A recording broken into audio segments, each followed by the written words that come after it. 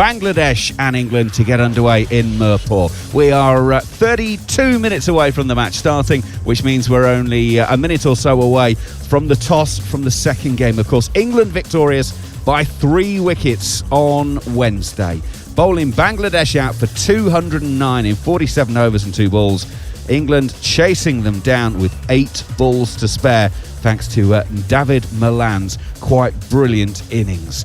Can England follow it up? It is a 3-match series, so they're in a great position, 1 up with 2 to play. But we kept saying it on Wednesday, Bangladesh at home are a very, very difficult side to play against. They know their conditions and they know how to do it in their own country, and indeed this ground in Mirpur. So let's just set the scene for you. Another bright day is going to be another hot day. We are on a different pitch to what we were on the other day, which might be a good thing, but it still looks exactly the same. We're 2 pitches to the side of the one on Wednesday. It still looks a belting surface like the other one did, but we know how that went. It went a bit slow and a bit low, so I can't imagine it's going to play massively different. Par score for this ground, as we mentioned on the other day, 233, so it's going to be something of that kind of ilk once again. Dominic Cork is stationed out in the middle for the toss with the 2 captains, so we're going to be getting ready to hear from him any moment now. Be interesting to see what happens. In fact, no, actually, he's handed over the toss duties today. He's been out and done a pitch report. Dominic isn't going to be doing toss duties, so let's get out to the middle to Atta Ali Khan, who is doing duties for us this morning out with the captains. And former Indian international Javagal Srinath as the match referee. Tamim will spin the coin. Head is the call. It's tails. Tamim, what have you decided? We like to bowl first today. And particular reason? I think it's a bit soft and compared to the first match, and it looks like a bit tacky as well. Right, and 100 one-day internationals in Mirpur, so you really want to put up your best foot forward and ensure that you can go and play some really good cricket. Yeah, definitely. Mirpur has been a fantastic ground for us, but today is a big game. We were really good in the last game. We thought didn't bat it that well, but the fielding and the bowling was excellent. We just need to bat well today and repeat the same what we did in fielding and the bowling. Yeah, you spoke about bowling and batting, but bowling first means your bowlers did a good job here the last time around, but you would still want to go do a little bit better this time around. 100%. We have had a long chat as a team. What we need to do with a particular batsman, but the main thing is we need to execute it when we are in the middle. Right, and have you made any changes? No, we're going for the same thing. All right, all the best, Tamim. Thank you. You said bowl first. Yeah, bowl. Yours batting first. You happy with that? Yeah, I think we were going to look to bat first today. I think the wicket is a bit tacky, but the previous wicket felt a little bit similar. So, yeah, we were quite happy to bat today. Yeah, you spoke about the challenges, especially as a batter. David Malan was excellent, but you need your top order or maybe in the middle order to fire up with the bat. Yeah, absolutely. David played an outstanding innings and sort of carried the batting on his own there, which was a fantastic effort. I think it's great to win games when you know you didn't play your best, and we've got plenty of areas that we can try and improve on today. And you win today, you win the series, because Bangladesh in the last 7 bilateral series at home has not lost a single series. Important for you to go and really put the runs on the board. What kind of total are you looking at? I think we have to assess the conditions and try and adapt as quickly as possible. We don't sort of set out any numbers really at the start. We sort of try and communicate as we go along. We know Bangladesh a really tough challenge at home, and that's why we're excited about coming here and trying to beat them. We know it's a big challenge. Right, and any changes in your team? We have 2 changes today. Sam Curran and Saqib Mahmood come in for Chris Wokes and Jofra Archer. All right, all the best. Thank you. Thank you. Right, the news from the middle is that Bangladesh has won the toss and they will bowl first. Thank you very much to Atta Ali Khan and the 2 captains. You might have just caught, actually, going between the pair of them. It was Tamim Iqbal interviewed first. Josh Butler did actually just double-check. You did say that you wanted to bowl first, just to make sure that he did actually hear it. But yes, indeed, he did. So Bangladesh win the toss and have elected to bowl first. Now, there were a couple of words I picked up straight away during the interview with Tamim Iqbal, and the reasons for batting first were he thought the surface looked a bit soft and it looked a bit tacky. That doesn't necessarily fill you full of confidence for a run fest. A very good morning to you. It is TalkSport 2. It is just gone 5:30. It is our second one-day international of this series, and as you've just heard, England are going to be making first use of, because Bangladesh have won the toss and have decided to bowl. So let's confirm the teams for you. We've just heard Bangladesh say they are unchanged. So it's Tamim Iqbal, Liton Das, Shanto, who made that brilliant 58 from 82, Mushfiqur Rahim, Shakib Al Hassan, Mamadullah Afif, Mehdi Hassan, Taskin, Tajul and Mustafa Zur. England have made 2 changes, including leaving out Chris Wokes. Chris Wokes' birthday yesterday, so maybe he celebrated and they decided to give him the day off. Jofra Archer also missing out, so Sam Curran and Saqib Mahmood coming into the lineup. So Jason Roy gets another go at the top of the order. Jason Roy, Salt, Milan, Vince, Butler, Jax, Moeen, Sam Curran, Rashid, Saqib and Mark Wood. Those are the 11 on duty today for England. Right, let's bring in some of the boys at this stage. Delighted to say that Abhishek Junjunwala, the former India A batsman, is with us once again. And we've also got a couple of changes to our lineup, because today Monty Panesar and Stuart Meeker are joining us in the commentary box. Gentlemen, a very good morning to you all to start with. Monty, first of all, let's bring you into this one. A very good morning to you, Monty. Looking forward to this one, and England, if you like, continuing where they left off on Wednesday. Yeah, good morning to you as well. Yeah, I think England probably be, I think happy with either batting or bowling today, because they kind of surprised Bangladesh how well they performed in that first one day, and we know how strong Bangladesh have been. In Bangladesh, they are, this is a place where they don't lose. So this is a very, very big game for them. But England again, probably been the strongest ODI team over the last sort of 12 to 18 months. And again, they've shown how to win in Dhaka in the first ODI. It is the 100th one-day international for Bangladesh in Mirpur. Therefore, there's going to be an awful lot of pressure on this one. I mean, that's actually quite a lot of games. Bangladesh have only played 404 one-day internationals as a team, and this is the 100th one in Mirpur. It kind of tells you a lot, Abhishek Junjunwala. Yeah, I mean, we saw, it's their fortress, right? They don't lose a lot of games in this ground, and probably they'll expect the same in today's game as well, and hence they've chosen to field first. In the last game we know they batted first and then couldn't put a decent total, and probably that's one of the reasons they've gone to field. And also, as you said, the wicket looks, as the captain said, the wicket looks a bit grabby and tacky, so that doesn't give a great message either. So you'll have to see how the English boys goes on this surface. But yeah, I think it'll be a good contest at the end of the day. What do you reckon they learnt from Wednesday, Avi, in terms of an England point of view? Because obviously we keep mentioning it, it's a group that's been slightly changed with test match situation with New Zealand. So what do you think they actually learned? Because we're always told, well, we take the learnings out of every game and all those sporting cliches. So what did they learn on Wednesday? I mean, in modern day cricket, we have seen the way the brand of cricket England's been playing in the last 12 to 18 months. They go very hard at the start of the innings, and they go hard in every form of the game. But I think there is a time and place for it, and on a surface like this, you've got to be a bit aware of that. You cannot just start hitting the ball from the first delivery, because with the spinners operating from the very first over, it's a different game altogether. So as a batter, I think they would all expect themselves to give a bit more time, and probably that's what they've learned looking at Davi Malan, the kind of innings he has built, the kind of innings he played in the previous match. 134 ball 100 you don't see very often in modern day cricket, and that's what everyone else needs to see and see. Yeah, you don't need to go at 120, 130 strike rate. You can go at 75, 80 and still play a very, very good innings. Let's talk about Davi Malan. It was a heck of an innings, wasn't it? It was exactly what England needed at exactly the right moment. Absolutely. I mean, it's just about the way he paced his innings. He knew exactly the situation wherein the wickets were tumbling from the other end. He held one end together, and he played the right shot at the right time, and he needed to accelerate. He did that, and otherwise he was just very happy to sit back and take those ones and twos and keep rotating the strike. And it's all about taking the game very, very deep. In a match where you're chasing 210 on a pitch which is not conducive for batting, as much as other pitches are, you have to take it as deep as possible, and that's exactly what he did. Monty, let's bring you back in at this point. In terms of the England batting lineup, we're constantly talking about the guys who aren't available, but we need to talk about the guys that are available and the guys playing.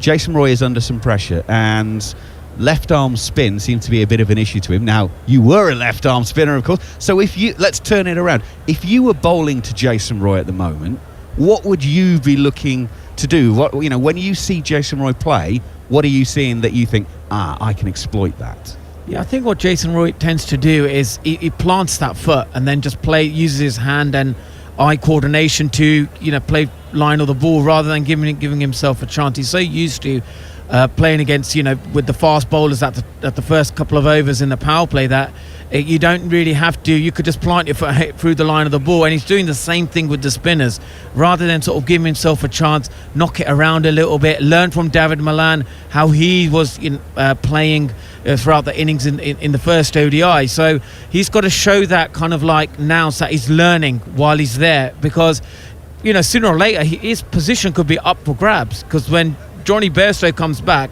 I think that Joe Root probably be at number 3. David Malan is looking for an opening slot, and then I think Johnny Bairstow could open. So there isn't probably a place for Jason Roy if he doesn't sort of quickly adapt and kind of show that actually he can play on these kind of spinning surfaces. It can be done though, because of course Kevin Peterson had that run where, frankly, any left arm spinner could have got KP out at one stage, and he went and worked his socks off to try and adjust it. So it can be done. I guess part of the problem now is there's so much cricket played. Is there actually enough time for Jason Roy to take himself off? Because he won't want to take himself out of the side. But is there enough time to actually work on that between games? Well, I think he's played so much cricket now. He should able to adapt on any surfaces, any conditions, and know how to play against any bowlers in the world. He is like one of the England all-time white ball greats. So he's got to find a way of thinking, right, if he's struggling against spin, how do I combat that? Especially with the new ball, he's got Joss Butler knows how to do it. He's got his mate Kevin Peterson, you can speak to him. There's a few drills that we did when we was with the England team. You take your front pad away, you don't use your leg, you use the hands and the bat, and you're kind of like gets you to move your feet a lot more quicker than just using your pad, then planting your foot. And I think he sometimes just does that. So he needs to sort of like quickly they're going to put the spinners on 100% against Jason Roy. Shakib Al Hassan bowled the first ball of the match on Wednesday. I'll put all the money in my pocket, which frankly isn't a lot, but I'm going to put it all that he's going to be opening the bowling again, because if Jason Roy walks out there with bat and gloves, Shakib Al Hassan's getting loose, isn't he? Absolutely. He's going to definitely, they're going to get the spinners on him. He'll get the most experienced campaigner. He'll know what he'll do. Slide it on, get the odd one to turn, disguise it with the arm. And he's just be in that mindset to think, right, I'm just going to knock it around for a bit, and then once I get the feel of the pace of the wicket, then maybe go after the spinners and play a little bit of the more sort of extravagant shots. And he's got to quickly adapt, because if he doesn't, then suddenly there's so many competition for places, such a strong depth we have in the ODI team. He could be in that 15-man squad, which I'm sure he will be, but there'll be that question mark: is he in our best 11? Of course, there's the other way Jason Roy could go about it, and that is, well, if I'm going to get out anyway, I might as well be a goose than a duck and just go out all guns blazing and try and larrup it to all parts and get himself back into form. I've seen him do that before as well, so you never know. We are, 18 minutes or so away from the first ball of this second one-day international. Bangladesh have won the toss. They are going to bowl first, so it is going to be England batting during the daylights, and therefore Bangladesh will bat under the lights at the toss. The captain saying the pitch is a bit tacky, so we will see how that plays out. So let's run through the teams again for you. Bangladesh, if you are just joining us, have won the toss. They will bowl. They are unchanged. Tamim Iqbal, Lytton Das, Najmul Hussain Shanto, Shakib Al Hassan, Mushfiqur Rahim, Mahmudullah, Afif Hussain, Mehdi Hassan Miraz, Taskin Ahmed, Tajul Islam, and Mustafizur Rahman. 2 changes for England, as Wokes and Archer are left out today.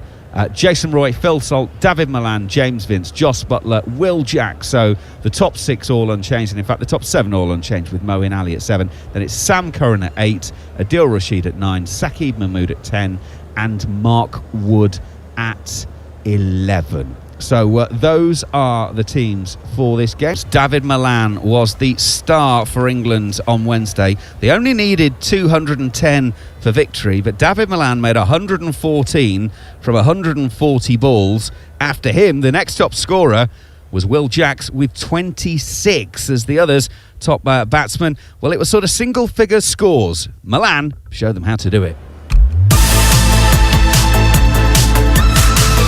David Milan punches his right fist towards the England dressing room. He's made 100. It's satisfying scoring 100 no matter what level you play at, but to score 100 in conditions that were probably more bowler friendly, is extremely satisfying. So I'd probably say that was up there with whatever cricket I played, one of the better knocks that I've had. Milan comes down the pitch, launches this one back over the bowler's head, and gets enough of it that it clears the boundary. David Milan's innings is outstanding. I pride myself on being able to score runs in any conditions and any situations. I don't like this one-trick pony where you can only score runs in flat ones or on turning ones or whatever your strength is. Always, whenever the discussion comes off about Milan, what does he do? He scores runs. David Milan, who hammers it wide of mid-on and away for 4. England do it with 8 balls to spare, winning by 3 wickets. But David Milan has stood up when England needed him again. Anyone can score runs and not win a game, but it's scoring runs when it matters, which is the most satisfying thing. David Milan's 4th one-day international century, and of course back-to-back centuries, as he helped England to win in Kimberley in the final game of the South African leg just a few weeks ago. So England going 1-0 up in the series. He's been telling Will McPherson that it was particularly satisfying to score those runs on a slow, low surface. I pride myself on being able to score runs in any conditions and any situations. I don't like this one-trick pony where you can only score runs in flat ones or on turning ones or whatever your strength is. It's trying to be able to be adaptable and score runs as and when is needed in the circumstances. And I guess that was extremely satisfying. I've not played a 50 over. Well, I played 2 in India, but they were totally different wickets.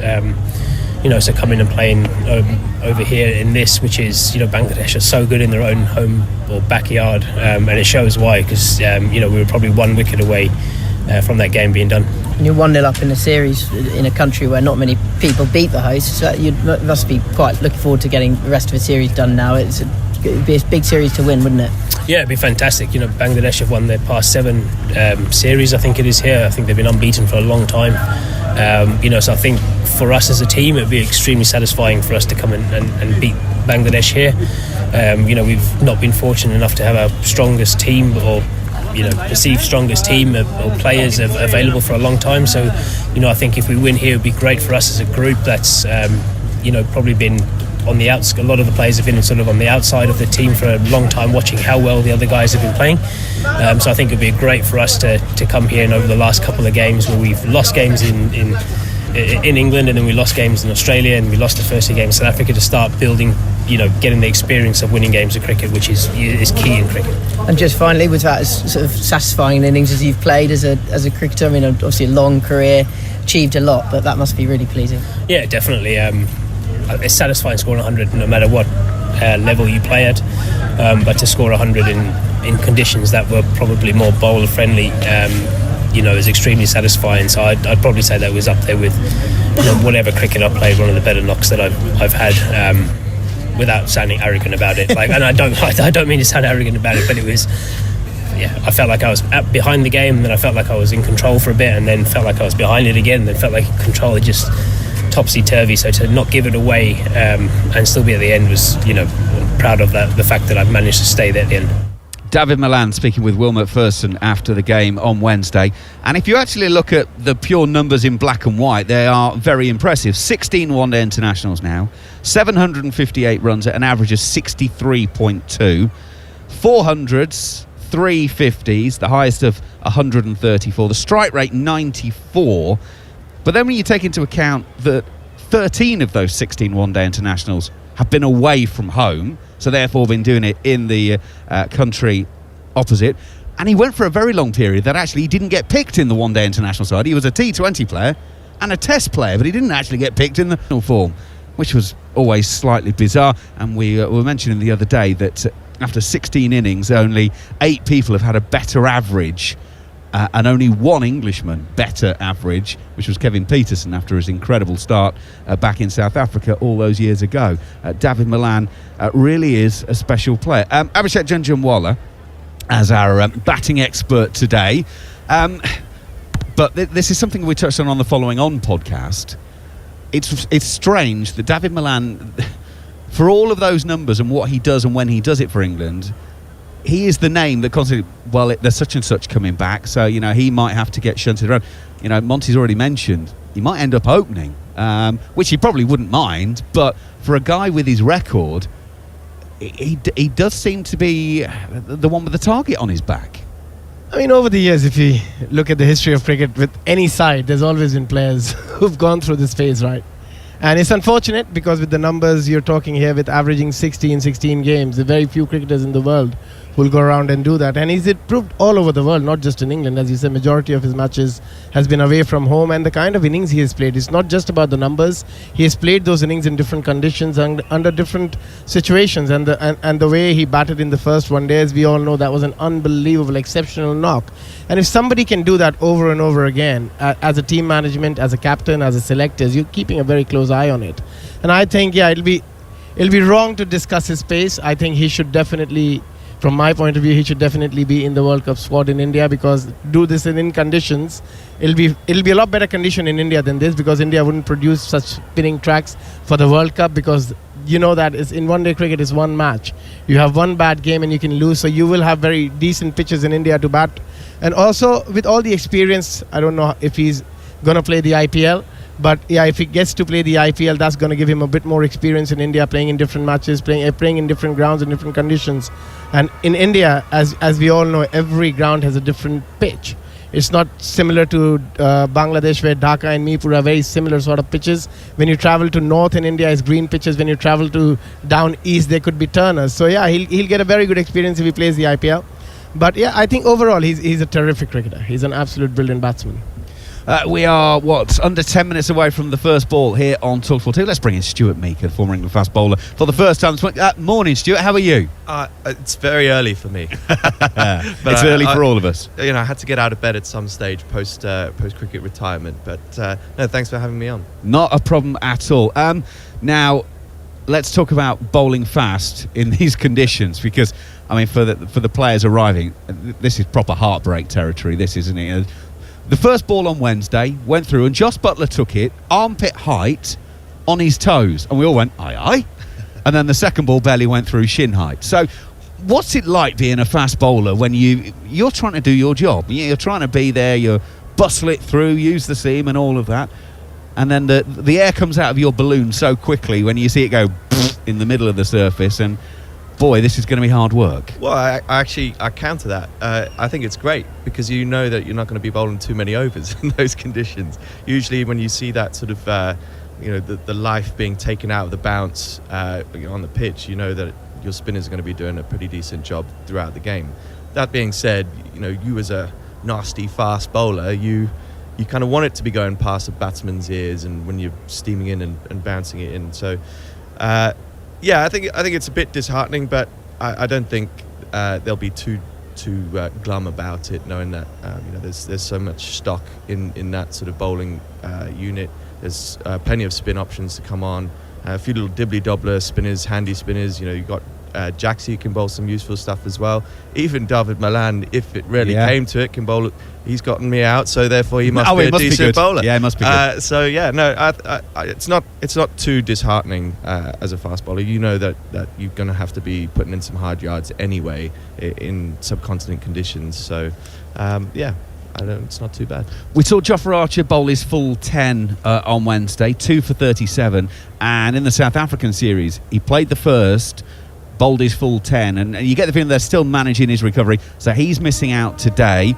So it's a bit of a change around. Also missing out Chris Wokes, so Sam Curran comes in. So we've got Saqib Mahmood and Sam Curran coming into the lineup. Obviously that gives you a left arm option as well. But from Jofra's point of view, in terms of sort of play rest, can you understand the thinking there from an England point of view? Because they've still got Mark Wood to bowl genuine gas. Yeah, look, I was actually thinking about this at the start, and from a player's point of view, it can be a little bit frustrating not being able to get into a rhythm.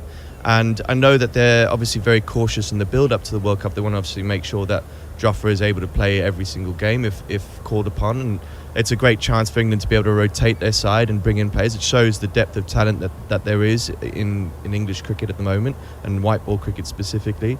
But I think there's a part of me which also says I'd be wanting to play as many games as I possibly can, because it's one thing to have your workloads managed in the build-up to a World Cup, but then that could mean that you're a little bit undercooked going into that. I know there's still plenty of time to be able to get those those games in and under your belt, and with the doubts over his elbow over the last however many months, 8 years even, England would obviously be very cautious about extending him too much too quickly. However, he's missed so much cricket. There's still so much game time, learning that needs to be done, getting back up to pace with the pace of the game. I know it's one-day stuff as opposed to 2020, but I'd be looking to start ramping it up, just to kind of stress his body a little bit more and make sure he's on absolute peak form going into the World Cup. It is TalkSport 2. We're 5 minutes away from starting off. If you've just switched on this morning, you might have missed the news. Australia won the Test match in Indore, and they did so by 9 wickets in the end. Of course, set 76 for victory. There was 78 for 1. Usman Khawaja actually got out to the second ball of the innings, caught behind off one from Ashwin that just grazed the outside edge of the bat, caught by the wicket-keeper, but Travis Head and Marnus Lavishane saw them through. Travis Head 49 not out from 53 balls, 6 fours and a 6. Marnus Lavishane 28 not out from 58, so 6 fours for him. So it means it's 2-1 now ahead of the fourth match of that series. So we brought you that as part of our bonus coverage here on TalkSport 2, but it's one-day international cricket for us this morning. Stuart mentioned Will Jacks there, actually. Just between games, he was put up on media duty and told a cracking story about the fact that actually his first 2 or 3 days in Bangladesh, he didn't have his kit. For those of you that sort of might have missed it, he was with the England Test squad in New Zealand, but because he wasn't needed during the Test match, they said, well, get yourself going a couple of days early, get to Bangladesh, start your preparations. He arrived, but sadly his kit didn't. So he was actually using borrowed kit for the first couple of days, and therefore it finally arrived just before, and he made his one-day international debut. So that's how it all works out. 1 for 18 with the ball, and 26 from 31 with the bat. Thanks very much. Of course, Stuart's nodding away. Of course, a sorry man.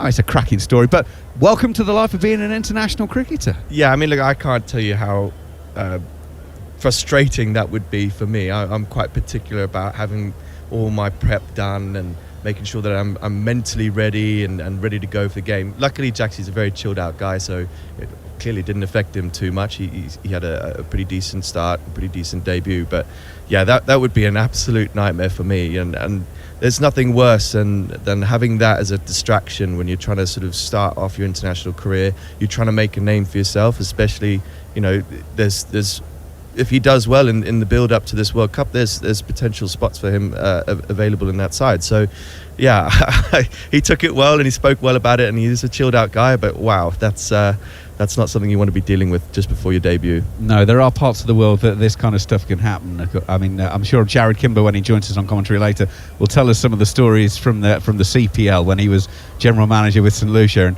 because he's told me in the past some of their travel issues. And it sounds fun. Abby, it's just part and parcel of travelling, isn't it? I mean, from the Indian players, you think even domestic series bring problems because you've got to do thousands of miles between games sometimes. I mean, it's not just... I mean, county cricketers think it's a bit of a grind having to throw your kit in the car and, be in Surrey one day and then Lancashire the next day or whatever. But at least you've got your own car, you can drive it in. In India, it's slightly more awkward than that. Yeah, it's a bit different. Yeah, you can sometimes travel 3.5 hours on the plane if you're traveling from Mumbai to Calcutta. That's a 3-hour journey. But, I mean, you've got the logistics managers and everything, even in domestic cricket, so they're looked after quite well. So, yeah, things have changed drastically over the years. But yeah, initially when we started playing, obviously we had to make sure that everything gets their way, and sometimes it does happen that you miss your kit here and there. But mostly it happens in international, not so much in domestic travel. But yeah, it can be annoying if your kit doesn't arrive and you're there and you're waiting to play a match. Right. Just about done and dusted. The players are out in the middle, and guess what? It is Jason Roy on strike, so it is Shakib Al Hassan who has the ball at the bowler's end. Rachira Palagarouge and Shafadullah are our umpires today. I'm going to get out the way. It is going to be Stuart Meeker and Abhishek Junjunwala, your expert summarisers, alongside our first commentator of the morning, Guy Swindles. Thank you very much, Macca. Morning, boys. How are we? Morning. Well, nicely set. Two batsmen who probably need a few runs at the moment. Neither convinced in the first match. Let's see how they get on in the second as the clock winds down, ready for the start. And it will be Jason Roy to face the first ball from Shakib. Huge applause from around the ground, but it's very nicely played up to a deepish mid-off, and they trot through for a very easy single. So no real fireworks from the first ball. Yeah, Jason will be pretty happy with that, getting off the mark, especially when there's so much chat around you struggling to play a certain type of bowling. Getting off and playing from the other end seems to be a decent way to do it for him today. Well, Shakib bowled beautifully in the first match. See whether he can continue the work, and certainly the tactic of starting with spin seemed to pay dividends. Shakib Al Hassan, left arm round the wicket to the right-handed Phil Salt, who tries to help it round the corner. There is a man in at short fine leg who comes into field, and the crowd seem a little more animated perhaps than in the first match. Yeah, I'm a bit surprised they allowed him a single, given that he got out to try and lift the ball over long on, long off in the previous match. In again, and it is met with the full face of the bat in a very correct forward defensive by Phil Salt, who is reining in his natural attacking tendencies, at least for the time being. But I guess lessons will have been learned from Dawid Malan's superb innings. I say that, and then he goes onto the back foot and he punches that brilliantly through the covers for 4 for the first boundary. Yeah, wonderful shot, and that's exactly what you got to do against quality spin. You've got to use your feet. The moment you get an opportunity to go on the back foot, he played it beautifully. He didn't try and overhit it, just timed it with perfection. A wonderful start. It really was, because he had to thread it through the two fielders who were actually put there for exactly that shot. So a great way for Phil Salt to get off the mark. Shakib just backs out of his delivery and goes back and resets. Phil Salt resets himself, ready for the delivery, and this time plays it from the crease. Limited foot movement, but more than comfortably played out into the point area where there is no run. And a solid start as far as England are concerned. Again, a big stride forward this time from Phil Salt. Nice defensive shot, but England will be pretty pleased with that. 5 without loss after the first over, and comfortably played. I mean, well batted. And that's exactly what you got to do against somebody like Shakib. You're not going to allow him to get in. If it's a good delivery, you keep it out. The moment you get an opportunity, you try and play a shot. And I just feel on a surface like this, you don't want to go aerial too soon. You want to assess the conditions. You want to assess if there's a bit of turn or not. And then once you're set, you can go for it. But Jason Roy went a bit too early in the previous match, and hence he had to pay a heavy price for it. Hopefully he'll be a bit more cautious in this match, and look to build an innings rather than just trying to play those shots. Absolutely. And Jason Roy has such a fantastic record in this format and such a long and illustrious career. It will be Tajul Islam though, so more slow left arm, so nothing for him to really chase at the moment, Stuart. And tough from Jason at the moment. They are rarely playing on that mindset bowling here, really trying to get under his skin. It was like the same with Kevin Peterson. Whenever he came to the crease, as soon as you saw him walk out, the captain always gave the shout to the left arm slow. Here you go, mate, get in your head. But I think Jason's obviously experienced enough and he's played enough. It can be a bit of a self-fulfilling prophecy at times when you're worried about it and there's pressure on your position, but he's played this game long enough and I've seen him destroy it plenty of times, so I don't think he's too worried. Well, Tejul is finally ready. Left arm round, few steps, it's short and it's hammered away by Jason Roy all the way to the boundary. It was a poor delivery, but Jason Roy took full toll, rocking back onto the back foot and punching it through mid-wicket. After all that build-up, You won't be complaining with that delivery. If somebody bowls a half-tracker straight away, you don't mind that as a batter. But that's exactly what he got to do. He's got to wait for those bad balls, and if it's a good delivery, try and just rotate strike. Take those 1s and 2s. Tejul this time.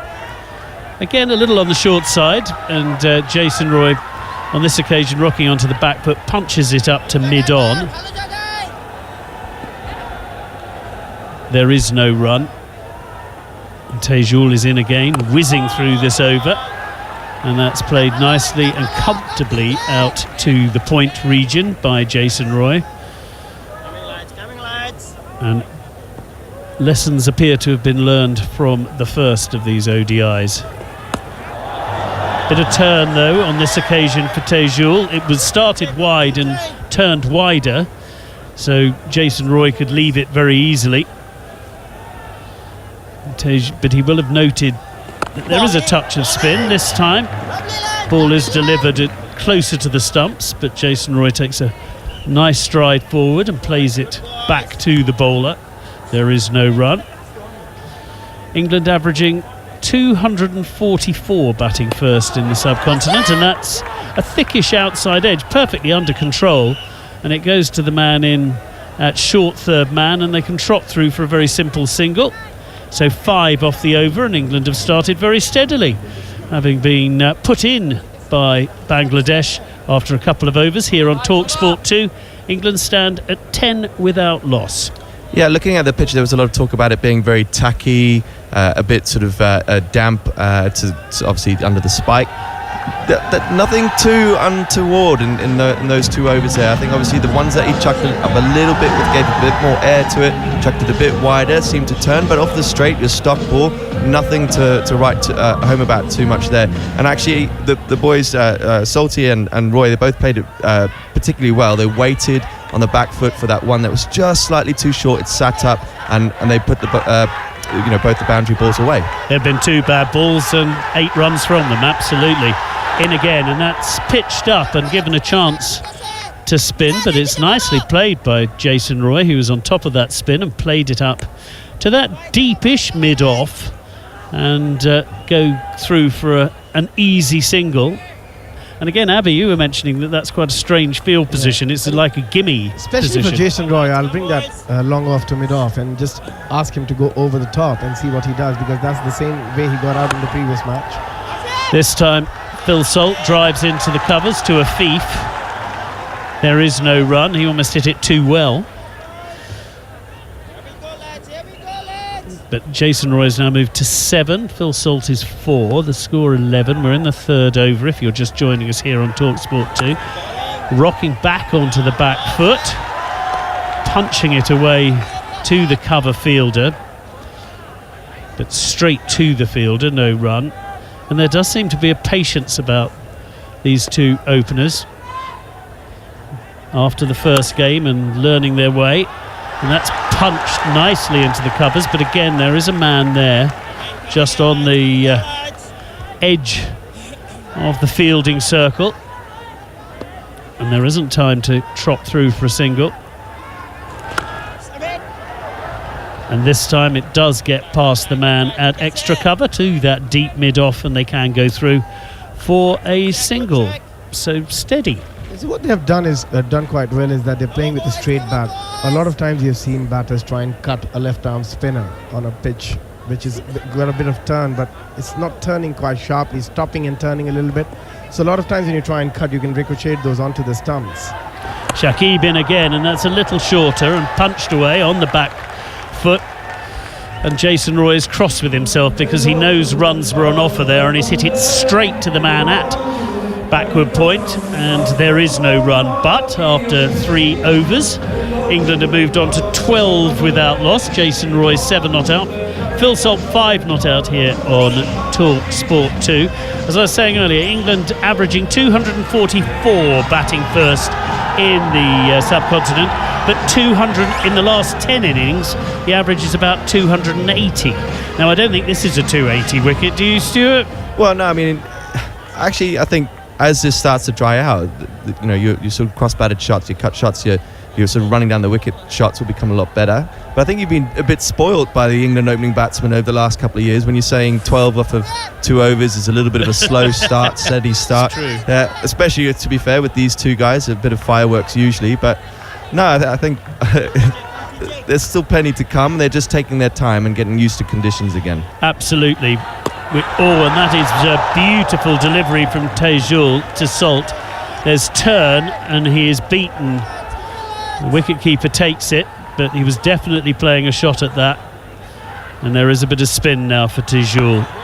This time, Phil Salt goes forward and plays a nice defensive shot.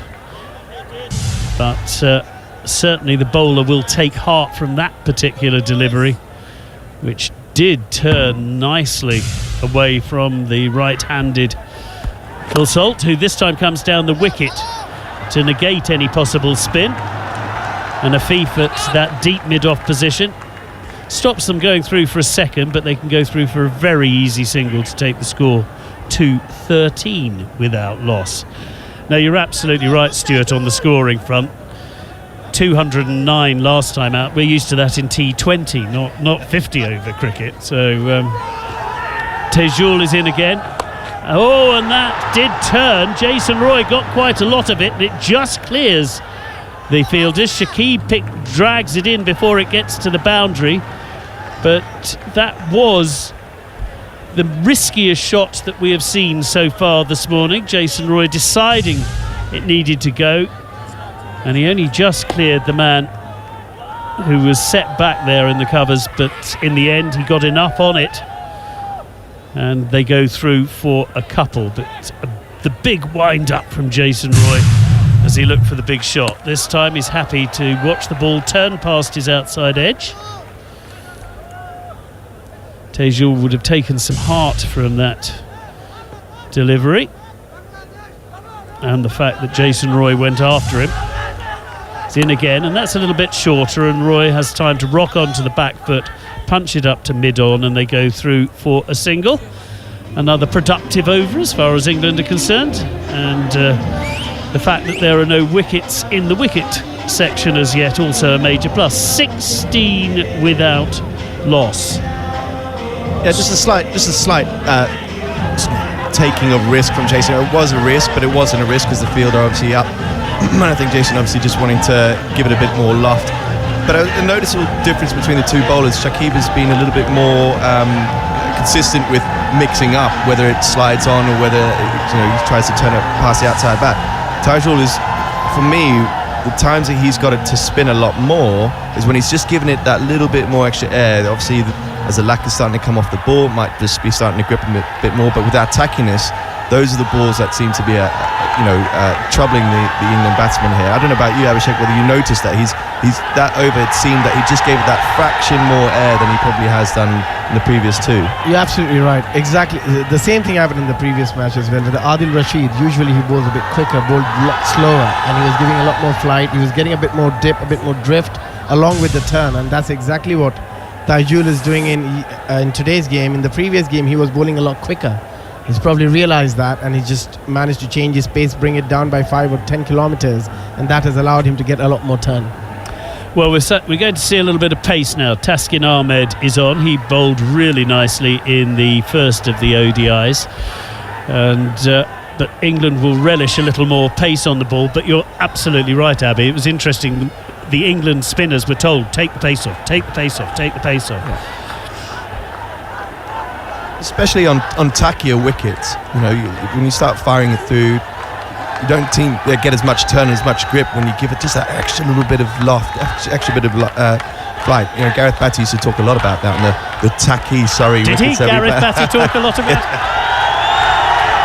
Taskin in now, right arm over the wicket to, as you can hear,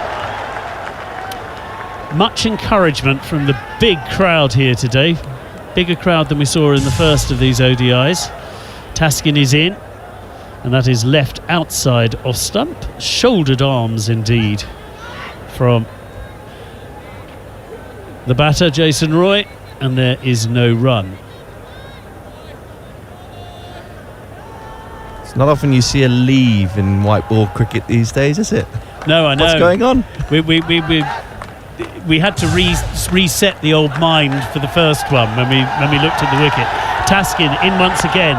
Jason Roy, this time full face of the bat. Nice defensive push up to mid-on. Current run rate, which in these days of under 4, you begin to sort of question it slightly, but that's fine at this stage. You've got plenty of time. It's not a 20-over game, so you've got plenty of time to just take your time, get set, and then there'll be plenty of deliveries where you can score heavily. And we can clearly see that there's less pace and less bounce on the surface. In the previous match, the ball was carrying nicely to the wicketkeeper chest height sometimes, but this game you can already see that it's a bit slow and a bit low. Taskin in again, and it's a thick outside edge. If there had been a second slip, Jason Roy would have gone, but there was only a first slip, and instead it's 4 runs. So first loose shot, but you can see that Jason Roy saw the ball outside off stump. His eyes lit up, but it wasn't quite the right length for that particular shot, but he gets away with it. Yeah, look, that looks like a shot of a man that is kind of seeking to get a few runs. You know, he's obviously itching to cast doubt on the doubters, you know, to sort of say, hey, I can still play this game. If there's a few question marks about me, you don't need to worry about that. But that ball was definitely not there to be driven. Taskin in once again, and again he squares Jason Roy up. There's a big LBW shout. I thought a bit of bat was involved, but I'm not at all sure. It looked a little bit high to me. I think Jason walked at it a bit, hitting the top of the pad, but yeah, just a bit scratchy, a little bit nibbly as well. There's, you know, the ball that he left tended to sort of look like it decked away. That ball that he nicked, it kind of, again, Jason was probably searching a little bit. This one seemed to angle in and deck in a little bit, so it's not easy. This is what happens with tacky pitches. It seems around for a little bit of a period until the pitch dries out, but you know, nothing too troubling just yet for Jason. Good bounce on that occasion for Taskin. I think that's what surprised Roy, and he's in again, and Roy attempts to drive and ends up just digging the ball out, and has to do that quick double check. Have I got a little inside edge near to the stumps? But after a little dance around, he found out he was safe.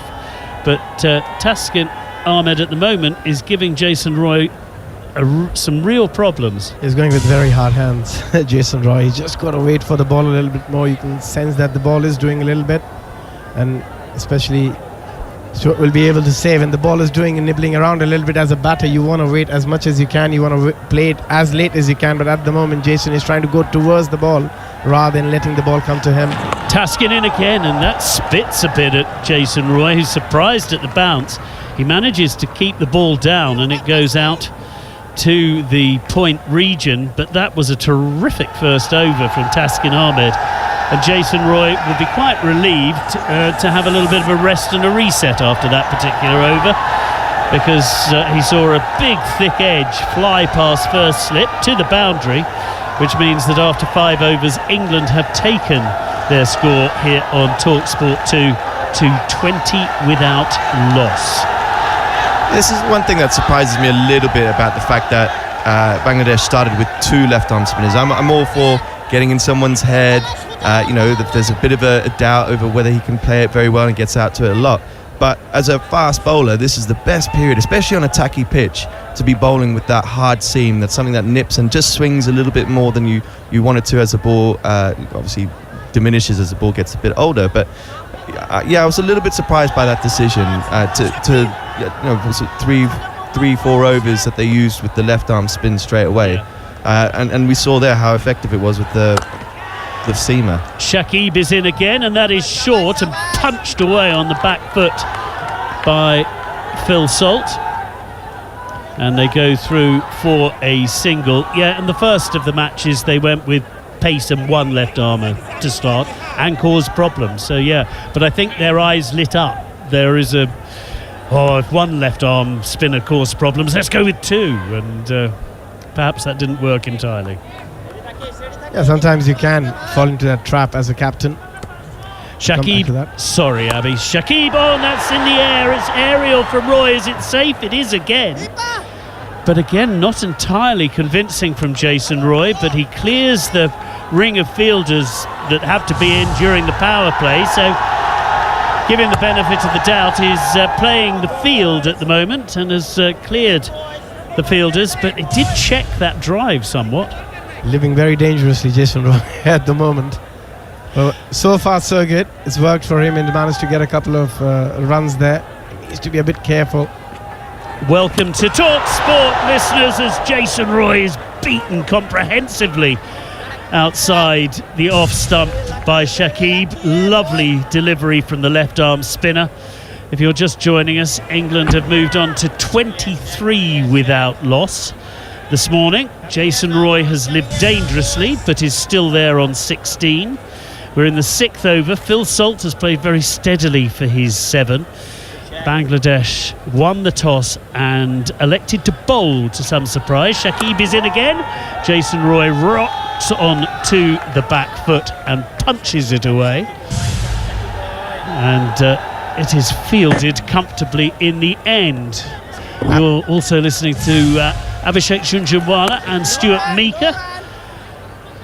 And boys, absolute peach of a delivery. Yeah, I know. How that's missed, I have absolutely no idea.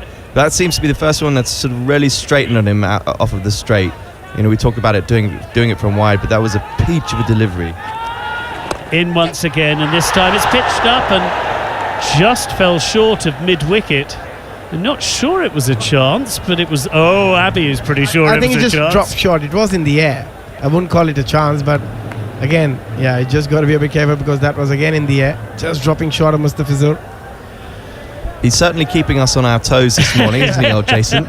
He really is. I think more than us, he's keeping the number 3 on toes. Yeah, absolutely. Yeah. You wouldn't wander off for a comfort break at the moment. Yeah, I would wouldn't want to be number 3 because I'd be getting up my chair every ball, literally. Well, I'll leave you with Abby and Stuart just for a couple of words, and then it'll be Andrew McKenna to take you through to the next stage of this fascinating start. Well, Abby, I was actually going to ask you a question. For someone like Jason Roy, who did it, so he's knowing him from my time playing at Surrey, he's a big match player. He's a cometh the hour, cometh the man kind of person.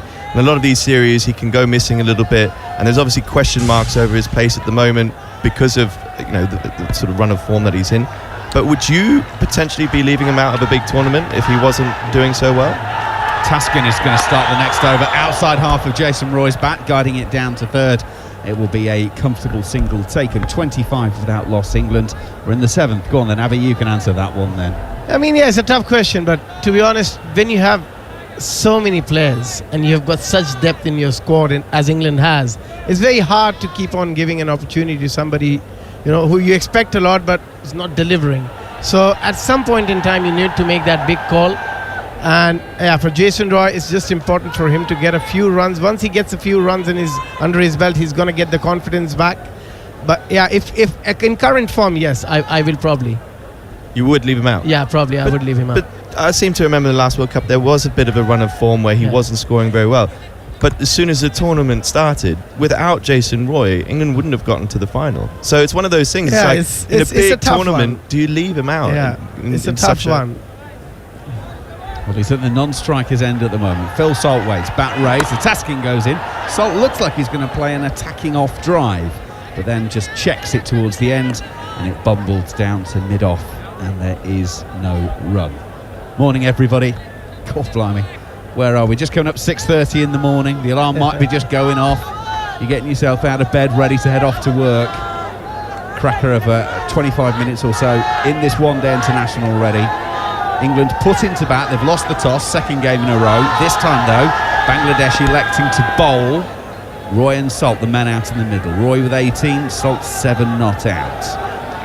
And Taskin Ahmed, the right-arm seamer, is on his way once again. Past the umpire, gathers, edge from Salt, wasn't taken yet. It only just carried to slip, very low down. England lose their first. Phil Salt goes for 7. They're 25 for 1 in the 6th. The umpires are going to get together and make sure that this one did carry. Ruchira, Paligaruj and Shafadullah, the umpires. Now they're going to send this one upstairs, and the big question's going to be is what is the soft signal? They're sending it up, and the soft signal is out. So our TV umpire, Ghazi Sohail, will therefore have to find a reason to overturn it. Gut saying that this is out. It looked pretty clean. The slip fielder seemed to celebrate as though, I mean, obviously you tend to always do that as a slip fielder anyway, but the extra little bit of bounce there from the bowler, Salt trying to guide it down, probably a little bit too tight to be done, and it looks like this is going in fairly clean at the moment. So we get the replay, the slipped fingers. He's actually done very, very well, because the fingers are already on the grass, so they're underneath the ball, therefore the ball can't go through, and Shanto takes a very, very good low catch for me. Yes, a brilliant catch. Any catch and slip is a difficult one, but when it comes that low, he's done really, really well. You might have just worked out from the cheer that the third umpire does indeed concur, and Phil Salt will wander off, caught by Shanto off the bowling of Taskin, and England are indeed 25 for 1. Well, if only they had a man to come in at the moment who's banging Nick. Oh yes, they have. David Milan is striding out, 100 to his name, and he's going to settle in. Been an impressive start from Taskin so far. Like what I've seen, he's come in, he's got that little bit of extra bounce, and he's quite tall for a Bangladesh fast bowler, as it were. And he's nibbled it around. He's run it back into Jason Roy, sort of exposed a little bit of the inside edge of his bat at times. He's troubled them with that little bit of extra nip off the tacky pitch. But yeah, great start, and just hitting that hard length, back of the length, troubling the batsman a little bit with the nipping ball, and yeah, very impressive from him so far. As a batter, you always feel against Taskin, he's somebody who skids it through. The ball always comes a lot quicker than you expect, because he's so skiddy. The way he bowls, the way his action is, and that's why sometimes as a batter you might get surprised how quickly the ball comes onto the bat. And I think on that occasion same thing happened with Salt. I think the extra bit of pace did it, and got an outside edge straight into the slips. So David Milan is taking guard to Taskin. He's taking middle and leg. Taskin took 1 the other day. Took 1 for 26 from the 9 overs. It's his 54th one-day international. He's got 70 wickets to his name, Taskin Ahmed. Just when you consider he's playing the majority of his games in Bangladesh, he's good going. Big, strong guy. Gets it down there at a decent lick. Working with Alan Donald at the moment. He's one of the assistant coaches of the Bangladesh national team. So thought I noticed a bit of extra fire when he got that wicket there. Absolutely. Right, David Milan's finally taken guard and he's now ready. Decibel level goes up as Taskin goes in, bowls over the wicket and across the left-hander, and it is through to the wicket-keeper Mushfiqur, and no run, and more importantly no edge, but good seam presentation. That one was a little puff of dust. I thought there was first up, and I just waited to see the replay, and we've had a couple just go through the top a little bit already so far today. Yeah, that's a thing with Abhishek was talking about how he's quite a skiddy bowler. It usually comes onto you a lot quicker than you expect it to. But add that into a tacky wicket, and suddenly you get that little bit of extra bounce, a little extra bit of seam movement. I know you say that's sort of going through the top. That might just be early days, with it sort of sticking into the pitch a bit. But yeah, he's a real handful, it seems, to these batsmen at the moment with this tacky wicket. 2 slips in place. Milan waits, raises his bat. Taskin is in, strongly forward is David Milan. Nice forward defensive, just pushes into the offside. Afif will do the fielding, and there is no run on that occasion.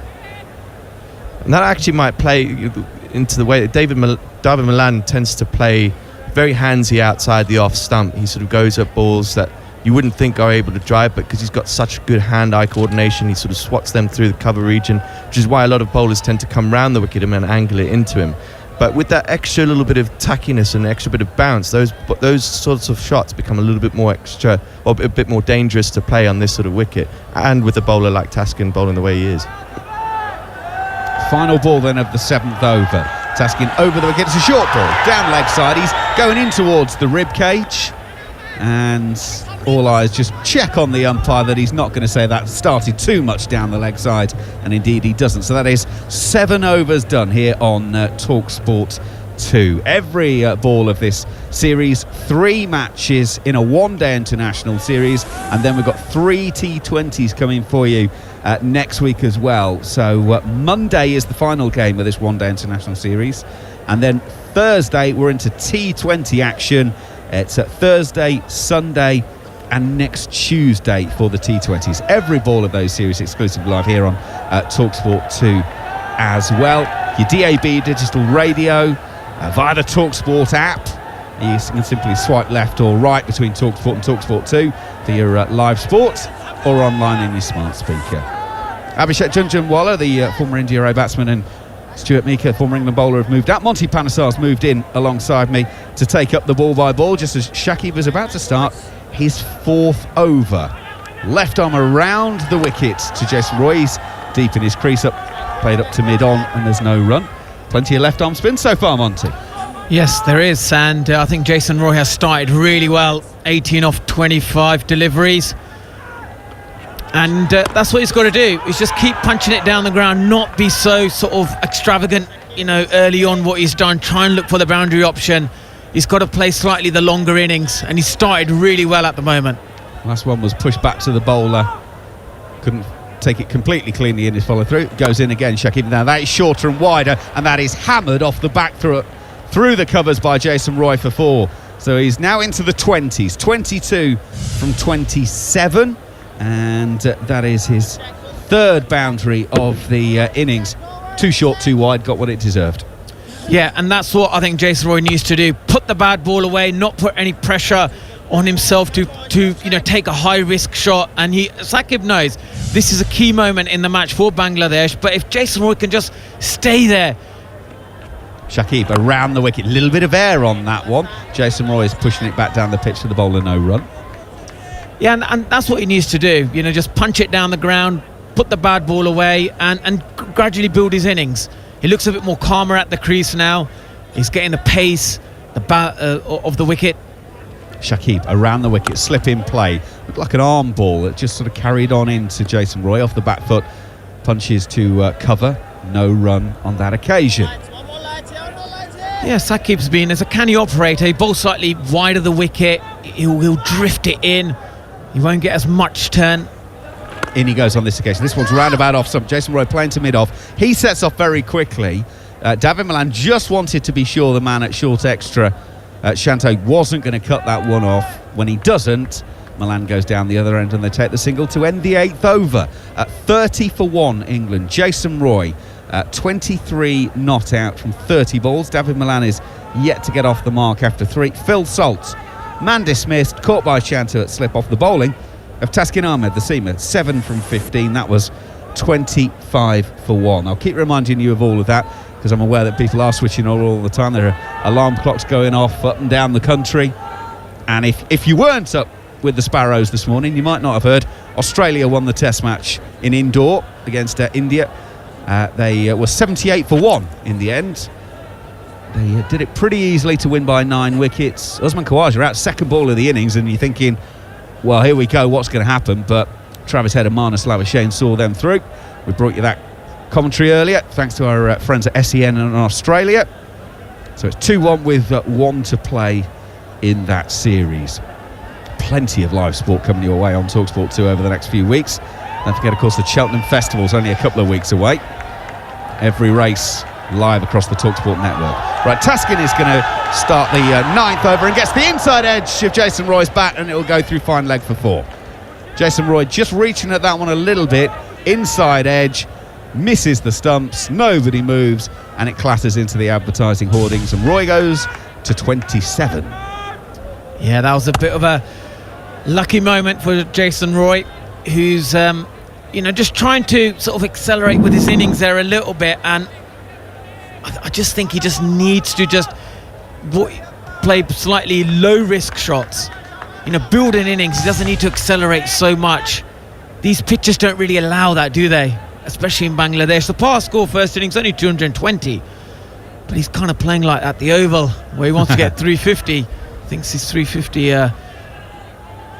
Taskin in once again. Right arm over short. Now that one bounces and it goes over Jason Roy's bat at almost shoulder height, actually.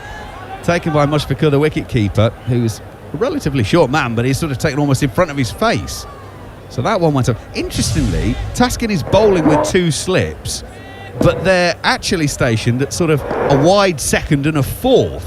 It's almost as if to say, well, the pace of the pitch is not going to go that fine, but we still think we can take the edge of your bat. And, well, he did with that last delivery. Unfortunately, for the bowler's point of view, it was the inside edge, not the outside edge that he found. Taskin, he starts his run from the edge of the 30-metre circle. Right arm over, goes in. Again, that just shapes back in a little bit, and then actually the last couple of metres before it gets to the wicketkeeper just starts to swing away once again. So he's getting it to go. He's a skillful old bowler, Taskin Ahmed, isn't he? Yeah, he is very skillful, and that's his stock delivery, isn't it? Just slightly 4/5 stump line, bangs it in really hard, exactly how he got that wicket there with Phil Salt. And this is where Jason Roy just needs to just hang in a little bit. You can feel that he's getting a bit itchy. He wants to hit the ball, hit a few boundaries. He's doing good. 27 of 33. He's had a great start. Anything around about a runner ball at this stage is a platform. Absolutely. Taskin for the 4th ball of the over. Right arm over. Jason Roy coming forward. He's got high hands for that drive. Doesn't really time it. It goes to Shakib Al Hassan, and there's no timing. Do you know what? I've just got a feeling, we've been talking about him scratching around, playing a few shots. Yes, there was a couple of drives away from the body that looked... I've just got a feeling this could be Jason Roy's day. It just feels... Do you know what I mean? It's got one of those feels about it that everything that's just slightly not hitting the middle of that is going to... The longer he stays there, it's going to start hit. He could end up scoring loads here. Honestly, it's got that script written all about it for Jason Roy. He'll probably get Castle's next ball now, I've said that, but... I don't know. It's just got one of those feels. Roy, 27 from 34. Taskin is in, and Jason Roy actually just takes a little shimmy towards the ball to help him get into it. He ends up just guiding it backward a point, taking a single. A nice controlled shot. One more to the total. Roy goes to 28. England 35 for 1 here on TalkSport 2. Yeah, this is exactly what Jason Roy needs to do, and just sort of like see his spell out, really, because Taskin, Saqib, they are the 2 key bowlers at the moment for Bangladesh, and they know if they can get either 1 or 2 of these wickets, they'll be really putting a lot of pressure on England. And England just got to, they're so good at winning these key passages of play, key 5 over spells that they've been doing throughout the last sort of 18 to 12 months. This is another very, very key moment in the game, and this is a man. Malan is the key wicket right now for Bangladesh. Yeah, get him early. This is his 4th ball. Taskin's going to bowl to him. Final ball of the 9th. Right arm over, he goes in, and David Malan plays it just quietly down. That is a brilliant single from David Malan. That's no more than 4 metres away from the bowler in his follow-through. They've stolen a single, and everyone's now sort of looking at each other from a fielding perspective going, how on earth have they got a run there? And the answer was because he just played it with such soft hands, it didn't really go to anyone. And they made it comfortably, Monty. I mean, that's the incredible thing. It barely went anywhere, and they get a really good single. Yeah, that is really annoying for the bowler. It'll be absolutely annoying, for me. And also, it's just good presence of mind. It shows that both Malan and Jason Roy are really looking to not put pressure so much on themselves, to play the boundary option. But wherever they can nick a single, it can be, just relieves that pressure. And also, 200 games. All the test matches, ODIs and T20s at this ground. This is a huge achievement. We've seen how strong Bangladesh cricket has been since they got test status, but they've only won 4 games against England. That's the key stat. Out of 22 ODI games, they've only won 4 games against England. And at this rate, if England keep going well, it could possibly mean that it's a 19th win for England today. Yeah, it is. It's a really incredible record. 22 games against Bangladesh, 18 wins for England. Right, Mustafizur is going to come in and bowl left arm over. Oh, that's gripped in the surface, and it's taken David Malan on the splice. And if there's a short mid-wicket there, that is the simplest of catches of all time, because it just plinked off the bat.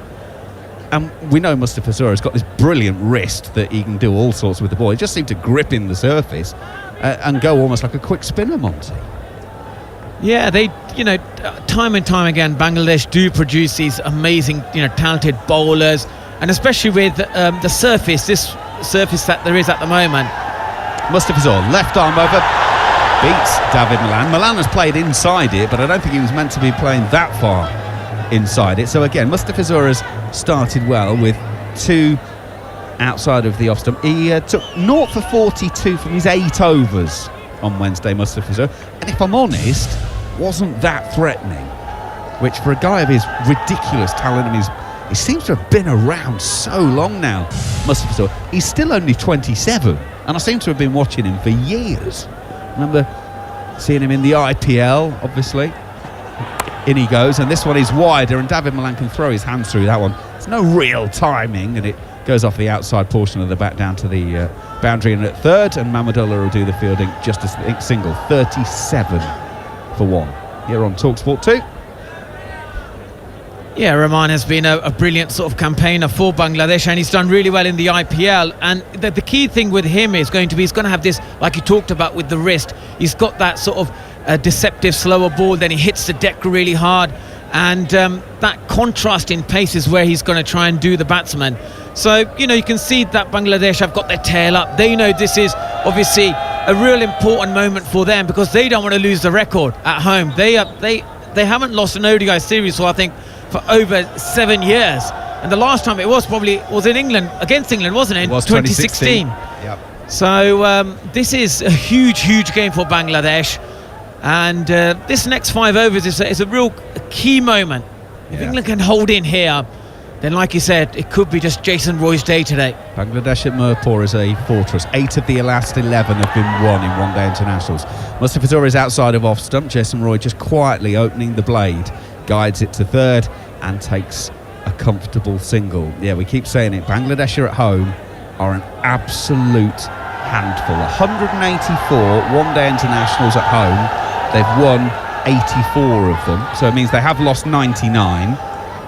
But with their development, I mean, if you were to actually say compare that in the last 2 or 3 years, I bet you there's been far more wins than there has losses. Put it that way. And they beat India in December in a 3-match series, 2-1. This occasion, Mustafizur is inviting David Malan on the drive. It's burst through the hands of Mahedi at point, and it will ricochet away, and they'll take a couple. So David Malan goes to 4. England 40 for 1 with 1 ball left of the 10th opener over the opening power play. So a solid enough start from an England point of view. They'll take that, Monty, won't they? Absolutely. They've started off really well, and especially the way sort of, I think Jason Roy in particular has done. He hasn't really let himself go yet, but he's scoring at a nearly run a ball. And David Malan, who's played, I think he's played over sort of. David Malan driving at this one. It's a crowd catch. Afif takes it diving away to his right-hand side at cover, but it's been hit straight into the floor by Malan to start with. So that is 10 overs gone. 40 for 1 England after that opening at 10. Just quickly comparing it with the first game. Bangladesh, when they batted first on Wednesday, 54 for 2. After their opening 10, England in reply, of course, slightly different because they know the target, 38 for 2. So, generally speaking, we're around about the same sort of area. Carry on with your point, Monty Panesar. Yeah, I think, like you said, it's initially with these pitches in the morning, it's going to be quite easy for the ball to come on, and you can sort of get your hands through the ball. But once that ball gets slightly softer, the pitch sort of breaks up. You see wickets in clusters tend to happen. And that's what England got to avoid here, because this is a huge, this series is very big for England in terms of the preparation for the World Cup later on down the year. And obviously the second power play being introduced, and they're continuing with Taskin, who's I think in the last game where he bowled his 9 overs, 1 for 26. They know this guy, they need a wicket from him right now. If Bangladesh, want to sort of pile pressure on England. Yeah, it's going to be his 4th over, 1 for 11 so far.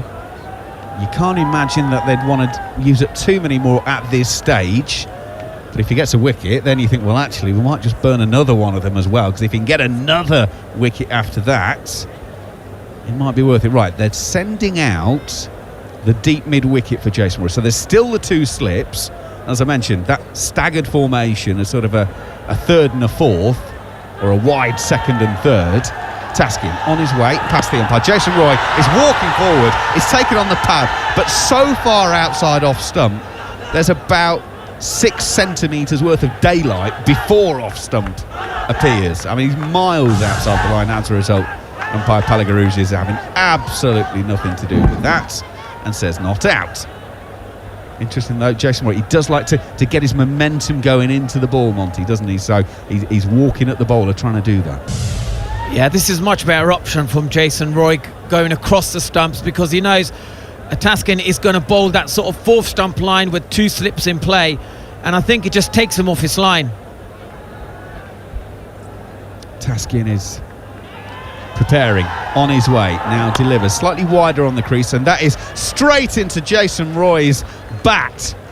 He's bowled that onto the middle of Jason Roy's bat, who hits a beautiful straight drive a couple of metres on the onside and trying past to the beat them. stumps, and that is an absolutely beautiful shot, and it's away for a boundary.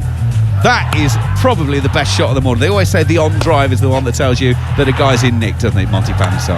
Yeah, I agree with you. Jason Roy seems in good nick at the moment, and that was shot of the morning so far, and you can see the frustration with him. He's been searching for that since his innings began, and he should be slightly kind to himself. That was a brilliant shot.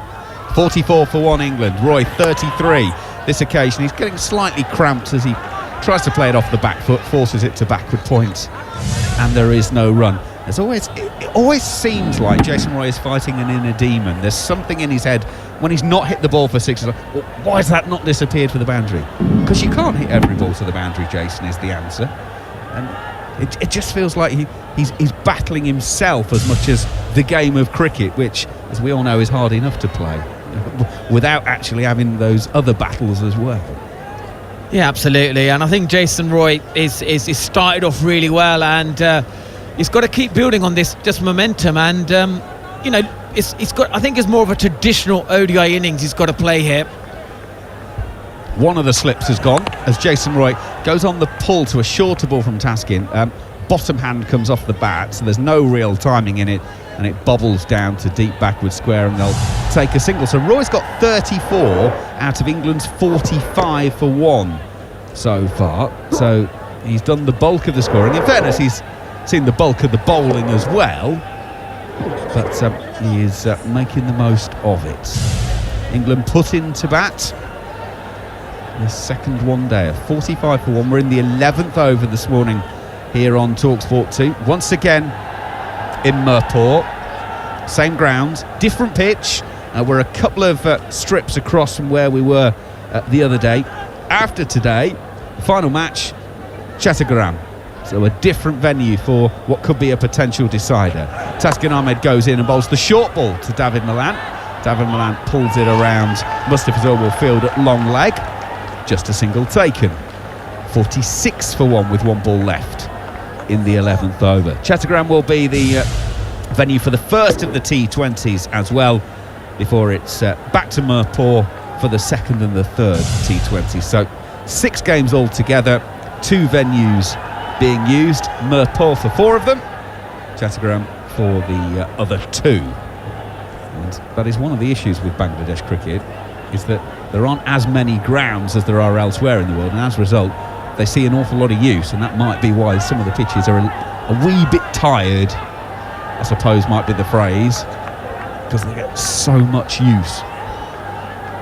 Final ball of the 11th, facing up to bowl to Jason Roy, and Jason Roy driving at this one full, and it's all along the floor out to Mahmudullah, who is the cover sweeper.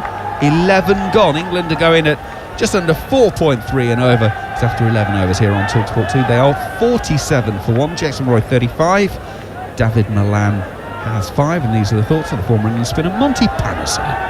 Yeah, it's been a brilliant start for England, and like we were talking about earlier, you know, this wicket obviously is going to get tired, but it's been really impressive to see that the wickets in Bangladesh, they're a bit more pace on it, and that's obviously good for England and good for generally the cricket that we're going to see, because England's batting is strong. We've got Vince, who's had a brilliant tournament in the franchise league that he played, and he's coming in at 4. Then we've got Joss Buttler obviously at 5. But I think this is going to be a very vital partnership, because as we know that the par score is only about 222 first innings, so if England can get to close to that, or even to 250. Mustafizur will start the 12th over. He's left arm over. He's bowling quite straight at Jason Roy. Jason Roy gets it out to the mid-wicket sweeper, and they'll amble a single, 48 for 1. Yeah, it's been a very calculated start, and I think that's the impressive thing we've seen for England throughout the ODI, times that they've played, that they tend to sort of be ahead of the other sides. They kind of work out the conditions very quickly. And when we talked about, this as being their fortress, Bangladesh, well, the reason is because England didn't play after 2016. If they played in between, we'll probably seen that record broken. Absolutely. David Milan waits as Mustafizur comes in, bowls left arm over. It's a really dug-in delivery that loops up. Short ball from Mustafizur. David Milan pulls it, but with no timing whatsoever, and it'll roll about 15 metres from the batter himself, and they will take a single. Mustafizur fields in his follow-through. England 49 for 1. Must just say a very good morning to the boss. John Norman's back from New Zealand, and good old jet lag has kicked in. He's wide awake at this time in the morning. Good to have you back, Johnny, safe and sound. Fabulous test series in New Zealand. Those 2 games exclusively, aren't they? It's never a dull moment covering England at the moment, is it? My goodness. Here we go then. White ball cricket. Mustafizur. Left arm around now to Jason Roy. It's a back of the hand delivery that Jason Roy has got the toe end on, and it just loops over the ring on the offside. And Tamim Iqbal, the skipper from mid-off, will go back and collect it. They've taken a couple. England have brought up their 50. But Jason Roy saw width. It was so wide. It was right off the bottom of the bat. That could have gone anywhere, Monty. Yeah, that could have gone anywhere. Lucky for him, it sort of just went over the infield, and again Bangladesh, they got a very sort of varied attack, with Rahman being so canny operator, coming around the wicket, smart bowling it into the surface, a slower delivery but giving it width so Jason Roy can go after it, and he's just got to hang in there. I think he just wants to hit every ball for a boundary at the moment. Mustafizur in, round the wicket. He's aiming towards Jason Roy's thigh pad. It comes off of that and goes down towards fine leg. It will be just 1 leg by though. England 52 for 1. Roy remains on 39 from 44 balls faced. David Milan will go back on strike. He's got 6 from 11. Yeah, it's been a really good start, and especially the way they know these surfaces will get harder as later on they will have to face the sort of, the canny sort of intelligent spin bowling of Bangladesh. But England have been impressive, haven't they? Like you said, they play so well in Test cricket and ODIs. And why do you think one of the reasons? Why do you think they've been so good? Is it because that their preparation is just slightly better than against the other sides? Cool, that's the $1 million question, isn't it? Because if you worked it out, everyone else would simply copy it. It's a great question. I mean, they've just clearly got so much buy-in from the players at the moment. I mean, Matthew Mott has come in as a World Cup winner, as head coach. Ben Stokes obviously with the Test team, but it appears everyone's going with the same approach. David Milan faces the next one from Mustafizur and is beaten on the outside edge. He's actually played a cover drive at that one, and that he's genuinely beaten David Milan, and that's almost noteworthy in itself, because David Milan doesn't get beaten by much at the moment, it would seem. But yeah, I mean, England, I mean, first of all, they've got players.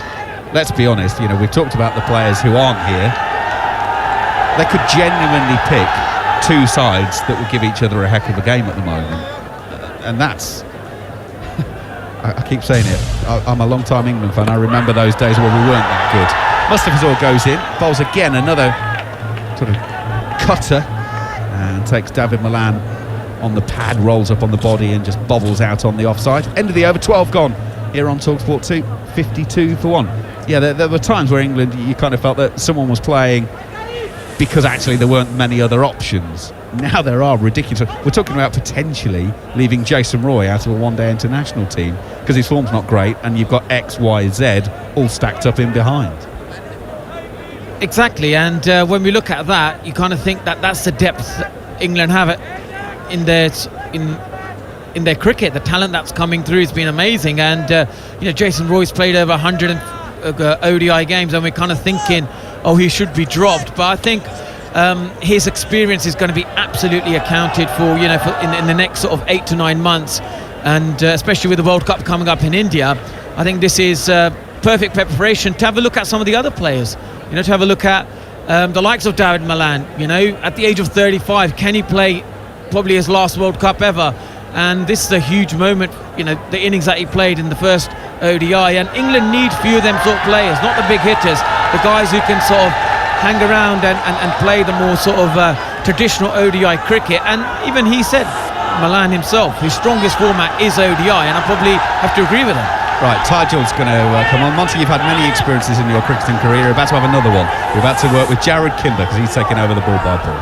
We've worked together before. We commentated something last year. There was lots of one-days in these groups, I think. Tyjal coming around the wicket. Jason Roy, there's a reverse sweep. That's great, because Crickfish just gave me a stat about that, and he's hit it for 4. Beautiful strike there. He's been reverse sweeping the left-arm finger spinners a lot over the last little while, and certainly there he's quite full, but he's got it quite fine. He's got away for 4, Monty. Yeah, that's a fantastic shot, a brave shot, but as a man who wants to put pressure back to the spinner, he knows that Tejal, he's got that nice bouncy run up, gets a beautiful flight on the delivery. He wants him not to bowl his best delivery, and the best way to do it is put the spinner under pressure from ball 1. And obviously there's a change in the field, taken 45 out after playing that shot, and they've got 2, a backward point and a cover point. So a couple of years ago, when he was having trouble with spinners, he just started playing the reverse all the time. I think at one stage he had the highest percentage of that shot. Tyjal comes in again, forward defence, inside edge onto the pad, practices a paddle sweep straight after, no run. Yeah, he had the highest percentage of reverse sweeps in T20 cricket for a little period of time. And he went crazy with it. Now he's using it a bit more sensibly, and in one-day cricket he hasn't been using it as much. He comes down the wicket, there's an edge, and this almost goes to backward point. And I was going to say, the reason he had to go to the reverses, when he comes down the wicket to left-arm finger spin, he's averaging 5. So if you've got a choice, I think probably stick with the reverse. It's still a risky shot, but we just saw there, he looked completely on top of the reverse sweep, but coming down the wicket, playing across the line, could have been out. He's got a slip in place, Tyjal. It's a good ball. And this time, Roy just pushes this up to long off. They take 1 after he sort of do-si-dos over the rough bit of the pitch. Did you see? He was going to run right down the middle of the wicket and suddenly realised where he was. Yeah, exactly. And I think that's a really interesting point about what you made about Jason Roy, that his reverse sweep is a much more safer option than coming down the wicket. And maybe that's something that he can probably have it, either he doesn't know about, but even when he comes down the wicket here against, you know, Sakib in the last ODI, he got out to it. So again, your point shows that it's a very high risk shot for him. Milan comes down the wicket, he tries to swing this away, gets an inside edge. It's going to trickle down for 2, down to fine leg. Mustafizur comes around to clean up. He was not in control of that, David Milan. He made the decision early on to come down the wicket, and then when he got there, he realised he was nowhere near it, and he's gotten away with one there, I'd say. Yeah, I think it's a good option, the ball spinning in. If he does miss it, it hits the pad, and it's as far safer shot for him. But I think his innings is going to be key, isn't it? He's got to bat long, because I think there's a few others in that lineup who just want to hit a few boundaries. This one's tossed up. Much more relaxed cricket as he flicks this to short mid wicket, and there's no run there. England 59 for 1 here on TalkSport 2. Jared Kimber and Monty Panesar. Jason Murray's on 44 from 48, and Dawid Malan is on 8 from 15. It's a bit of a tacky wicket. They just started with the 2 spinners.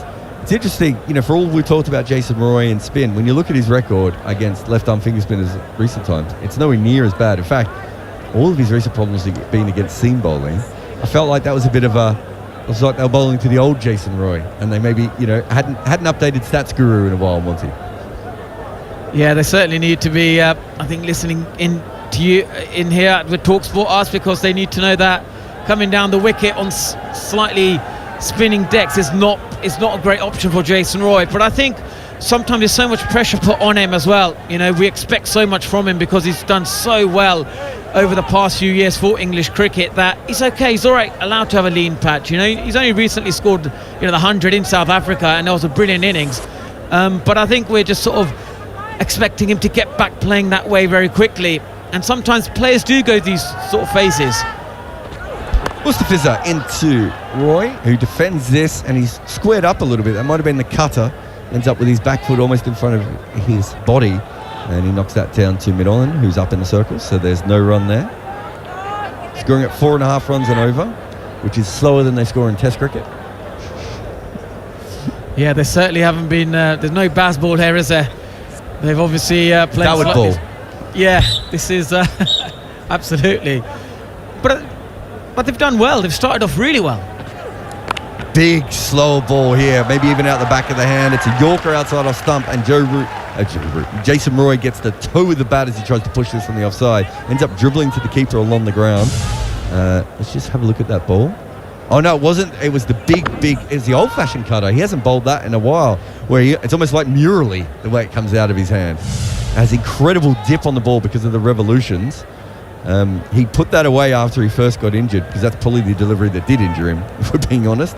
So many revolutions that Mustafiza puts on the ball. It's not a normal thing for a seam bowler. Jason Roy facing him again. He's got 1 slip in place, 3rd slip, sort of floating. This one's the faster cutter. It's hit back to the bowler, and there's no run. He's obviously got a few variation of these slower deliveries, but you can see with the Bangladesh body language and how this moment is, they haven't been in this sort of kind of like passage of play for a long time where England are actually dominating. In Dhaka they've been so like, it's been this kind of like place where they've just won so many games that England are kind of showing it to them, how to play on these conditions. Another good cut up. This time he just guides it, Jason Roy, off the front foot down to 3rd between backward point and 3rd slip. First run of this over, 60 for 1 England. But having said that, the run, they're still, this is very much Bangladesh cricket, right? They're scoring at 4.5 runs and over. Then neither of them look particularly flowing at the moment. I know, Roy's obviously played better, but we've seen him scoop 3 balls over cover. We saw that shot a couple of overs ago as well. Dawid Malan, as always, takes a little time to go. So this is the kind of cricket that Bangladesh like playing, that sort of grit and grind, low pitch, not letting anyone get away. You've got a short mid-wicket as Malan is facing up to Mustafiza. Comes in again. This is back of a length and guided down to 3rd. They take 1. Yeah, but I just don't think we talk enough about how good England are. England have been brilliant in all conditions throughout the sort of, last couple of years. And even here in Bangladesh, you can see the Bangladesh team, they're thinking, well, this England team is like ahead of us in terms of the tactics and how they're playing. So I think England have been brilliant here. They are all kind of like looking very nervous. There's a worrying sort of sign on them because partnership of 36 runs or 44, they're beginning to build that momentum. If they pass score, like I said earlier, is only like 220. The way they're going right now. Big back of the hand, slow ball, and Jason Roy attacks this. He just gets it over Mid-Off's head, and it's gone for 4. For a second, I thought Mid-Off was going to try and pull off a catch, but it's just far enough over. I'm not sure Roy got much of it, but he got enough to get it away for a boundary. 65 for 1 at the end of the 14th here on TalkSport 2 with Jared Kimber and Monty Panesar. Yeah, another brilliant shot by Jason Roy, and exactly what he was looking for, and he's nicely put away. 49 or 53 deliveries. He hasn't really. We haven't seen the best of Jason Roy, but boy, he's looking in good touch, isn't he, today? No, he's scooped a couple, but certainly that was right in his wheelhouse, and he went through the line there, and that's kind of the shot you want him to play off a seam bowler. You know, if it comes in his arc, you want him to play that shot without any problems at all. But Monty's going to have a spell. That was good change of pace by Mustafiz. If I was Mustafiz, I wouldn't be too disappointed with that shot. Yeah, I mean, he has his luck, but as a cricketer, some days you need those luck to get back in form, and that's exactly what we have seen. And now it's up to him if he can make the most of it. He's on 49 and 53. He's got a good start, and yeah, he just needs to bat. He's got 36 overs still to bat. That's plenty of time for him to get 100. And you cannot. There's no substitute of getting 100 in any form of the game. Taja round the wicket to Milan, and this has gone past leg stump, past the wicketkeeper. Mushfiqur had his hands up in the air, and it's gone for 5 wides. Did he just not? It's almost like he thought that was going to bowl him. I thought he hit the pads. I genuinely thought that it just clipped the pads of Davi Milan, but we'll have to wait and see. It kept very low. There was a hint of turn. Yeah, very, very strange. So it's gone for 5 wide. So it's pitched on middle and leg. Oh no, Mushfiqur had his hands there. He just didn't get it. Clearly of the pads. I promise you that had hit the pads. 100% that has hit the pads. I don't think that hit the pads. But either way, it's 5 runs. This next one's outside off stump and hit to mid-on for 1. Yeah, Mushfiqur, interesting wicket keeping there. He didn't really move his body at all, did he? Yeah, he didn't. But there should be a review for that as well. the fielding team should be allowed to have a review if they hit the pads or not. That can change the course of the game. It's an extra delivery plus extra run. Yeah, definitely. Mr. White Detergent Powder end is where Tijal is bowling from. He's bowling to Jason Roy with the slip in place. And this is scooped up in the air again this time. I think I'm going to give Jason Roy the benefit of the doubt. I think he was trying to hit this over Cover's head. He may not have got all of it, but he got it away for 2. But I tell you what, at the moment, if you had a fielder about 25 metres in at extra cover, he would have been caught 5 times. Yeah, he would have. He brings up his 50 with that chip again over covers. That's the 3rd or the 4th time he has played that shot against the left-arm spinners. But that looked very intentional, as you said, Jared. That did look intentional. 51 of just 54 deliveries with 7 boundaries, striking at 94.4. Pretty good. It's now Jason Roy is he's the only person who can convert it into 100 unless he plays a shot which he doesn't need to. This one's at leg stump, and he tries to drive this but can't get it past mid-on. It was a little bit over-pitched there. They've got the mid-on up. He's been targeting the offside. And I think they have... Doesn't look like he's running between the wickets particularly well there. Did you see that? As this is full again and is knocked to mid-on again. He's going to ask for some new gloves. He's saying the bat slipped on that one. I think he was trying to hit that to mid-on. There's a conscious effort from him to keep his left foot out of the line of the ball. He's keeping it on the side. He's keeping it on the leg stump. He has a habit of planting it, but on this match so far. He comes down the wicket. We talked before how he had problems with that, but there's no one at long on. It was more of a 8-iron as much as anything, but he came down the wicket, took it from middle and leg, sliced it a little bit, but there's no one back there, so it was a fairly safe shot unless he hit it straight up the air and another 4 to Jason Roy.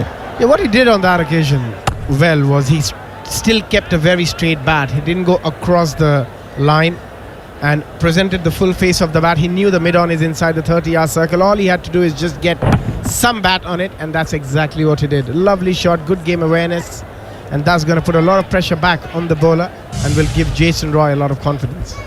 Reverse, and he gets it past slip. Does he get it past short? 30 does. 4 runs. Wow. 2 big boundaries in a row there. He was just getting... Tijal was just getting on top of him a little bit now, but Tijal's gone for 32 runs in his 4 overs. It's the end of the 15th here on TalkSport 2. 81 for 1, Jared Kimber and Abhishek Janjanwala. It's a good shot, that, but also just puts a lot of pressure back on Bangladesh now that one of their main spinners is going for runs. Yeah, that's exactly what he's going to try and do. He's going to now try and play as many shots as possible. He's on 59 very quickly, back-to-back boundaries, and once the spinners start going for runs on a pitch like this, you've got trouble. Where you've got only 2 medium paces, and if the spinners get hit, you've got to find and try and get a part-timer to come and bowl, and that gives the batting team another opportunity to score some runs. I think too many batters like Jason Roy, who struggle against spinner, they come up with the reverse or the sweep, and they get obsessed with it. Whereas actually, the best players generally come down the crease to create the sweeps as well, or the opposite way around, right? Where you sweep knowing that they're going to flight the next one up, try and get more bounce on you. And what he just did then was actually perfect batting, because he comes down the wicket one ball, he takes a risk, but there is no fielder out there, and then the next ball, he knows that the next ball is going to be darted in. That's the easier one to reverse sweep, and he gets it away. I think that's much better. Yeah, I mean, as a batter, you always have to play those mind games with the bowlers, and you got to try and make them bowl to your strength, and that's exactly what Jason Roy is trying to do that, and that was a very good execution on both occasions. First, that shot over mid-on, and then the reverse sweep. Reverse sweep has become a very important shot in modern day cricket, in white ball cricket, for most of the players, and just it brings a different dimension to the game. It changes the line of the bowler and makes it so much harder as a spinner to contain the batter. Bowling change here, and Mahedi is coming on for his first over of the day. So Roy is on 59 from 58, so good batting there. Milan 10 off 17. And it was Mustafiza who was bowling from this end. So they're going at 5.4, so they've definitely upped the rate over the last couple of overs, just putting a bit of pressure back on Bangladesh. Mahedi with a spin, with a slip in place, he backs away Milan, and he tries to get this through the offside. There should be a run out, and there's not. Well, Roy wanted to run, and I don't think Milan did, and in the end, a better throw from Shanto, and that could have been out, Abby. Yes, now everything's going on there. Yeah, better throw. He did run for his life there, Davi Malan. He was in at the end, but yeah, there was a bit of hesitation between the batters. He always been told never run on a misfield. Nearly lost his wicket. Yeah, I think the ball got stuck in Shanto's hand. We've seen him take a couple of good slip catches in this series so far, but not as good in the ring just on that occasion. But Milan backed away outside leg stump, but tried to flash this over cover. His sort of patented shot. Couldn't get it through the gap in the end, and they had half a chance at a run out. Mahedi is now bowling to Jason Roy, who comes across the crease and then sweeps this, but doesn't get a lot of it, and he'll just take one out to the sweeper. Yeah, with the way Jason Roy is batting at the moment, he wants to go every delivery, and especially with Mehendi now operating off spinner, bringing the ball into him, you feel he's going to try and go big, he's going to try and go cow corner, he's going to try and step out and take him on over that long on fielder as well. It'll be interesting this period. It'll be a good matchup between Mehendi and Jason Roy for the next few overs here. 5.4 runs and over here. Mahedi coming around to Milan again. Still slip in place. And that's got to be out. Oh, brother, he caught slip as well. So if he hit it, he would have been out as well. That was a beautiful ball. It kept a little bit low, but pitched on middle leg, straightened, kept just low enough to put him off. And Dawood Milan is gone 11 from 19. Big breakthrough just as England were getting on top here.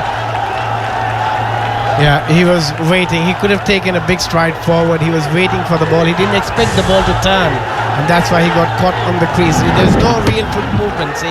He was stuck in his crease. It was a wonderful delivery, pitching middle, turning, and that was plumb. Absolutely. As I said, even if he managed to get pat on that, I think it went through the slip anyway. So Milan is gone for 11 from 19. Mahedi Hassan, the off-spinner. Very, very clever bowler. Still quite young, but very experienced at the international level as well now. Yeah, absolutely. That was a wonderful delivery. And also you can see that Davi Malan, because he got rubbed on the pad a few times in the previous game where the ball pitched and kept going straight, he was worried about that more than the spin. And that's why he got stuck in the crease. The ball turned ever so slightly was enough to miss the bat. Wonderful delivery. Big wicket.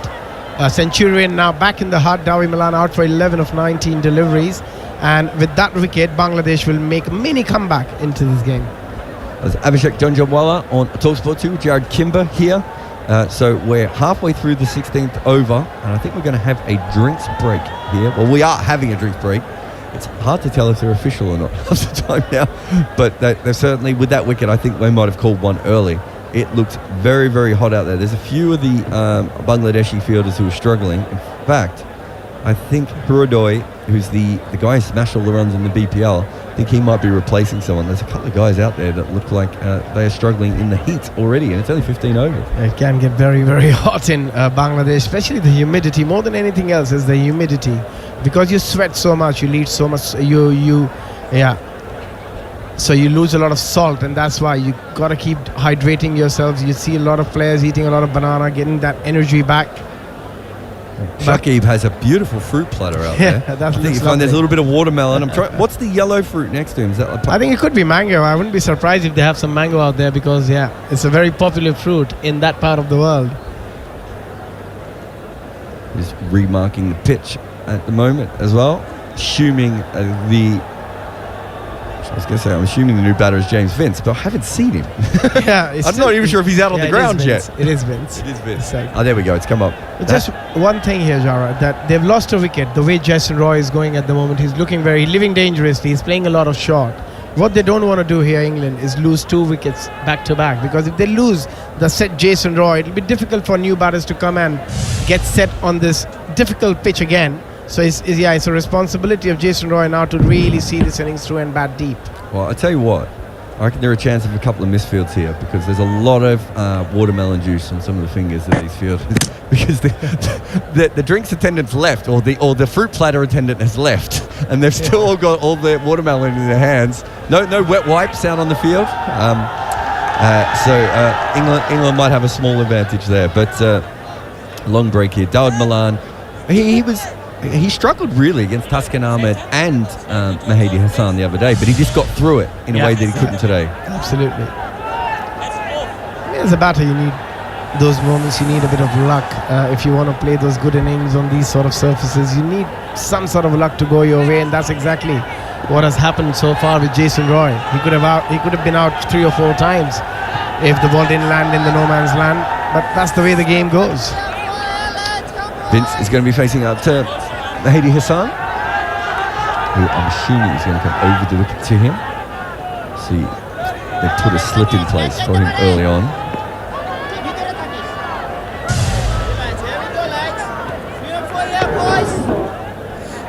Just seeing the wickets on replay so far. Taskin Ahmed, they don't just have a slip, they have a slip and a leg slip to Jason Roy.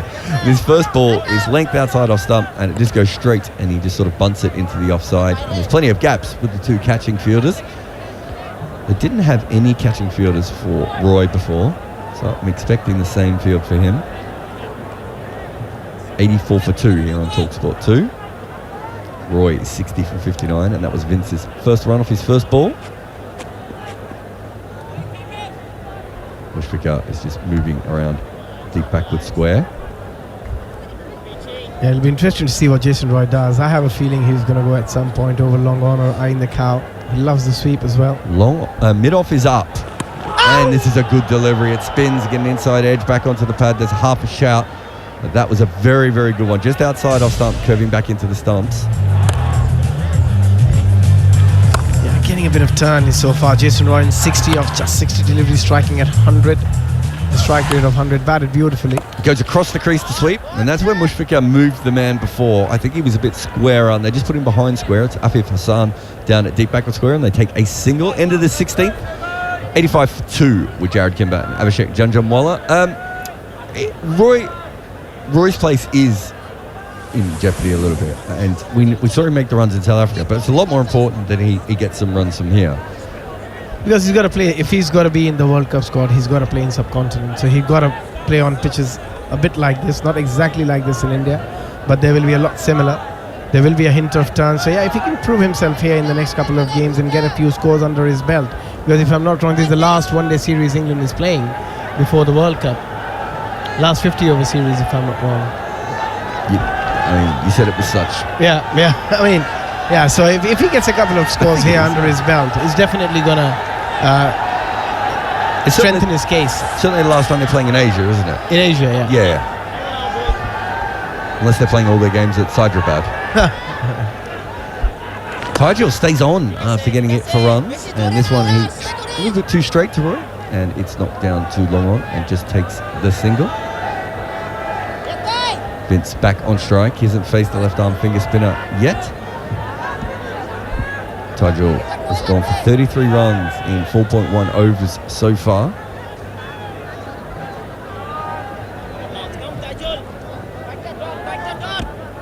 It is hot out there. Slip in place for Vince, but again, that ball was just a little bit too straight from Tajul, and it's easily worked around for one. He's probably been the weakest of the spinners so far. Shakib was okay, and Mahedi's looked brilliant in his first over. Yeah, he's gone for a few runs and he just didn't find his line and run. He bowled a few good deliveries where he got a bit of turn, but after that, he's again started to bowl a bit quicker now. Around the wicket, left arm orthodox, and it's full, and Roy gives himself some room, and he drives this out to cover, and just takes the one. It was angled in at the stumps and just opened the face a little bit. He's moved around the crease quite a bit to the spinners, actually. It does, yeah. At the moment, both these players need to again try and build a partnership. Oh, this is a good ball on off stump, and it rips past the outside edge of Vince. It's the first good ball that Vince has faced, and he was tentative. The other two balls were pretty much straight to him, but this one pitches on off stump and ends up missing off stump by 1.5 feet. Yeah, that's a wonderful delivery. This one, he defends, he wants to get off strike, but he's hit it straight to short cover. There's no run there. 3 singles to start this over. Now 2 dot balls, just putting a little bit of pressure on Vince. Yeah, important that all the short fielders are really tight. They're not allowing easy single to both these players. Put that extra bit of pressure. Oh, another absolute ripper. That might be the best one.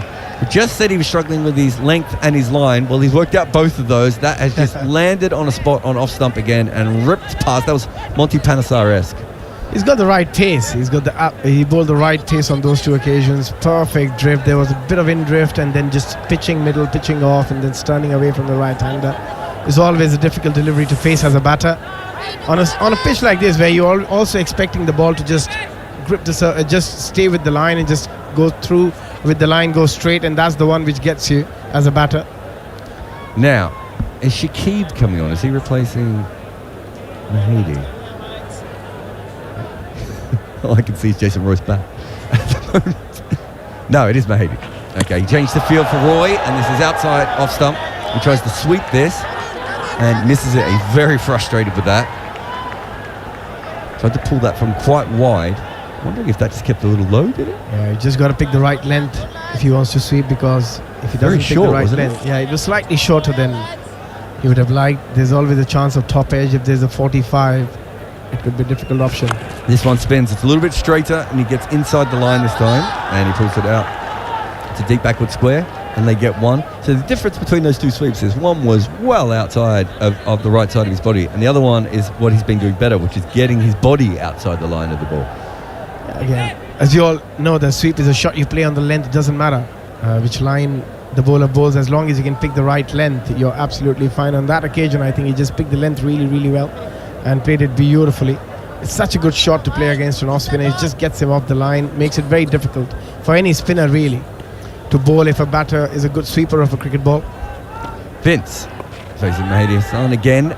2 straight. He works this away, but there's 2 players behind square on the leg side now. I think there was just 1 earlier, and they keep him from getting any runs. So Vince is on strike. He's 2 from 6. A few dot balls in a row to the spinners here now. Oh, but it's a short one. Unfortunately for him, he's picked the other fielder behind square on the leg side, and he still doesn't get a run. He's had 2 gimmies there, and he can't pick the gap. Straight after the sweep, he just pulled his length back slightly, brought that square leg into the 30-yard circle to stop them from getting that single, and just bowling that back of the length where the batter can't get under it. Yeah, James Vince must be eyeing that gap between the short fine leg and the square leg fielder. Could be an easy boundary. Sun comes in again. This spins, bounces and hits his pad, pops up in the air. Ends up on the offside. He was trying to play it on the leg side. One had a little bit more venom on it, but that's a similar length, but just outside off stump. Made him work a little bit harder. That could have gone anywhere. A bit of sharp turn as well. It's not easy for the batter because the ball is pitching and then turning quite sharply. Again, I think there might be a change in field. 6 dot balls in a row, I think, if I'm not mistaken. This one's fuller and straighter. Doesn't move at all. And it's just defended out in the leg. So Mushfiq is coming up. Obviously, James Vince is not talking to him and he's bored, so he needs to talk to the bowler. Doesn't like it when he doesn't get constant chat back. 89 for 2 at the end of the 18th over here on Talk Sport 2 with Jared Kimber and Abhishek Janjanwala. Most 50 scores by England openers in ODIs. Jason Roy is now equal with Marcus Trescothick on 33 from 109. Marcus Graham Gooch, Nick Knight and Andrew Strauss on that list. It's a weird list. Yeah, he's done really, really well. It's just recently he's lost a bit of form, but otherwise he's been outstanding for England at the top of the order. He's made bowling very hard for a lot of players, a lot of bowlers around the world.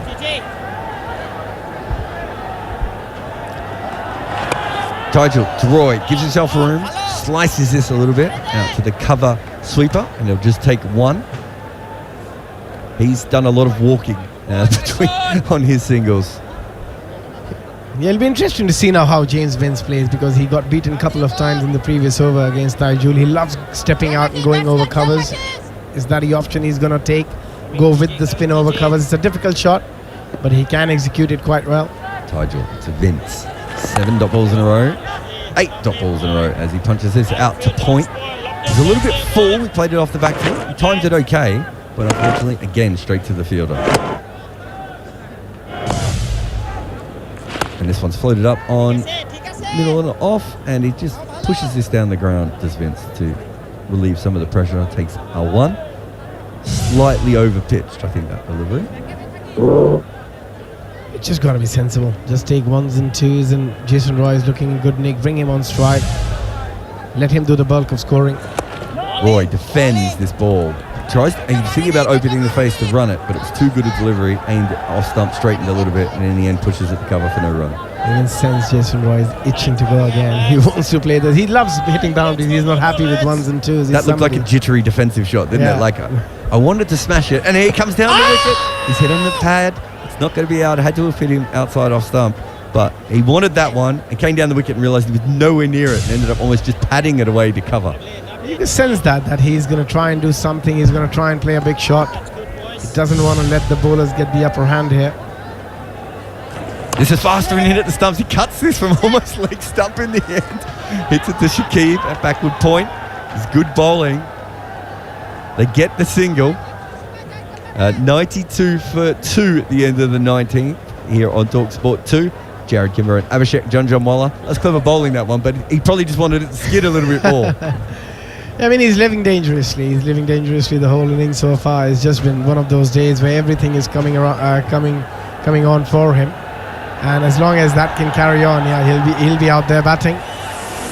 But again, as I said, he needs to stay there. He needs to try and make 100 here. He's got a great opportunity. So many balls to play. So many overs left. He's on 66 already. Yeah, he shouldn't waste this opportunity. Taijul's 2 overs previous, he went for 17. His last 2 overs he's gone for 3. So good comeback from him. Okay? Easily could have taken him out of the attack. But they decided to keep him on, changed his field a little bit. And he certainly put a lot of pressure on that over on Roy, but in the previous over on Vince as well. It's Roy who's on 66 off 69. Sort of oscillated between some very good shots and some scoopy shots that he's got away with at times. But he's made some good decisions. He's facing Mahdi Hassan with 3 fielders out on the leg side. He reverses, but it's just going to go straight out to the sweeper, and he's only going to get 1 there. He's played that reverse sweep quite well so far. Every time he has played that reverse sweep, he's timed it well. He's picked the right ball to play that shot. It just makes it difficult for the bowler. Again, he gets his right leg outside the line and then plays it. Wanted to hit a lot finer. Just didn't get it enough. Vince, 3 from 11. Mahdi kept him with a couple of dot balls last over, but probably only 1 or 2 that really bothered him. One that spun and bounced. This one does neither. And he plays it off the back foot and punches it straight back to the ball for no run. From behind the keeper saying, just keep bowling in the right areas, don't try too much. I can understand a little bit of Bengali. I was about to say, do you speak Bengali? This one is turned on the leg side. There's a run there, but Vince made it look like there wasn't because Roy wanted it and Vince just hesitated. He turned it onto the leg side and there was a gap between the fielders. It was always one there and Vince was just nervous. Yeah, very well played. Very smart cricket. That's exactly what you got to do. Just take those 1s and 2s, put the pressure on the bowler. Don't play too many dots. Round arm delivery by Mahdi Hassan here to Jason Roy. Very low arm and doesn't spin. And they take a single. Shakib throws one in at Nahidi's toes. Always nice as a bowler when you have to do that. 95 for 2. Coming up, a couple of balls to go in the 20th over here. Mid-off is up. Vince's field has changed again. It's pulled in a short mid-wicket and he finds him with a straight ball, full, turns. So before they had the 2 guys behind square on the leg side, I don't think they have either of those fielders in. Now they have someone at square leg and someone at short mid-wicket. So they're playing with Vince a little bit here. A lot of dot balls, 4 from 14 so far. And again, this time he's just beaten short mid-wicket. That was a little bit shorter, just outside off stump, spun in, and he clipped this away. And he picks up a single. 96 for 2 here on TalkSport 2 with Jared Kimber, who's going to be having a spell as Guy Swindoors comes in. So Abhishek Janjanwala is going to tell you everything about why they changed the field in that last over after bowling so many dot balls. Abby. I mean, with James Vince here, they don't want to give him any free runs, and probably hence they have a square leg for him because he's playing a lot of balls on that area and just want to put a lot of pressure on him. James Vince again played it quite well through that mid-wicket region to get a single. They're going nicely at the moment, both these players. They just need to have a little partnership, 30-40 run partnership to steady the ship after losing Davi Malan. And Jason Roy, again, as I keep saying, he's got a great opportunity here to make it a really, really big one here. He's really grown into this innings, hasn't he, so far? After a slightly iffy start, he's now looking increasingly confident. But that is the end of Vince.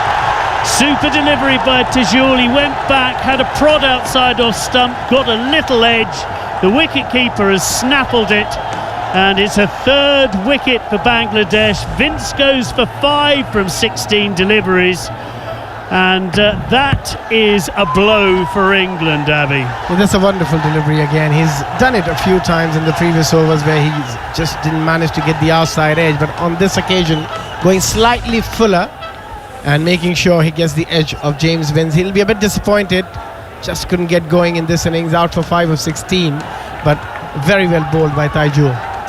It really was beautifully bowled in a very good spell, and Mushfiqur took a decent catch behind the stump, standing up, and Vince has to go. But that brings in the main man, Jos Buttler, now striding out to the crease to join Jason Roy. Buttler, who made just 9 in the first of the one-day internationals here in Bangladesh. The first match also in Mirpur.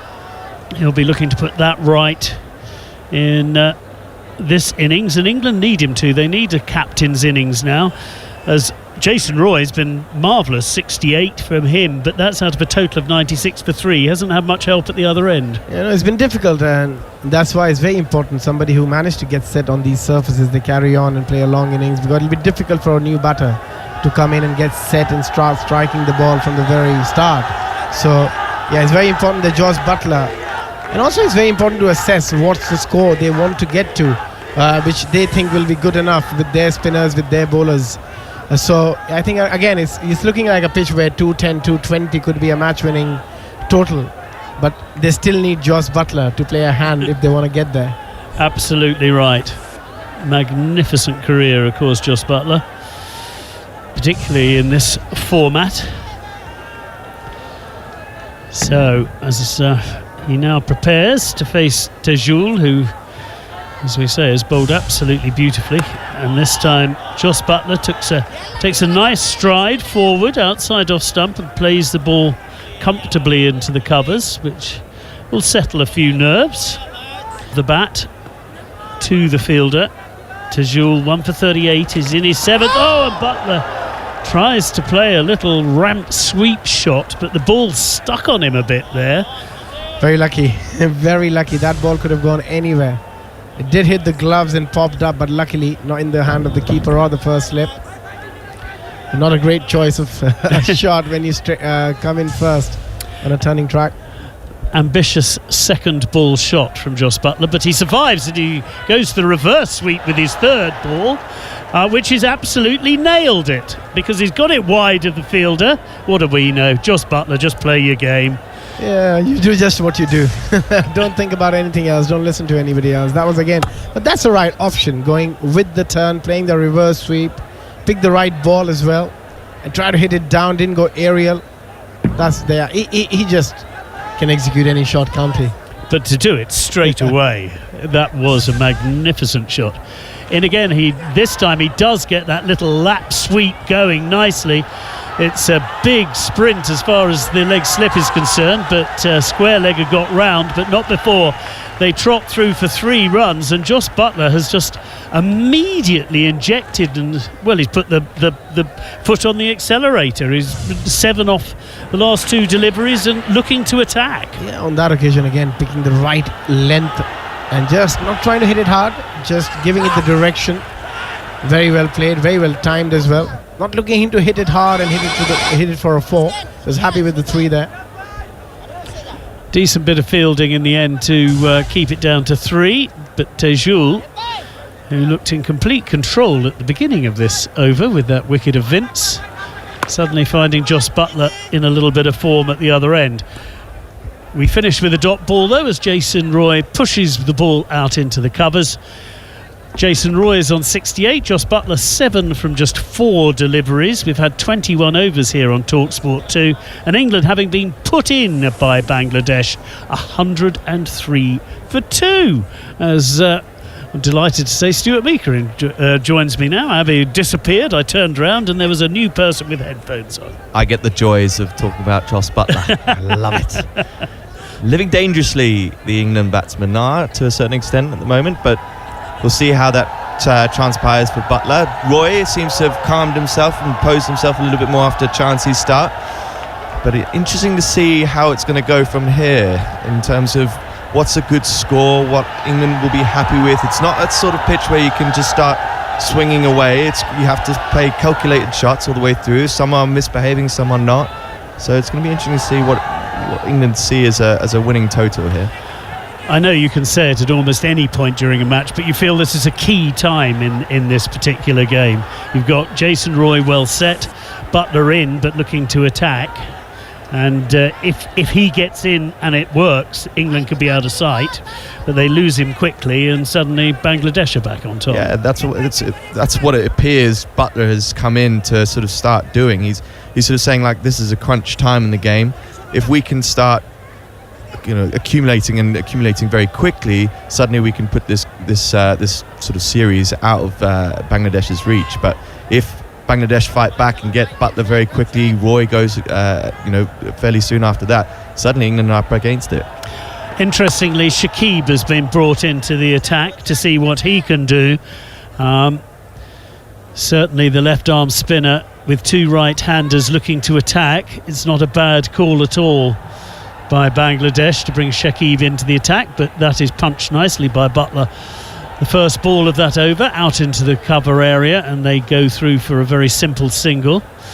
Current run rate, which is pretty good on this wicket, is a fraction under 5. Certainly 4 and over is what we've seen so far. Again, we're spoiled. Exactly. Oh, what a shot that is by Jason Roy. Absolutely magnificent. And he has taken on Shakib. It's gone somewhere. As we just look again at the replay, it's gone square of the wicket. Yeah, I mean, I was about to say to you... Brilliant reverse sweep. I was about to say to you a second ago, it seems maybe they brought Shakib on because if Buttler was coming in and he was playing the reverse sweeps, Jason Roy playing a few of the reverse sweeps and a few of the dab sweeps, Shakib seems to have the ability to kind of skid it through a little bit quicker, which makes those sort of cross-batted shots a little bit more dangerous. But Jay Roy is playing it very effectively here and getting away with some good shots here.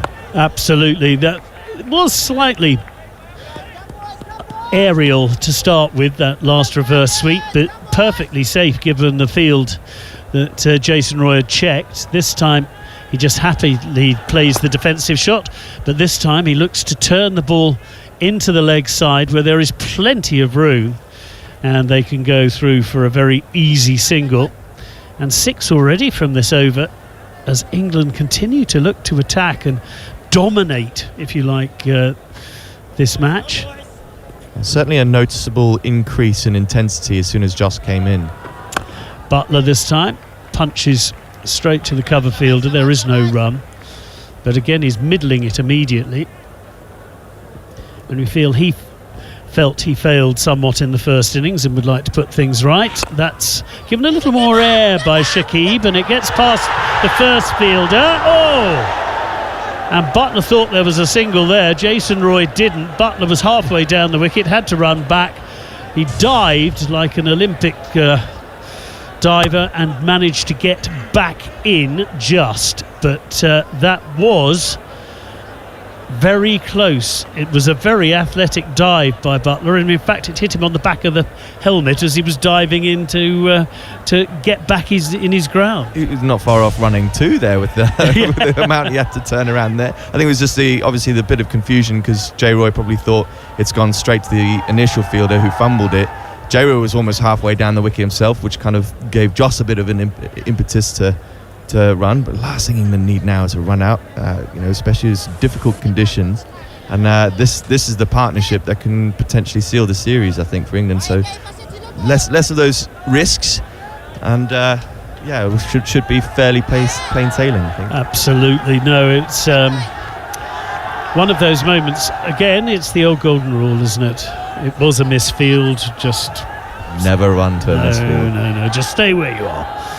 Well, there's a bit of a conversation going on before Tejoul takes over, and a bit of a twirl and a bit of a misfield as Jason Roy punches it up to mid-off, but again not running on the misfield. 109 for 3 now England here on TalkSport 2. Jason Roy 73 from 76. That is some innings so far. Joss Butler 8 from 7. A reverse sweep and it was nailed. Well, there was a fielder there, and the sweeper was onto it pretty quickly, and in the end it was only a single, but he telegraphed it almost, didn't he, Jason Roy? He's hit that incredibly hard for a reverse sweep as well. He seems to be the shot that he should be going to a lot more. I know Jared Kimber spoke a second ago about his average of coming down the wicket to left arm spinners. Well, if you're playing the sweep as well as reverse sweep as well as he's playing it, why bother? Yeah. That was Graham Gooch's great thing, wasn't it? Just keep sweeping. Why bother to take the risk? And that's a really nice shot from Joss Butler. He waited very late to play the shot and just dabbed it through the vacant slip cordon perfectly safely. And the man at point has to run round, but they can go through for a very easy single. Lovely soft hands from Butler. Well, the great thing is that these two play this reverse sweep so well that now they can manipulate that field with that little bit of that dab, bring him finer, push him squarer. Oh, and that is not reverse swept. Stepped outside leg stump, Jason Roy, and looked to drive. He got a thick outside edge, and it didn't fall that far short of the man at deepish point. Slightly risky shot from Jason Roy. Doing exactly what we were saying don't do. Yes, just open that face just that little bit too much for that shot, I'm afraid. Tejoul in again, and again there's a bit of turn, but Jason Roy gets on top of this one, drives it past the first man at cover, the man out on the boundary sweeping, stops it, and they go through for another single. But Tejoul certainly keeping the batsmen on their toes in this particular over. I think he's been a very canny bowler for Bangladesh so far. He's mixed up his flights. He's sort of held back his pace at times, realising that it grips a bit more, but then obviously getting the batsman reaching for the ball, hoping that the odd one just bounces that little bit more on the sort of uneven pitch on the outside of off. So been very clever in the way he's gone about it. And that is punched up by Butler to mid-on, and they can virtually walk through for the single, which brings us to the end of the 23rd over now. 113 for 3 here on TalkSport 2. Jason Roy 75, Butler 10, and we were just talking about how well we thought Tejoul had bowled so far, and he was the man, of course, who removed James Vince. The other wickets to fall so far, Phil Salt. He was caught by Najmul Hussain Shanto off the bowling of Taskin. He went for 7, and Dawid Milan, LBW to Mahidi. Lovely piece of bowling that. Ball turned very sharply indeed, and he had gone for 11. But England in pretty good shape here. Yeah, I was a bit disappointed to see Vince go for as cheaply as he did. Yeah, he's struggling for a bit of form at the moment. He didn't look in great touch in the first innings either. But for someone who dominates county cricket as much as he does, he just hasn't seemed to be able to crack it at international level. Shakib to continue. And Joss Butler looking to attack off the back foot. plays it square of the wicket, but straight to the deep point fielder, and there is no run. Shakib, left arm round to the right-hander, and this is played softly out into the covers. Tip and run, really, from Jos Buttler.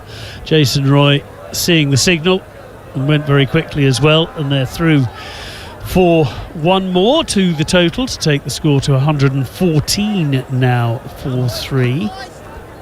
What are you happy with as a score? I mean, I'm happy with 300-400 as an England team, of course, but what do you think's a winning total here? Well, I think anywhere near 250 it would be very hard to chase on this wicket. And that is an absolutely super shot from Jason Roy. Glorious, just clips it through mid-off. That on drive coming down the wicket, turning it into a full toss. And that is 4 more to the total, and Jason Roy is just looking more and more confident as this match goes on. He picked his spot absolutely brilliantly there. You felt for the poor mid-on who was running round and just watching the ball get ever further from him. This time it's a good defensive shot though. Yeah, beautiful use of feet from Jay Roy there, turning it into the full toss. He could have hit it anywhere in the field he wanted to, but chose the calculated risk, hitting it through mid-wicket. Beautifully played. Shakib again, and that's driven by Roy past the bowler. Might have been a couple there, but they settled for the single. And in fairness to mid-on, he got round very swiftly, as it was a very straight drive by Jason Roy. And it's also very hot out there, so if there isn't definitely 2, why go for it? They normally look a lot pinker, the England team, when it's super hot. So it doesn't. I know they're running around and it's obviously different conditions to what it is back home, but they don't look like they're struggling too much with the heat. No, in the first match I saw something though I haven't seen very often, which was calling for extra sunscreen and actually making the move with the hands near the cheeks to say, please bring out the sun cream. I didn't get the factor high enough in the first time I came out here. I think that was poor Will Jacks who had just arrived and obviously didn't have any of his luggage or his factor 50. We'll blame the lack of luggage rather than him struggling with the heat. Exactly. So England must be pleased with this, but 250 you feel, and they've turned to Taskin understandably, who's probably been the pick of the attack so far, and immediately that extra injection of pace and bounce that Jason Roy actually played very well, but he was playing it up near his shoulder as he cut the ball just backward of square for a single. And after the constant diet of spin, to suddenly have the ball pinging around your shoulder takes a change of mentality, but Jason Roy immediately on it. Yeah, it's a tough adjustment, when you're focused so much on making sure you don't give away your wicket to the spinners, and you've got obviously a little bit of a rep for getting out to the left arm spinners. Taskin coming in and bowling well and hitting the pitch hard. Taskin pitches it up and was one of the strangest near LBW shouts I've ever seen, because Jos Buttler must have been very nearly a yard outside off stump on that occasion. Yes, it did hit the pad, but that's the only thing that could possibly. I think if we were on a whole nother wicket, that might have been. Yeah, exactly.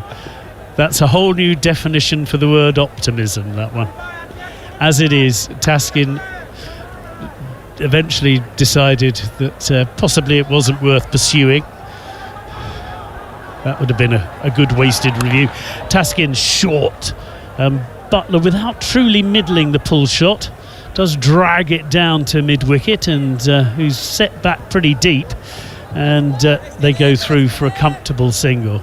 I don't mind Taskin bashing it in here. It seems like there's just been that little bit of inconsistent bounce from the seamers off of this wicket.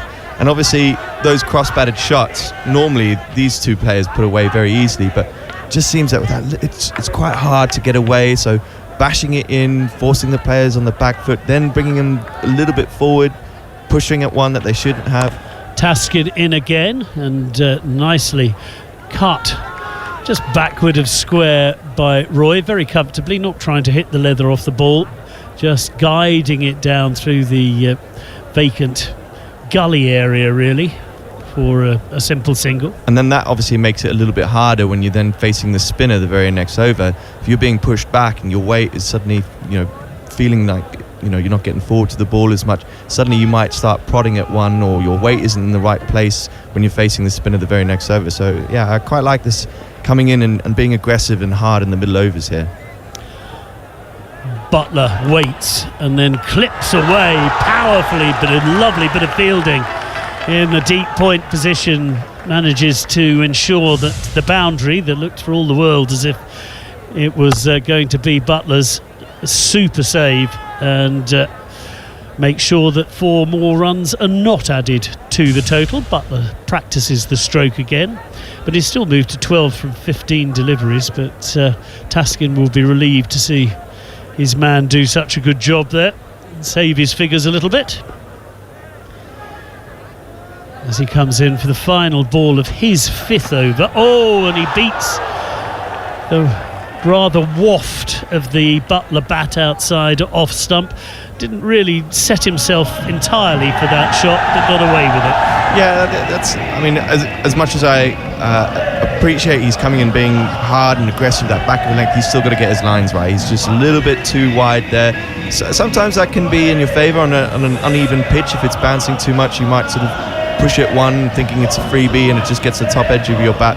But I'd like to see him just tuck those batsmen up a little bit more, line-wise, outside off stump and on off stump, and then obviously be aggressive with the odd bouncer here and there. We haven't really seen any from him so far, but yeah, he's just been a touch wide there, which just gives Joss and J. Roy the opportunity to get that ball away. Obviously, they didn't beat the backward point that time, but majority of the time it tends to be a bit of a freebie boundary. Well, it will be Jason Roy, who has now taken his score on to 82 in a total of 122 for 3.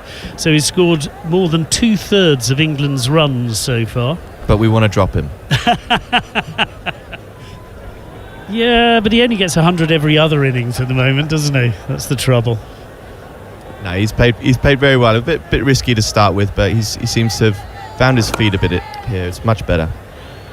And he flicks that away into the leg side where there is plenty of space and just goes through for a single. Yeah, he did have a little bit of luck early on in his innings. There were a couple of occasions when on another day he could have gone. There were he was playing checking drives that were just dropping over fielders, but he got away with it, and he's just looked better and better as this innings has gone on. And sometimes you need that bit of luck as Tajul comes in to Jos Buttler, who rocks onto the back foot and punches it into the cover area, and they go through for a very easy single. Yeah, I don't care who you are. In international cricket, any great players had periods where they've really struggled with the bat or with the ball, whichever it is, and they've still needed that luck to go their way. And this may be a potentially great innings for J-Roy if he gets that luck and he goes on and scores big. Good ball again from Tejul. He finds the outside edge of Jason Roy's bat. He was under control. The ball was largely along the ground, but certainly the bowler with decent turn. You have to say Tejul does give the ball a tweak, but Roy got enough of the bat to keep it under control. Another good delivery. And Jason Roy coming forward for the defensive shot, gets a thick inside edge onto his pad, and the ball just rolls out onto the offside. Yeah, what I've liked about Tejul is compared to Shakib, and that is a absolutely superb reverse sweep from Jason Roy. Tejul doesn't have to get through his over quickly. I was busy talking away, and suddenly he's bowling the next delivery, and Jason Roy has absolutely nailed the reverse sweep.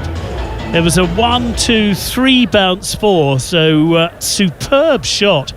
And Tejul, who really bowled a good over, suddenly has his figures rearranged last ball again, which is always frustrating. And on this occasion, Jason Roy happily plays the ball out into the covers for the end of the 26th over. Jason Roy is 87 not out from 89 balls. Jos Buttler 13 from 17. And here on TalkSport 2, England are 128 for 3.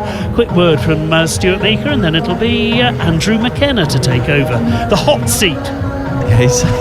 He certainly does get through his over fairly quick. There, he makes it very difficult for me to get my expert knowledge across in such a short space of time. Not that it is that expert, but yeah, that reverse sweep is proving very, very prominent for Jay Roy here. He's played it very well. He's played it along the floor. He's beat people to his backward point to his right, beat him on his left-hand side. He's gone aerial. He's played it very well. I think it's a good scoring shot for him so far. New over from Taskin starts with, again, Butler getting a whole set of stumps outside of the off stump, and he's trying to whip it around onto the leg side. Takes him on the pad, and it rolls out on the offside, and there's no run. These two like batting together.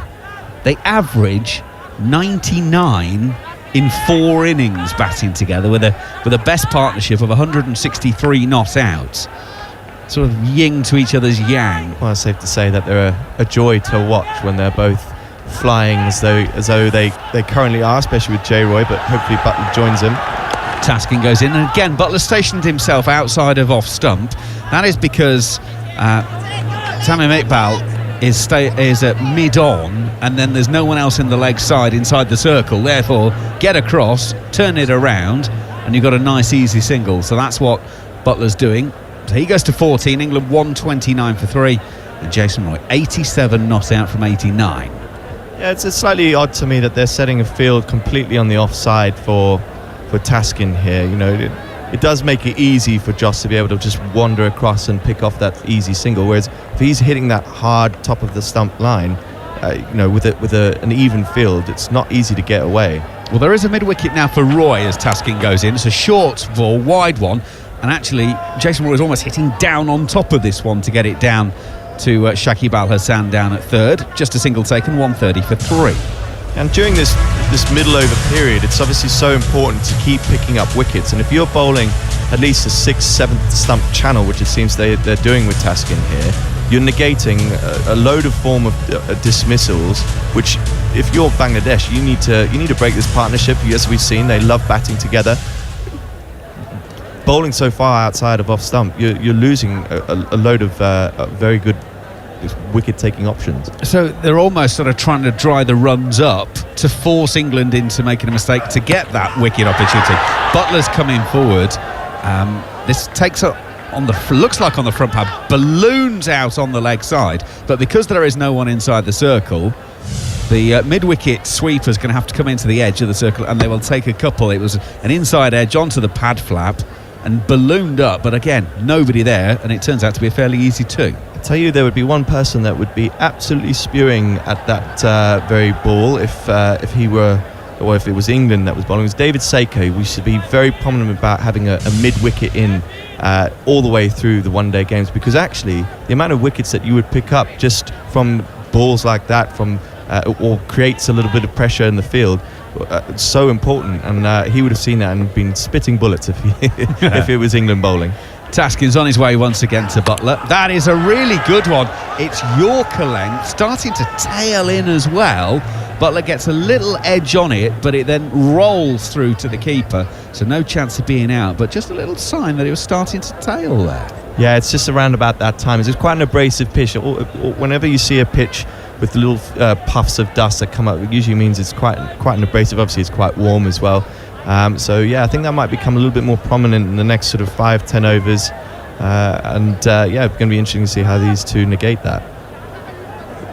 For Butler, they've kept the mid-wicket in, so it's mid-wicket and mid-on inside the circle on the leg side. 16 not out, Joss Butler. Short wide one. Tries to cut it, no timing whatsoever. Under edge, will go through to the keeper on the edge of the circle, and England will take 133 for 3 here on TalkSport 2. Bangladesh won the toss earlier, put England into bat. England made 2 changes. Sam Curran into the side today, also into the side Saqib Mahmood, Chris Wokes and Jofra Archer, the men to miss out. Chris Wokes celebrated his birthday yesterday, his 34th birthday. Maybe too hard. Well, I wonder if he was told that he wouldn't be playing today, and therefore he could get on it and enjoy it. He's probably far too professional to do that. Wizard. Never ever. Wouldn't dream of letting him have too many beers before a game. Absolutely. Been such a part of this England side. Oh, he's in so many squads, even if he doesn't get picked. Chris Woakes, he's just such a talented cricketer. Speaking of which, Josh Butler's on strike. An absolute magician. Josh Butler, he is a joy to watch, but even he's finding it tough going at the moment. It's not a very even pitch, is it? It's just very difficult to get consistent timing all the way throughout. 17 from 22 for Josh Butler, and England will take that. Mahedi's off spin, starts a new over with one way down the leg side, so much so that the keeper can't get across and take it, and it will be called a wide. Jason Roy offered to come to run the bye as well if he wanted to, but Josh Butler said, no, it's okay. I wonder if he fancies Mahedi. 1 for 10 so far from his 3 overs. He took 2 for on Wednesday. Mahedi bowled well. In he is, over the wicket, and again there's some turn there. Josh Butler's going to take that off of the thigh pad, out to the leg side, going to take on the arm, coming back for 2, and makes it so easily. It's not got all the way out to the boundary to the sweeper. It's having to come sort of 10-15 off of the boundary edge, but the throw comes in. Josh Butler's back already, 19 to his name, 136 for 3. Yeah, never really in doubt there. Just using his feet very well, stepping back, nudging it down, just a quick turnaround. Yeah, no worries there at all. He'd actually touched and turned before Jason Roy had completed the first. Josh Butler knew that there was 2 there from the moment that he'd played it. 136 for 3 England here on TalkSport 2. Mahedi comes in once again. That looked like a straighter one, maybe even the one that sort of carries on almost as an off sort of outswinger really. Roy is watching at the non-striker's end, just makes a little signal to Butler. Butler's turned it on the onside and there's no run. Mahedi settles. Comes in once again, that's outside of off stump. Forward is Butler, turns around to find leg, takes a comfortable single. He's not a big turner of the ball from what I see so far with Mahedi. It's a subtle turn, which actually can be very difficult to play against, because you start to think, okay, I'll get comfortable against him, but start playing, with the full swing of the bat, and actually those are the times where it becomes a lot more difficult, and actually you're a bit more under threat of giving your wicket away. Jason Roy, 88, not out. Gets that outside of off stump. It's hit on the pad.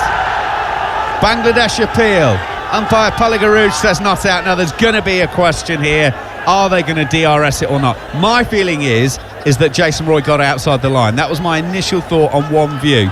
They are going to send this one to the review because it's Jason Roy. I don't know. I just had a little bit of a feeling when J. Roy looked back there. He looked down to see where his foot was in line with the stumps at all. I don't think he was quite as outside of off stump as he was, as you may think. But yeah, I don't know. I just a little bit of a gut feeling here says that I don't think J. Roy got much of a bat. Well, he may have done. Maybe that's what he was actually looking at. But as we see the review here, yeah, it's gone upstairs officially. Jason Roy, it's landed sort of full on the boot on his front foot, but you can just about make out off stump behind him, which is that's what made me think he was outside the line.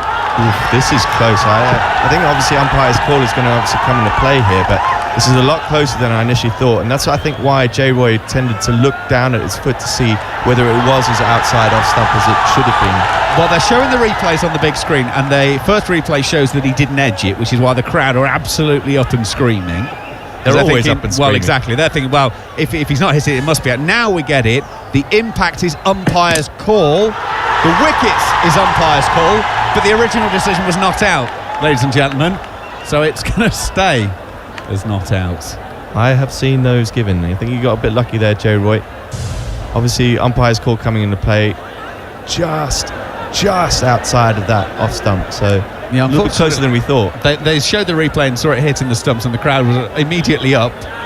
That was Liton Das who reviewed that, by the way. Tamim Iqbal's not out there.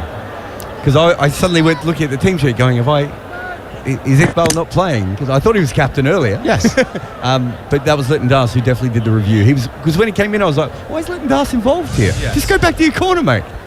So Mahedi was going to carry on. Oh, he's fired this down the leg side, beats the keeper, and that's going to be byes. Tigel sets off towards very fine leg, and it's a couple of wides. Yeah, so obviously the skipper's nipped off, and while that was all happening, Liton Das gets the call for the DRS. Was he? Is he back on now? I think I just saw his shirt. Unless I'm seeing things. Right, 140 for 3, England. Mahedi over the wicket. Jason Roy coming for again. He's starting to look quite uncertain in himself all of a sudden. There's a little shuffle, a little prod, and the inside edge of the bat took it out on the leg side where he was actually looking to play it out on the offside. Mahedi outside of off stump. Jason Roy hits this one backward of point. Mustafizur is going to do the sweeping out on the point boundary. Single tackle to complete the over. 141 for 3. These two have now put on 45 from 49 balls. And England 141 for 3 after 28 overs. You're listening to TalkSport 2, exclusive ball-by-ball commentary of this one-day international series. Don't forget there's 3 T20s to come as well. Get your DAB digital radio programmed. TalkSport preset 1, TalkSport 2 preset 2, nice and easy to remember. Or if you've got to nip out, it is 8:05 with this Friday morning school run coming up. If you've not got a DAB radio in your car, then the TalkSport app's probably the best way to go. Get it on your phone or your tablet or whatever, and then you can simply swipe left or right between TalkSport and TalkSport 2. And that's the best way with so much live sport coming your way. Or of course you can listen via the website talksport.com or your smart speaker as well. Mustafizur is going to come back into the bowling attack. He's bowled 3 so far that have cost 15, and he's going to be bowling to Jason Roy, who's got 89. Mustafizur is over the wicket and starts with a slower ball that Jason Roy is completely beaten by. He's trying to aim a big drive at that one, but the ball just wasn't there to hit, and it bobbles through to the keeper, no run. We've made a change as well with Monty Panesar replacing Stuart Meeker in the co-commentator seat next to me. Thank you. And it's been I think a really good sort of display of batting from England today. They've some worked out the conditions, how to play against spinners, and that's what's been most impressive today. It's the rotation of strike. Mustafizur runs in. Jason Roy waits for that one and then just almost puts the blade of the bat in the way of the ball and guides it down to third and takes a single. 142 for 3. Roy 90 from 95 balls. Mustafizur is bowling from the Mr. White detergent powder end. One of the more romantic names in the world of cricket, I think we can all agree. Yes, indeed. That's certainly an interesting name to it, but... well, they're also the sponsors of the series, so I can only imagine what the size of the trophy is going to be if they've got to fit that onto the name and plaque of the trophy as well. I'm sure all the winners will get some detergent powder to clean their... Yes. Well, I suppose it's one way of ensuring you've got clean kit for the next day. Just send it away to the sponsors. Mustafizur, left arm over. Joss Buttler. Oh, that's a lovely shot from Joss Buttler. Cover drive between the extra cover and the mid-off, and a wave for 4. It's been a bit scratchy at times recently. That's as good a shot as we've seen today. 24 from 26. England 146 for 3. Yeah, that's a brilliant shot. That's exactly what Joss Buttler's been looking for throughout his innings, and a nice juicy half volley put away nicely, especially on a pitch that is slightly sort of difficult to get your scoring options going. The longer you bat, that wicket starts to break up, but this is the difference between, I think, Joss Buttler and James Vince. Mustafizur goes in. Joss Buttler's just covering up, pushing into the offside, will take a single. It's the way, it's the positioning, it's how he bends that front knee and gets really into the ball. And earlier when we saw James Vince get out, it was like a lazy shot, nothing kind of shot. And this partnership's obviously developing nicely now. 51 or 53 deliveries and similar contributions. And it's an important partnership for England, this one. It's a very important part of the preparations for later on when the World Cup starts. This is a very important tour for them. Jason Roy then 90 not out from 95 balls. Gets the ball outside of off stump. They've posted the sort of wide gully fourth slip because Jason Roy's been dabbing down towards third. He tries to get that one a little bit wider, but only finds the man at backward points. The 3 men to go so far. Phil Salt for 7, David Malan for 11, James Vince for 5, 25 for 1, 83 for 2, 96 for 3. Now 147 for 3 England. 12 boundaries for Jason Roy, a lot of them with the reverse hit. Lots of thought goes in. Jason Roy, no timing on that one. It's what left arm over, going across the right-hander, and it's sort of trying to drive it, but not getting any timing on it. End of 29 overs, 147 for 3. So England go just over 5 and over, Monty. Yeah, and they're batting very nicely here. And I think what's been really impressive earlier you mentioned was the reverse sweep, and what's that allowed in this innings made it very difficult for the spinners to bowl their best delivery, which is on this pitch, giving it slightly more air, deceiving them in the air. You know, the dismissal of how Vince got out is exactly how they want Jason Roy and Joss Buttler to play. But they've been really good. They've been using the crease really well, punching the ball when they go off the back foot, and then whenever they know that difficult delivery, they tend to go play the reverse sweep as an option. And these are the sort of options they'll be looking at, you know, playing on these kind of conditions. And earlier when I talked about Mahedi will start a new over. He's down the leg side. Just Butler's flicked it to short fine leg. They will take a single. Jason Roy is safely home at the striker's end, even though the bell's taken off.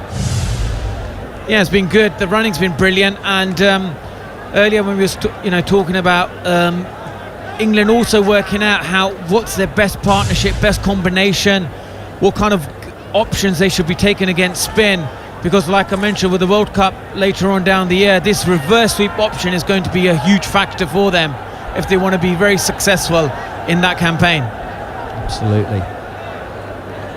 30th over of the innings, 148 for 3. Jason Roy waits. This one actually grips a little from Mahedi and bounces a little. Jason Roy just turns it to mid-on, and there's no run. Jason Roy's got 1100s in one-day international cricket. He's 10 away from another one. He's going on the conventional sweep on this occasion. There is a man stationed at deep square leg. That is a fief. So therefore it is just a single. Roy goes to 91 from 99. England 149 for 3. Yeah, again, good use of the option sweep shot when you want to get your spinner to. Butler's deep in his crease on this occasion, turning to short fine leg. They'll take a comfortable single, as it turns out, and that will bring up the England 150. 150 for 3, 4 balls into the 30th over. Yeah, they've been rotating the strike well, but using the sweep shot really well. When just the spinner gets a good shape on the ball, that's when they tend to play that shot. Mahedi around the wicket to Jason Roy on this occasion. Roy hits him back over his head for 6. Change of angle from Mahedi, change of approach from Roy. 6 runs for England, and he's got that one clean as a whistle. And Roy is now 1 blow away from another one-day international 100. Yeah, that's the first 6 of the match, and it's a brilliant shot. Just change the angle, but hit him down the ground, and that's his strength. And he's doing it at the right time because he knows the pace of the wicket. He's done the hard work, and that's a brilliant shot down the ground. He actually bowled as well from almost a foot behind the front line there, Mahedi. So he changed the angle, changed the length. The only thing was he bowled it right into the middle of Jason Roy's bat. That was a cracking shot. Jason Roy is working hard today. He's starting to get a bit warm out there, as he's entitled to, but he's 1 blow away from 100. 97 not out. Mahedi back over the wicket. Roy goes on the sweep, and it'll be 2 bounces out to Afif, who is sweeping on the boundary. So Roy will go to 98. 30 overs complete now. 157 for 3, England, Monty. Yeah, this has been brilliant from England, and it all started off from this man, Jason Roy, at the start during the power play. He kind of didn't, especially earlier when we talked about against the spinners, he didn't really look to play aggressively, and he gave himself some chance, and now he's got the opportunity to really get this important 100. It'll be his 1200 if he does, and what an impressive record that is. Average of 40, strike rate over 100. There's not many around who can do that, and with a temperature of 33 degrees in Bangladesh, he certainly is working extremely hard on conditions which are testing. Fair play to England. First 10 overs they scored 40 for 1. The second 10, 56 for one. The third 10, they've got 61 for one. So they are increasing through in, as you would expect them to do. But it's not the easiest. So Jason Roy, 98 not out. And it will be Mustafizur to bowl left arm over once again. He's going to start his 5th over. Now, Mustafizur is getting very, very pernickety about where he wants his fielders. And they're going to take the 3rd slip out and make him a catching straight mid-wicket. So 2 inside the circle, now on the offside, more on the leg side. Mustafizur goes in, bowls wide of Jason Roy's off stump. Jason Roy will drive to long off and will take a single to take him to 99 and get him off strike. England 158 for 3. If you weren't with us very early this morning for the India-Australia Test match, there was a bizarre moment when Ashwin and Labuschagne just wasted about 5 minutes of each other's lives as Ashwin threatened to bowl off about 2 steps at one point. Labuschagne kept backing away, and in the end the umpire steps in and said, look, will you please get on with it? At which point Ashwin turned around and then went to go back off of his full run-up again. Absolutely ridiculous. Mustafizur bowls to Jos Buttler. Jos Buttler stays absolutely still and just uses hand-eye coordination to put this one out to point, and will take a single to bring Jason Roy back on strike. Games within games. Middleman 99 not out, 102. Let's be honest, it's not been chanceless, but he's got through it. And Jason Roy made 100 in Bloemfontein in those one-day internationals that England last played before Bangladesh. And here he comes, 99 not out. He gets a short ball, leg side off of his hip, works it to short fine leg. And was it off the bat? Yes, it was. There's no signal from the umpire. It's a run to Jason Roy, and Jason Roy goes to 100. Well, doesn't he? There was no signal from the umpire for a leg by. But Jason Roy's not raised his bat. He's probably... No, he hasn't hit it. That's one of the reasons. So he's given an unofficial leg by then. Jos Buttler is on strike, pushes out on the offside, and will take a single to bring Jason Roy back down on strike. It's sort of a bizarre moment there, because... Well, it looked very much that he hit it, but obviously he hasn't, and I think everyone in the England camps looked rather relaxed and obviously delighted with the way he's performing today. But they're sort of unsure themselves. Has he got his 100? Hasn't he? But he deserves 100 today. Like you said earlier, is it going to be his day? You certainly was absolutely spot on. It has been his day today. Mustafizur to Jason Roy, gets a short one. He's definitely hit that one. Paddles it around through square leg, and the crowd rise to Jason Roy. There's a huge amount of support in the majority, of course, local support, but they recognise 100. Jason Roy gets there from 104 balls. England 161 for 3, 12 fours and a 6. Jason Roy has battled his way through, and he gets to 3 figures. Yeah, this has been an absolutely tremendous knock, and it's been brilliant. Just the combination of when to strike the bad ball away, rotating of the strike.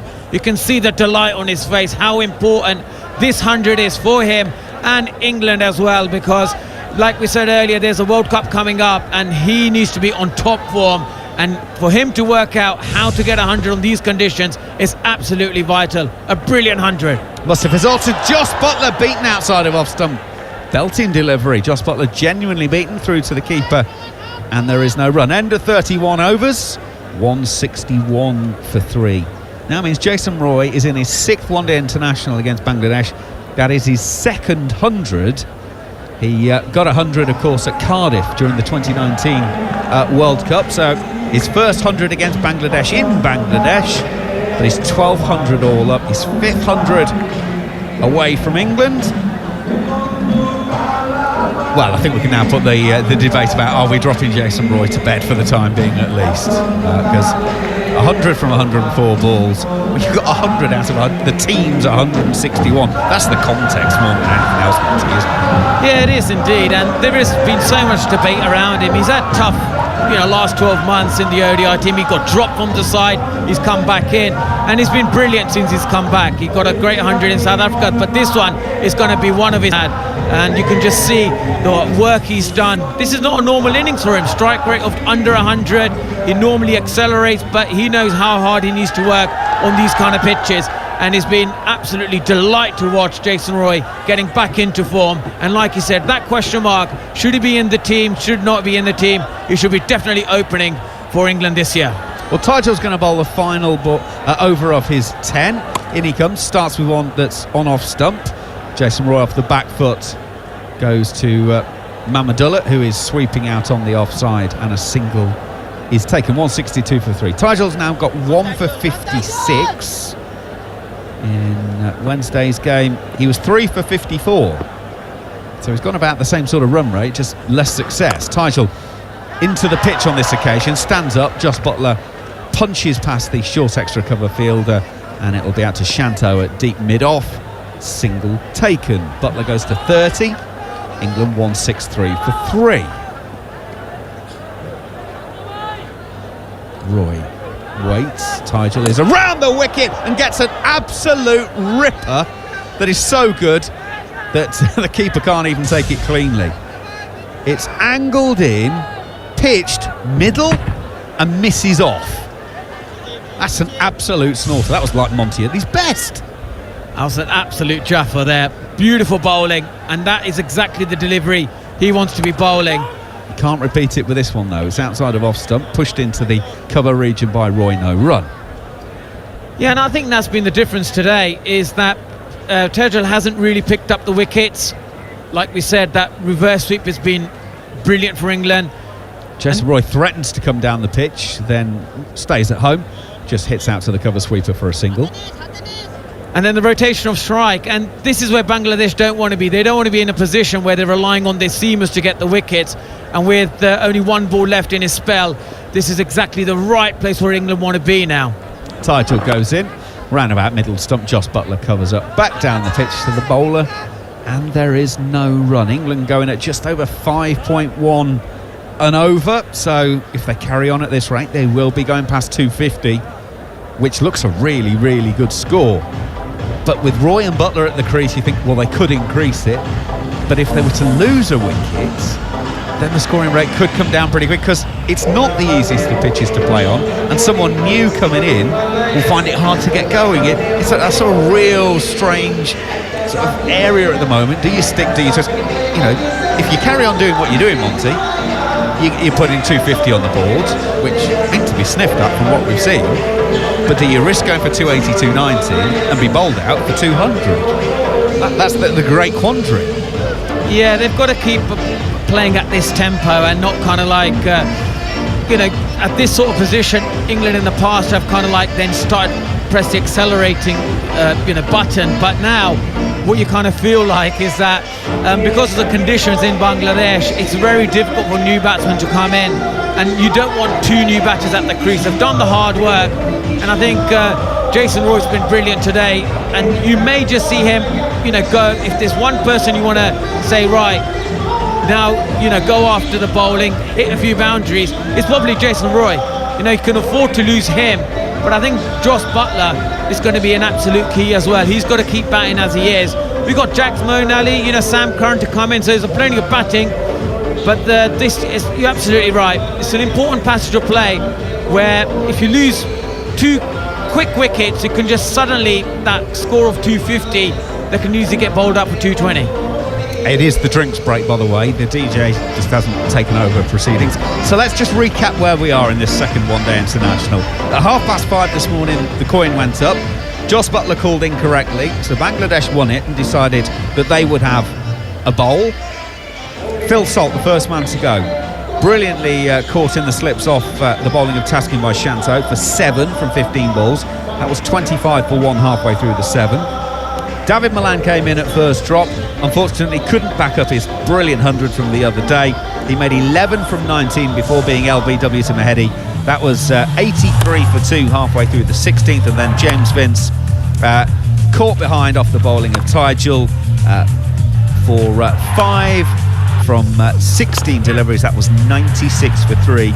First ball of the 21st over. So Jason Roy is still there. He is 102 not out from 108 balls. 12 fours and a 6 for him. Joss Buttler, 30 from 34 with 2 boundaries so far. In terms of the bowlers, Shakib Al Hassan, 0 for 28 from 6. Tyjal's bowled out, 1 for 58 from 10. Taskin, 1 for 26 from 6. Mustafizur, 0 for 25 from 5. Mehdi Hassan, 1 for 27 from 5. So that is the bare details of it all. Plenty of cricket left in this innings, and of course then the remaining matches coming your way. Remember, the final game of this one-day international series is Monday morning, and they've got 3 T20s coming your way after that. All the series is exclusively live here on TalkSport 2. Right, I did the commentator's naughty thing the other day of when I basically said to Jared Kimber, right, here you go, you can do through the drinks break. I've decided that I'll take one for the team today, Jared. I've gone through the drinks break for you, so they're about to resume. So Jared Kimber's going to pick up the ball by ball. I hadn't even noticed it was a drinks break. Somehow I have got on that schedule though. Good fun. Jason Roy, he's pretty handy, Monty. Yeah, he's not a bad batsman. His record's up there as one of the greats. It's going to be very, very interesting now that he's made these runs to see who they're going to try and drop next. I'm going on Moeen Ali is next. I remember talking to Lawrence Booth once, and he said that basically the way that cricket coverage works in the UK is who's next to be dropped. And it's really exciting to see that India has taken that over as well. I see KL Rahul was dropped, and straight away they're like, well, this wicket-keeper's got to go. The way that teams move on. But a very important innings for him. I did think he was struggling a lot. You have a look at his record, especially against seam bowling.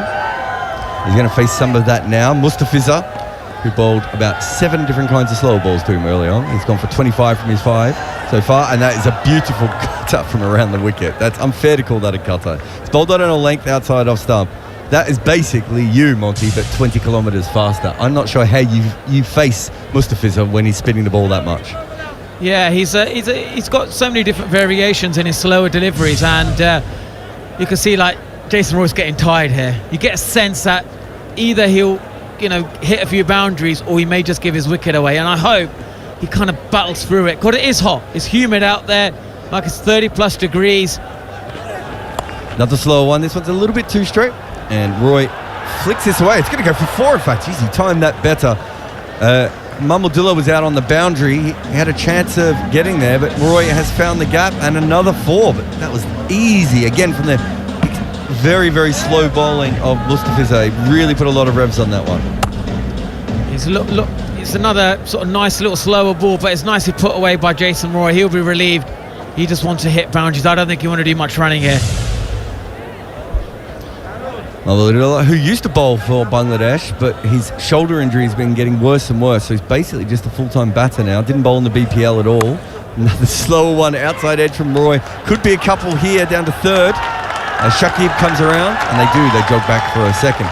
So Mustafizur, I took some close-up footage of him, and I sent it to a bunch of bowlers who also bowl slower balls. And so he bowls this, as I said, almost like a Murali ball, where he breaks his wrist and then and bowls it. It's almost like a back of the hand slower ball, except from an off spinner's perspective, not a wrist spinner's perspective. He also bowls with about 3 different grips on his normal cutter, and one of the things he does is he bowls without his thumb on and with his thumb on. And all the bowlers I showed it to said he does the opposite of everyone else. This is a beautiful delivery, angled in, and in the end, Jason Roy has managed to guide this off the front foot from the top of middle stump down to 3rd, but that was very well bowled, a lot quicker as well. And they were saying that he gets more purchase when his thumb is not on the ball, but he gets more pace the other way, which is the opposite of everyone else's slow ball. So if you want to bowl a cutter, most bowlers, when they want to take the pace off, put their thumb on. But apparently he does the opposite. So he's got all these little tweaks from normal cutter bowlers, Mustafizur. He's an absolute master to watch, and it's good to see these arms helping him again. This is full outside off stump, beautifully timed by Joss Buttler, and in fact, so well timed that should have been a single out to the sweeper, but it was too good for Afif out on the boundary, and another 4. Well, it doesn't matter what kind of slow balls you ball. At the moment, this England team are just accelerating, and they're picking everything. This is another fantastic shot Beautiful bowling. This was probably, I don't know which one it was, thumb on or off, but it doesn't matter with Josh Buttler. He is batting beautifully today, and that was another fantastic 4. 2 boundaries so far in this over. So Buttler moves to 34 from 35. Roy's on 109 from 112. They've got like a short cover in, probably for that last shot. And this one is even slower again, and Buttler just waits for it under his eyes and guides down to 3rd. There was thought of 2. You heard the big call of no. You're listening to TalkSport 2 here on the live cricket from Bangladesh versus England. 176 for 3 England after 33 overs. They're going at 5.5 runs an over so far. Projected score if they go at 6 runs. If they keep going at their current rate would be 267 and 295 if they go at 7 and over from here. They've got 7 wickets in hand. Buttler is set. Roy is set, although as you said tired, but we could easily get a quick 20 or 30 off him before that goes. They'd be looking at 300, wouldn't they? And that's what I'd say, that's well beyond Bangladesh, looking at how they batted the other day. Yeah, I think they'll do really well to get to 300, because you can see that they both are getting sort of kind of a tired, but England, they've set the benchmark, haven't they, over the last few years when it comes to white ball cricket. So they get to 300 here, it'd be absolutely brilliant, with such a depth of batting in their lineup as well, with Sam Curran, who's had a brilliant T20 World Cup. Shakib, full outside off stump, mistimed dive, I should say. And they're going to come back for 2. Should have been stopped by cover, and in the end, they've got a couple there, but it was hit very hard by Buttler. Not sure who that short cover is. But yeah, just over-pitched outside off stump. You can hear the connection that he made on that one. Yeah, you can see Bangladesh, they don't have any options. If the spinners are not taking wickets, they don't really know what their plan B is. Short, outside off stump. And he's eased out to the sweep up for 1. Well, Taskin Ahmed has bowled very well. Mustafiza is probably a better T20 bowler than a one-day bowler. And they obviously don't have the extra seamer in. Ebadat has been left out of both of the games so far. They do have Afif can bowl. He might be a left-arm finger spinner. And they have another part-time off-spin option available to them, I think, as well. Shanto, I think, might have bowled the other day. So they do have other finger spinners if they want to try them. Especially now that Tajul is bowled out. This is outside off stump and swept over mid-wicket for 6. I think that's cleared the boundary out there. Slog sweep, got out in front of his body, was wide outside off stump, and he's taken that a long way. Yeah, that's probably a great shot from him.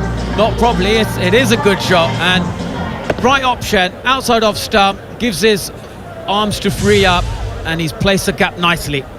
Shakib Bob's a beautiful ball to follow. This flighted around leg stump, and Jason Murray had about 3 different thoughts in his mind, and in the end he's just blocked that out to short wicket for no run. He's on to 113 at run a ball pace.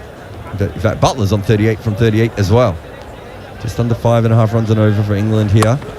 Gives himself room and he cuts this. Again, they've got these 2 close fielders on the offside, and he's pierced the gap like Buttler did with a drive last over, and that's 4. They've got a short cover and this sort of cover point fielder, and both of the England players now have found that gap, and they've both taken boundaries from it. Yeah, this is a nice use of the crease, and obviously Shakib Al-Hasan was bowling slightly behind the crease. He's obviously picked that very quickly and pounced on it.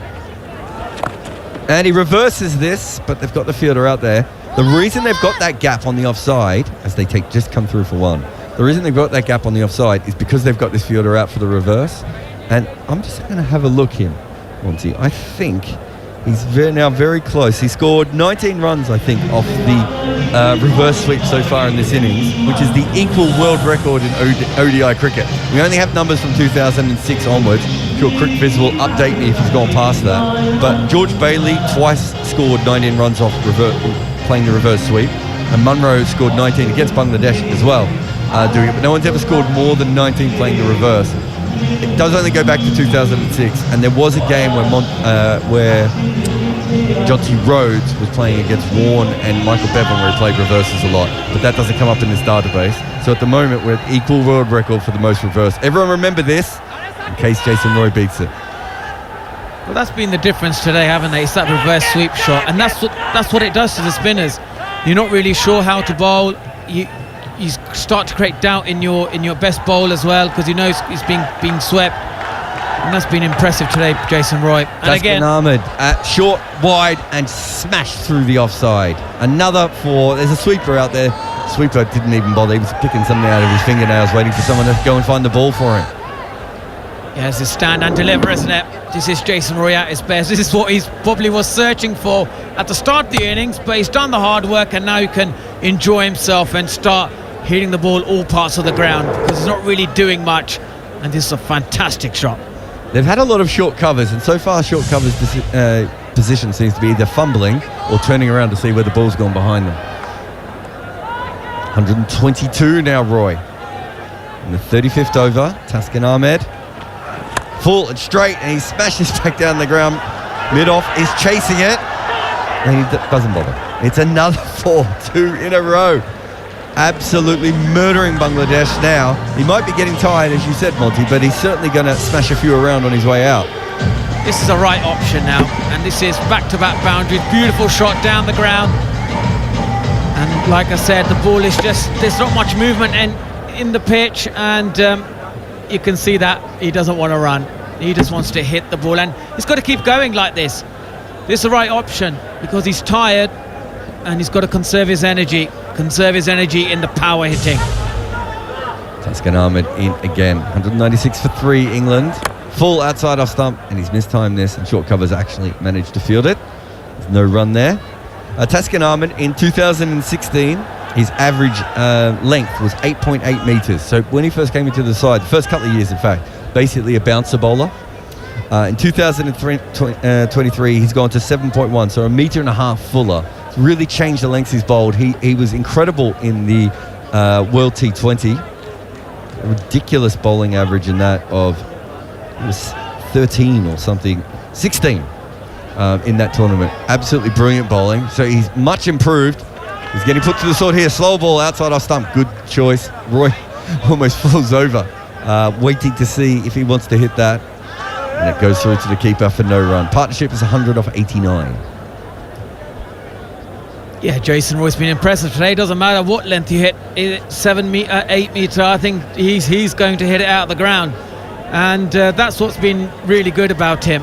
You know, he's been intelligent against all the bowlers, worked out the right method, and now he's just eyeing up boundaries. Taskin Ahmed in again, right arm fast, full toss at the knees of Roy. He mistimes this. The sweeper should come out and just stop it. Oh, he should have just stopped it. He didn't just stop it. Instead, it's a terrible, terrible fumble. Tamim Iqbal not looking help. It's Mahmudullah out there. He's way too good a fielder to miss something as simple as that, and that is a gifted boundary. Yeah, that was a clumsy mistake there. But unfortunately, the Bangladeshis look tired now. They look very tired. They don't know what to do when Jason Roy's in this mood. It's the third boundary in the over. And as an English fan, you must be absolutely loving it. Now, Monty, obviously you would never have made a mistake like that in the field. But if you did, how do you think you would feel? I would want to hide away somewhere. Not that I did it very often. Of course. Taskin in again. Length ball almost bowls him. That is good. It was fast. It came back, tailed in maybe a little bit. Somehow it's missed the off stump. Mushfiqur, it's bounced again before it's got to Mushfiqur.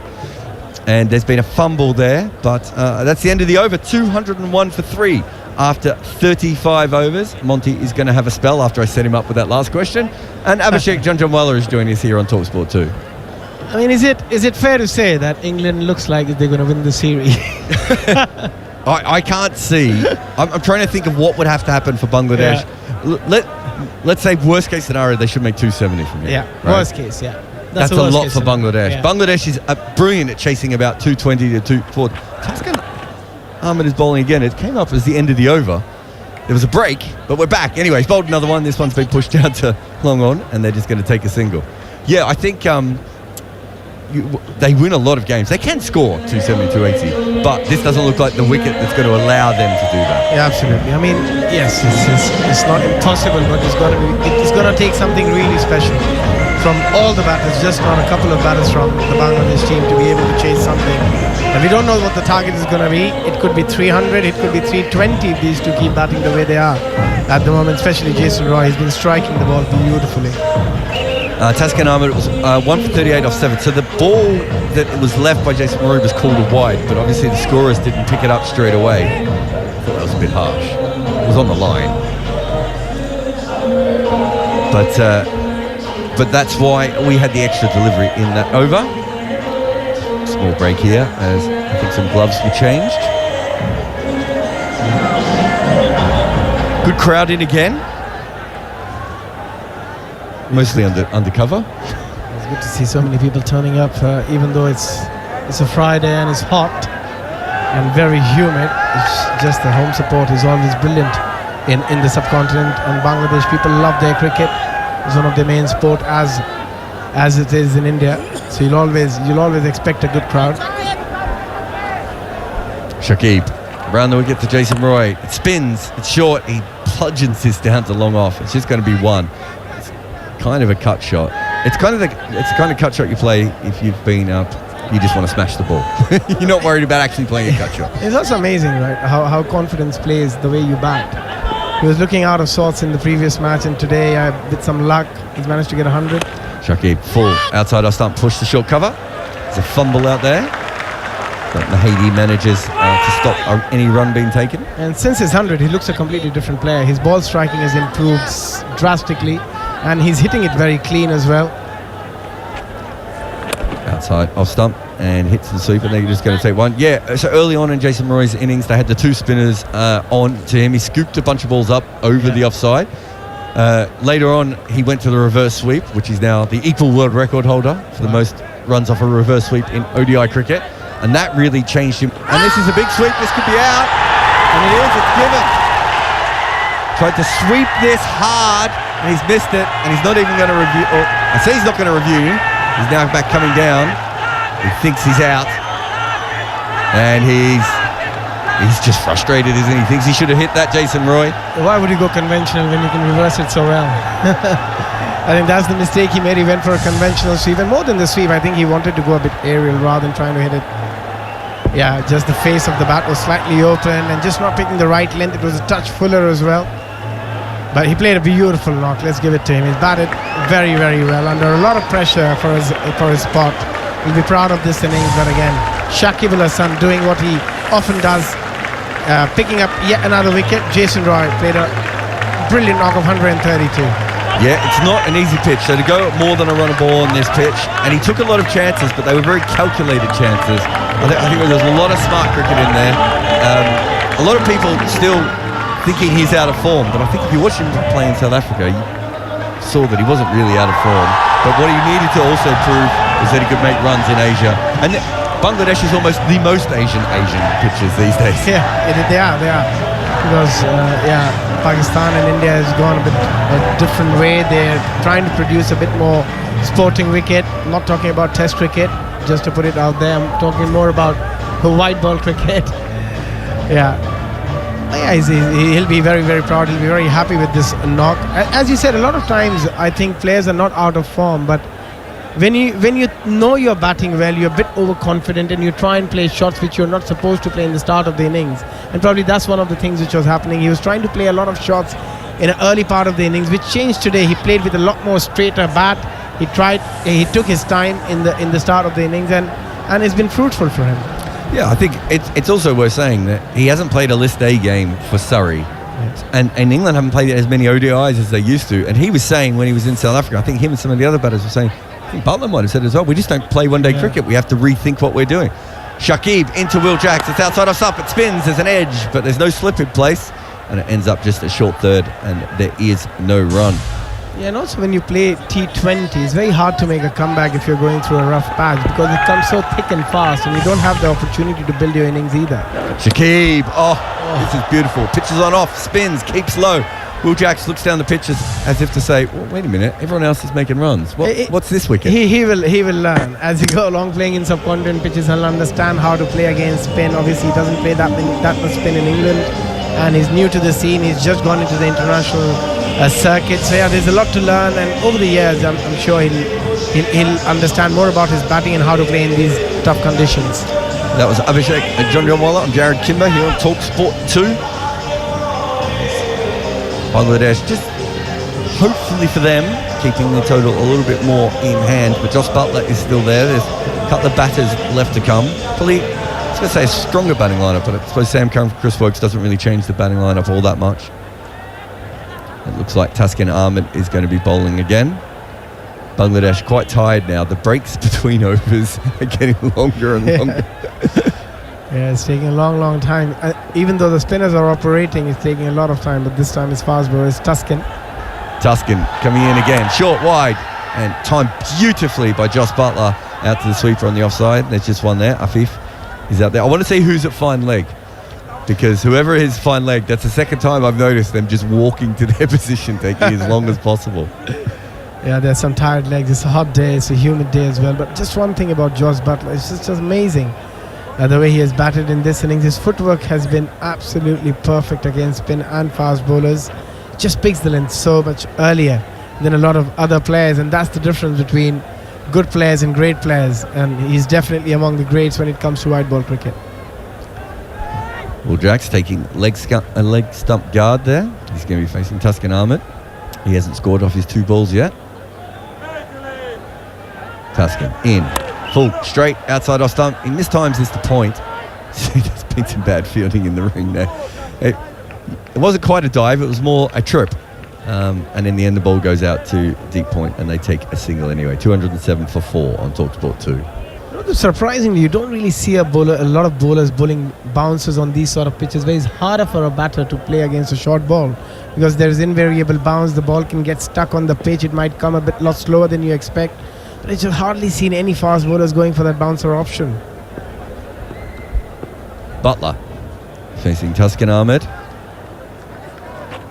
Short at him. There we go, Abby. Apparently you're mic'd up.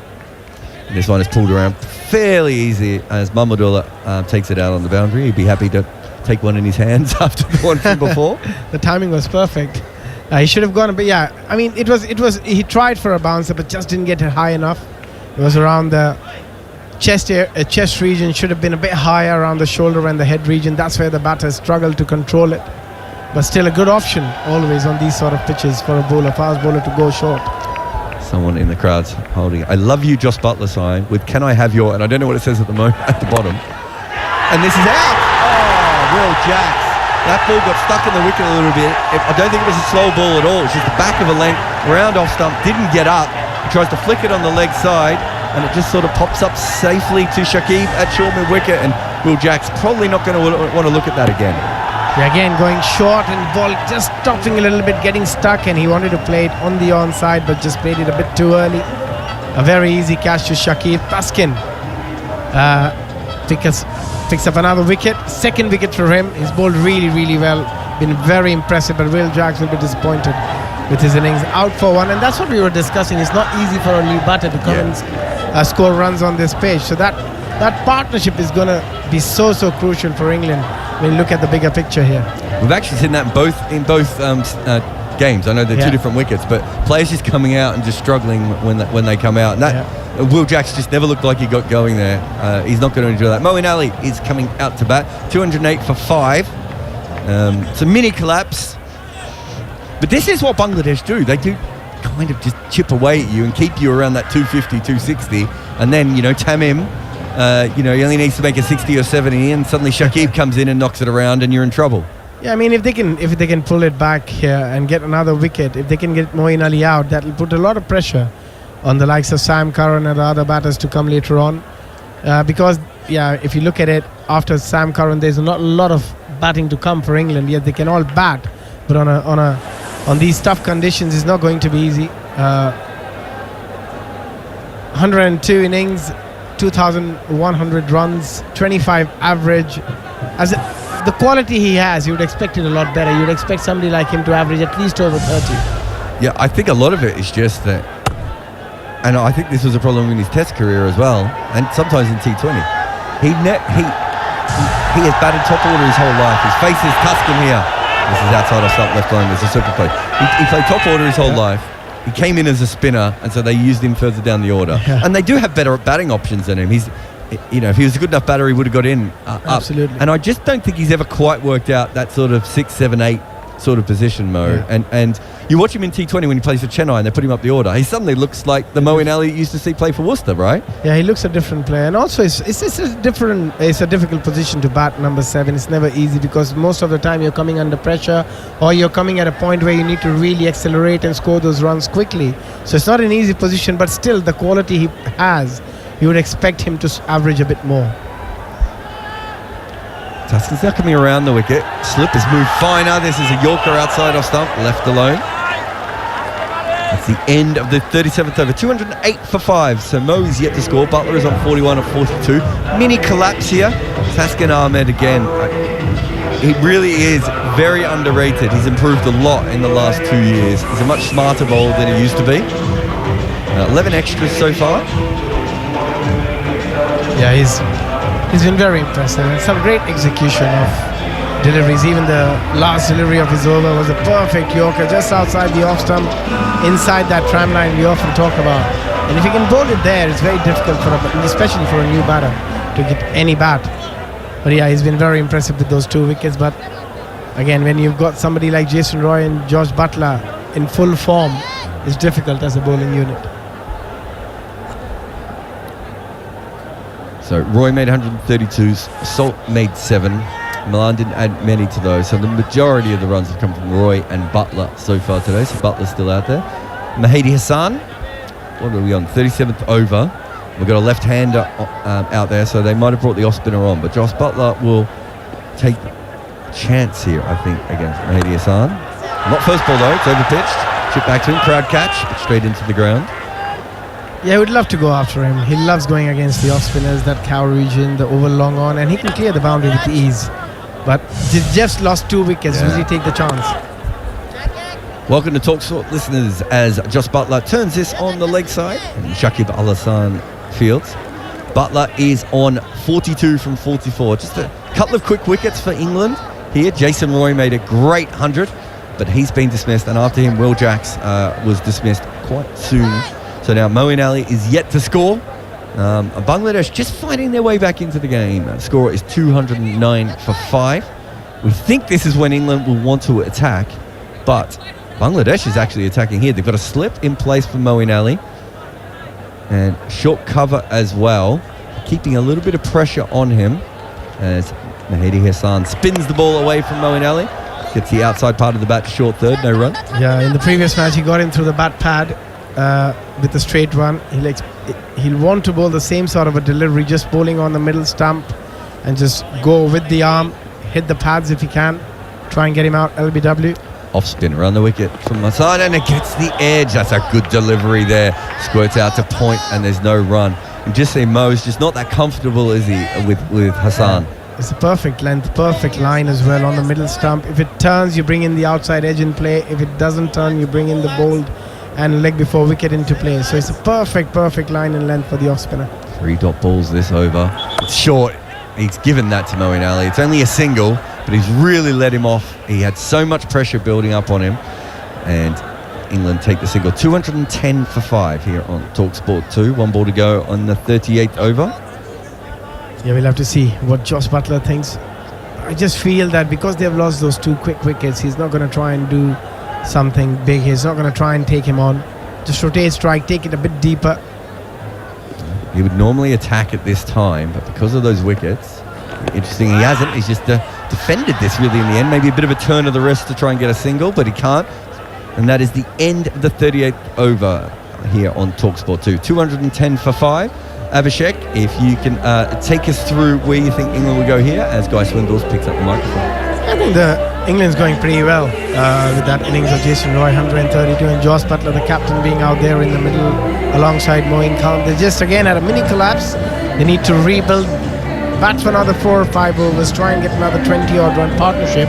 Then you lay that foundation for the other batters to come and then try and go big in the last 6-7 overs. They can still get to 300 if they can lay that foundation in the next 5 overs.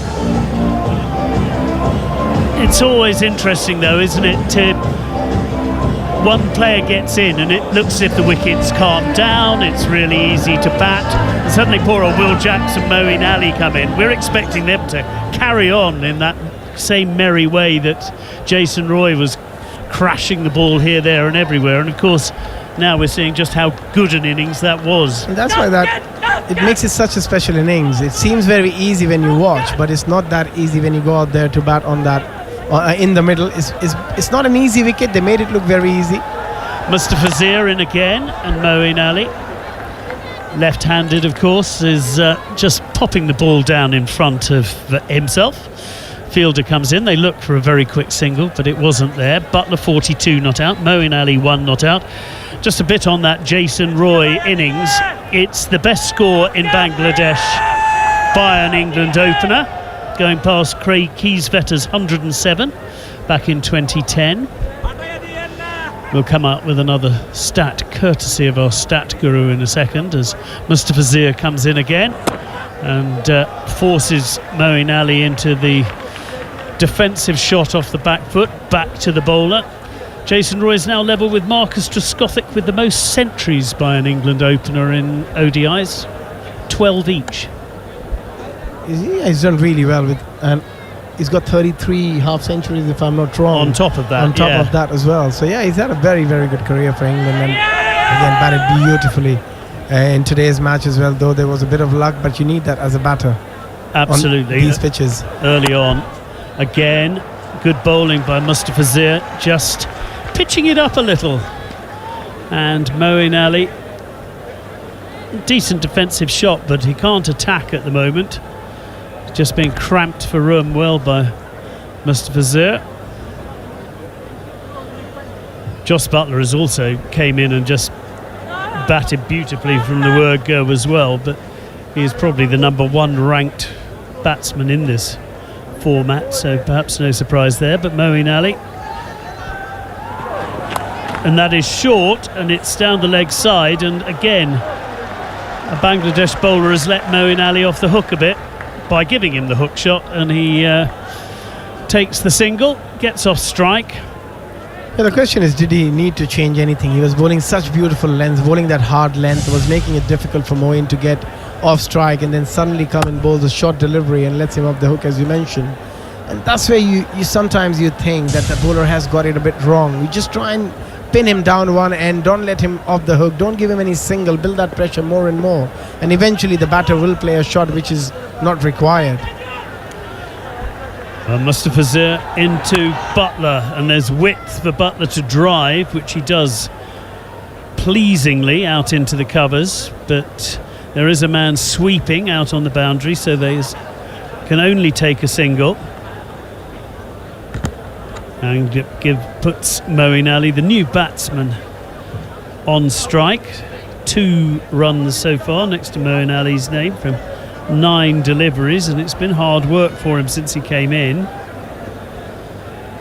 Will Jacks went quickly. 212 for 5. Moeen Ali chewing gum and looking very serious about everything, and then plays another nice looking defensive shot up to mid-off. There is no run, so just the 2 off that over. Well bowled again from Mustafizur. His 7 have cost 39 so far. And here on TalkSport 2, England 212 for 5 after 39 overs. And Abby, what would be a good total from here? What would England be pleased with, perhaps? I think they would be, if you ask them at the time of toss, they would have said 250, 260.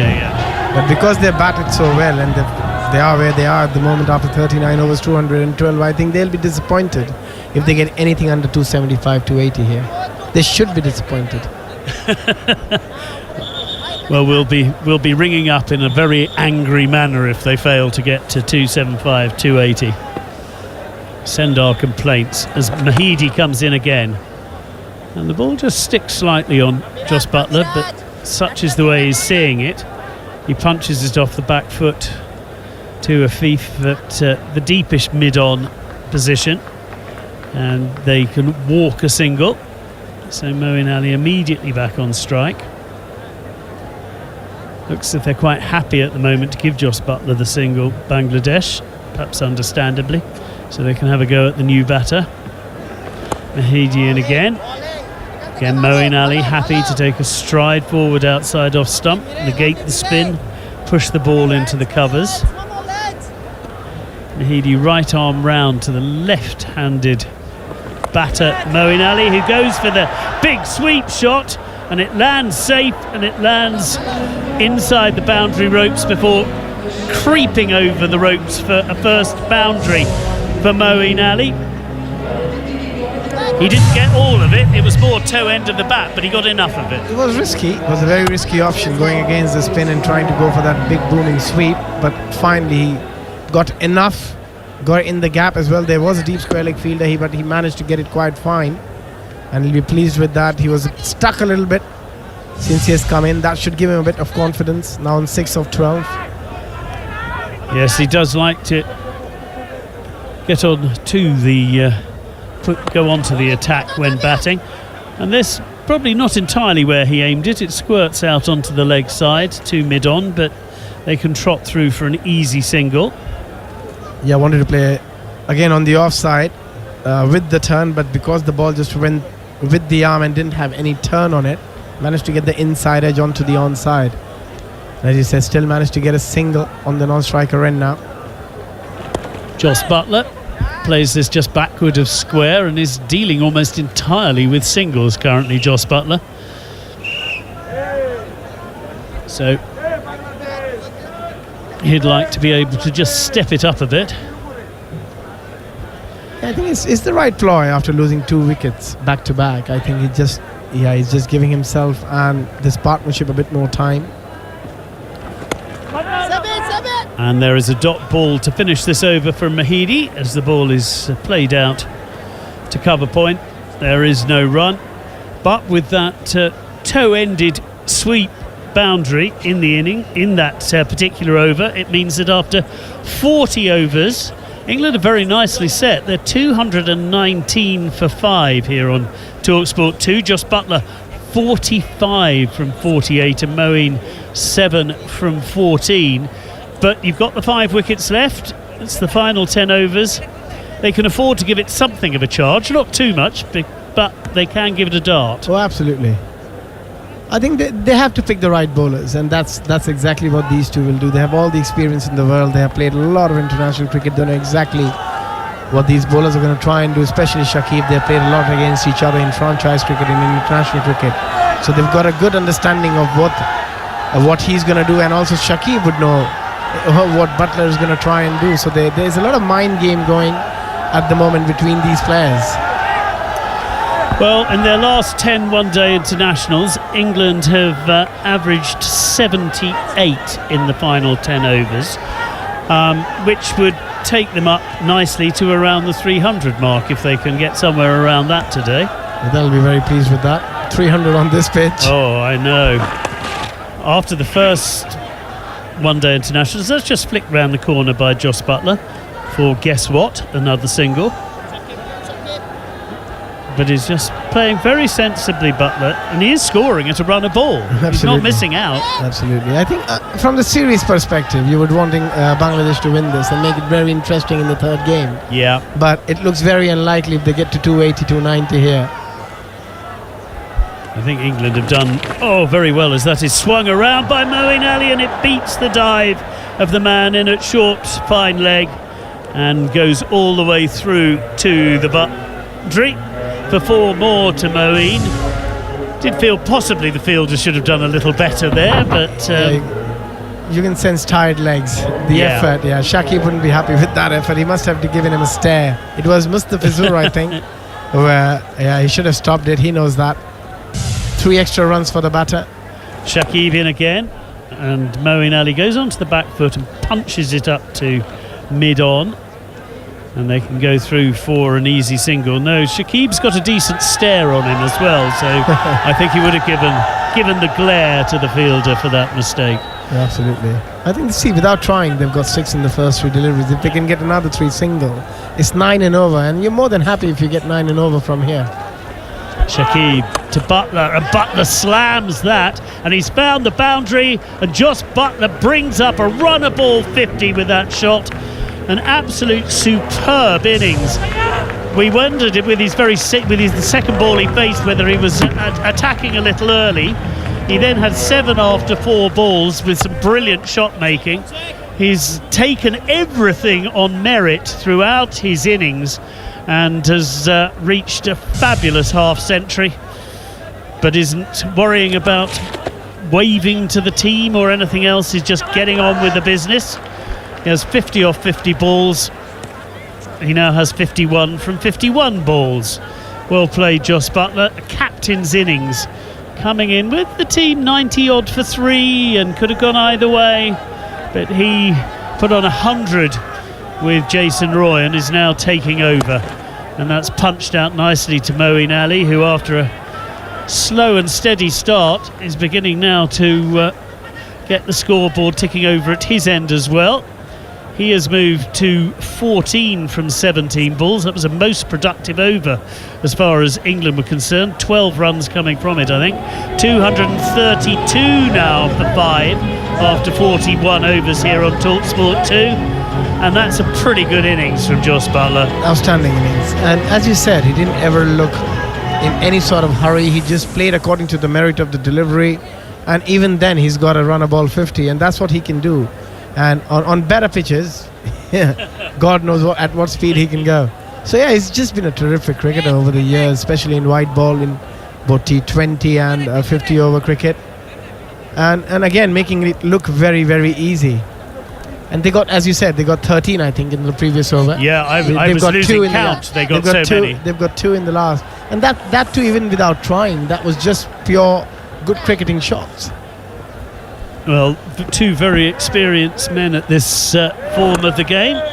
Josh Butler, who goes back to cover his stumps against Mahidi and then just flicks it to mid-wicket, and there's an easy single.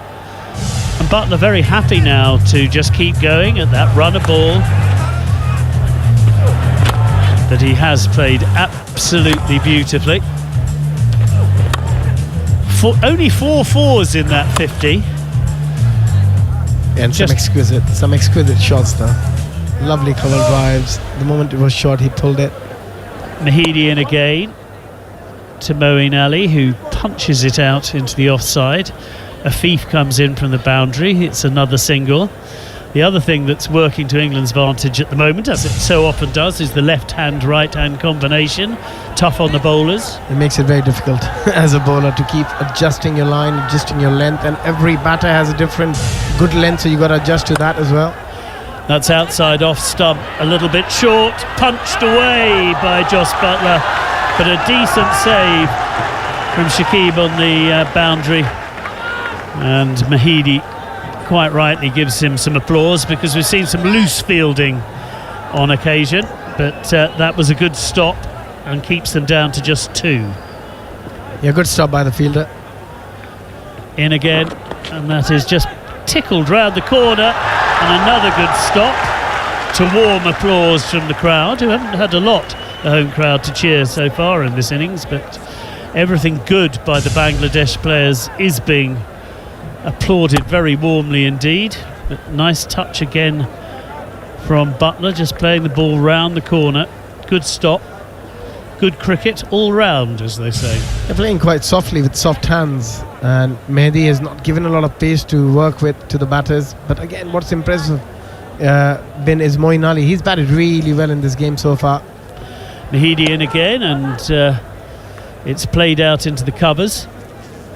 Slightly squirted out off a thickish outside edge, but perfectly safely all along the ground, and in fact it worked well, because it took it past the fielder at point, and they can go through for another single. So without really trying, they already have 6 off this over, with another ball from Mahidi to come, and Butler again very happy just to tuck the ball into the mid-wicket area. They go through for another single. 7 off the over. 239 now for 5 at the end of the 42nd here on TalkSport 2. And Josh Butler just, well, you run out of superlatives after a while for how he bats. with the white ball up against the white ball. Yeah, I mean, it's just his game awareness and the amount of shots he's got, the array of shots. He can play all around the surface. He's good against pace. He's very, very good against spin. And that's why he's been so successful in this format. But again, today leading from the front, playing an absolute captain's knock. And Moeen Ali, he's been very impressive. Since he has come, he's managed to rotate the strike very well. Just picking up those ones and twos and hitting the odd boundaries. And now they are in a very, very good position. 239 for 5 after 42. 8 overs to go. If they can get 7, 8 and over, they get close to that 300 mark. Which, if you ask me, if I have to put all my money, it'll be on England. Okay. Yes, safe, I think, at the moment, that particular bet. And that is punched out brilliantly into the covers. Oh, and it was a brave attempt by Afif out on the boundary. He did well, actually, to get a hand on it. Shakib does give him the stare, but I feel for the fielder on that occasion. He did everything he could to try and get there, and then the ball just got away with him at the death. And it's 4 more to Jos Buttler as he adds to this his 24th ODI half-century to go with 11 centuries. And remember, we talked about Jason Roy's figures, but he opens. Jos Buttler's coming in 5 or 6.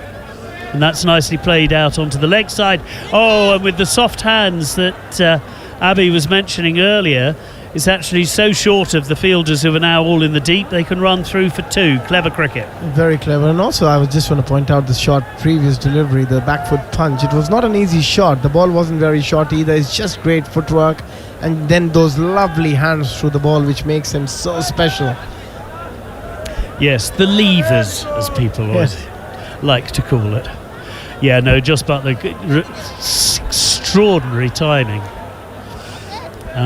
And he has moved on to 62 from 57 balls now.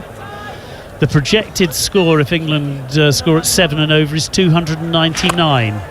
And they've been comfortably scoring at 7 and over so far. 9 and over would take them up to 314 as that's punched out to long off. And they just jog through to add 1 more to the score. Moeen Ali, who's happily watching a bit of a masterclass at the other end, but he goes himself this time. Didn't quite middle it and clubs it aerially to that mid-on, deepish mid-on. It wasn't near a fielder, but it slightly ugly, clumsy shot for Moeen Ali. If anybody needs to take a chance here, it's got to be Moeen Ali. Buttler should try and bat till the 50th over. Shakib is in again, and that is played out into the covers, and for once there's no run. It is just a dot ball, and we haven't had many of those in the last few overs. And that is again played nicely by Buttler. Again playing it out into that cover region. There's 9 then coming from this, the 43rd over. Jos Buttler moves to 64 off just 60 deliveries. Moeen is 17 not out, he's faced 20. And England, with 7 overs still to go, are 248 for 5. This has been an absolutely terrific effort. And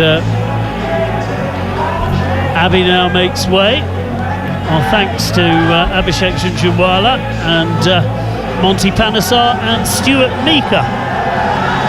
Double head for the next few overs. Just gonna have to warm up my voice box here. Once he's going to be drowning me out, I feel. Have you been gargling and getting ready for getting my breakfast of champions with my Coca-Cola and my crunchy?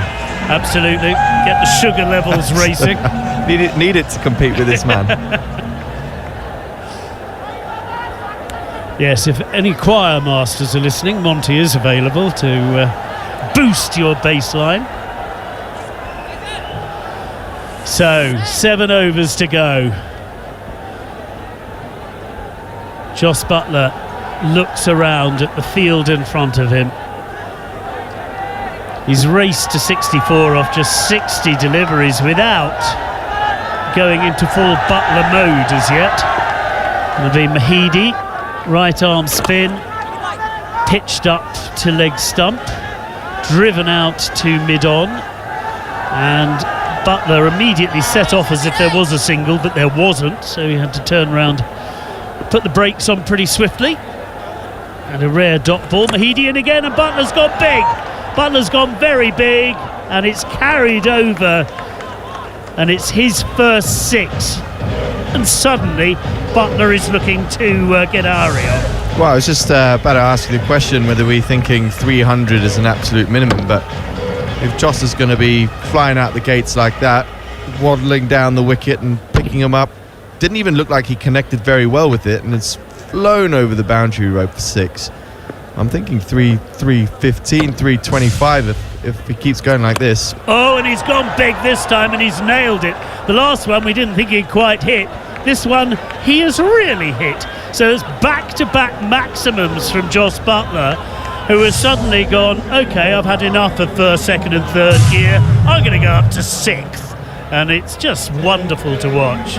Yeah, this was a much more composed, straight out the middle kind of shot. Just vintage Jos Buttler, making it look so easy, not even really having a full effort swing at it, and it's gone nearly into the crowd. Beautiful shot from Jos there. He's looking in fine form, looking very threatening. If anything, that 350 is probably looking closer now. They're 90 metres that he's hitting. Oh, what a catch! What a catch! It's a quarter ball from Mahidi that is out of the very, very top drawer. It was nailed by Jos Buttler, driven back to the fielder, and he has somehow clung onto it brilliantly. It's being checked, but to be honest, I don't know why. It was out, and it was brilliant.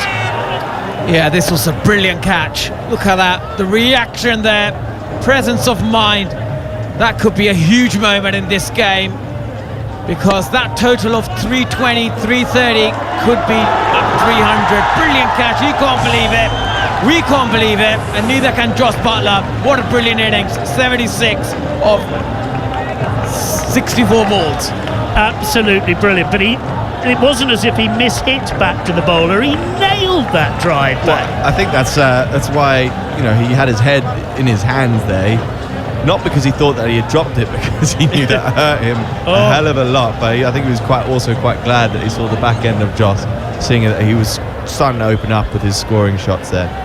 Well played, Mahidi. That's as good a caught and bowled as you'll see.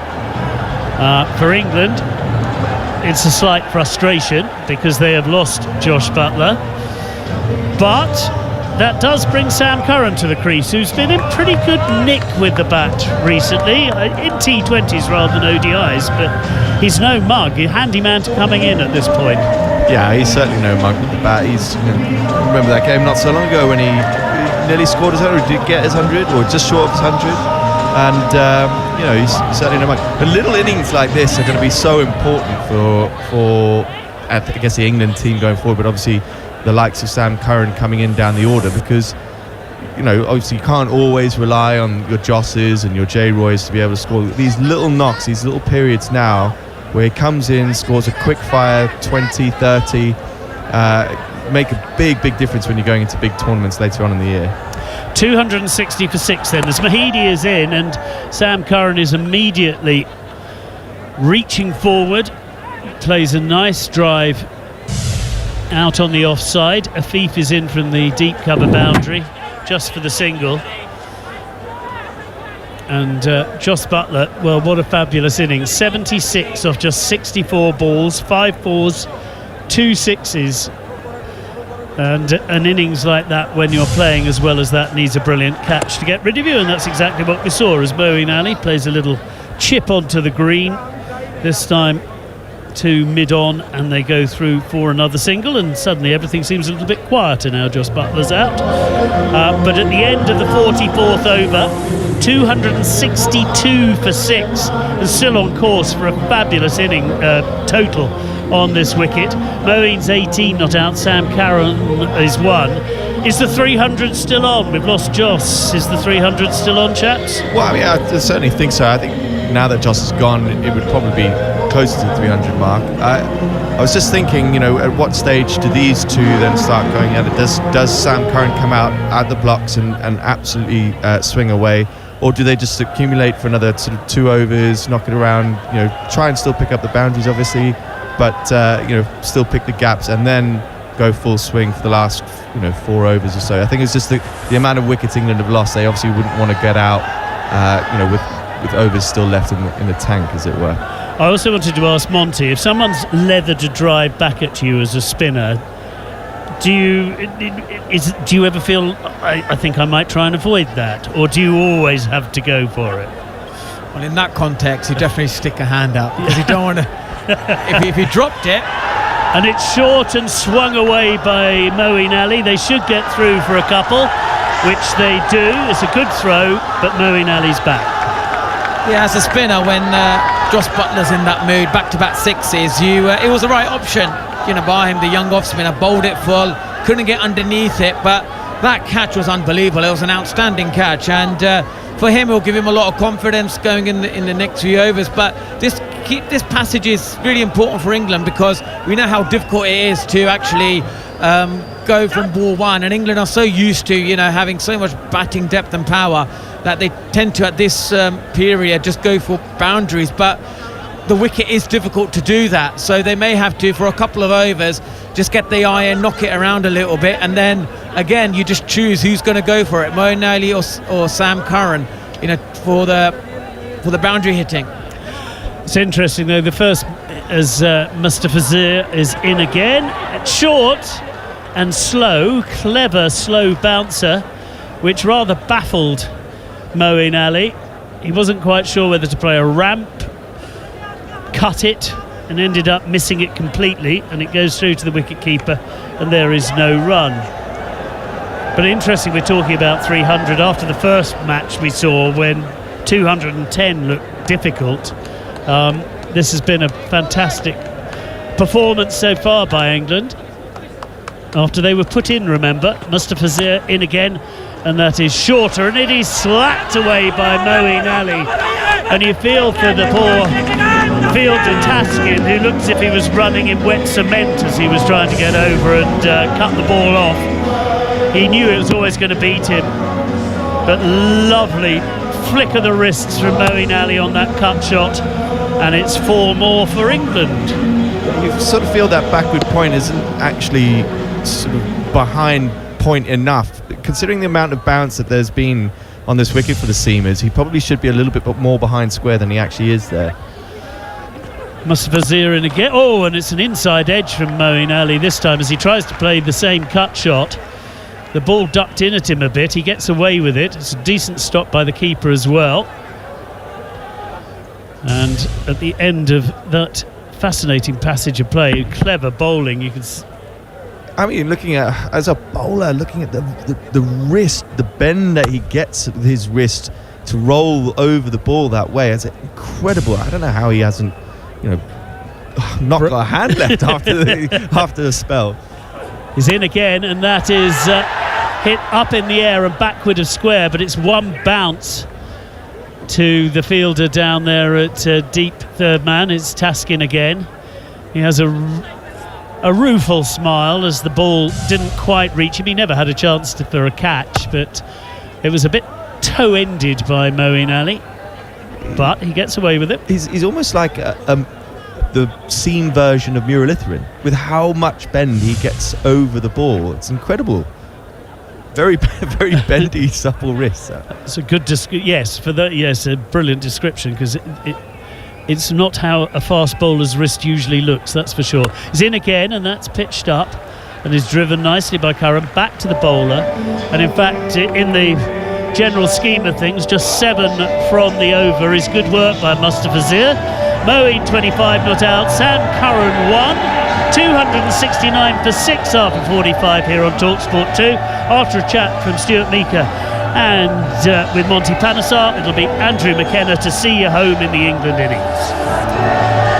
Yeah, well, 5 overs to go here. England currently 269 for 6.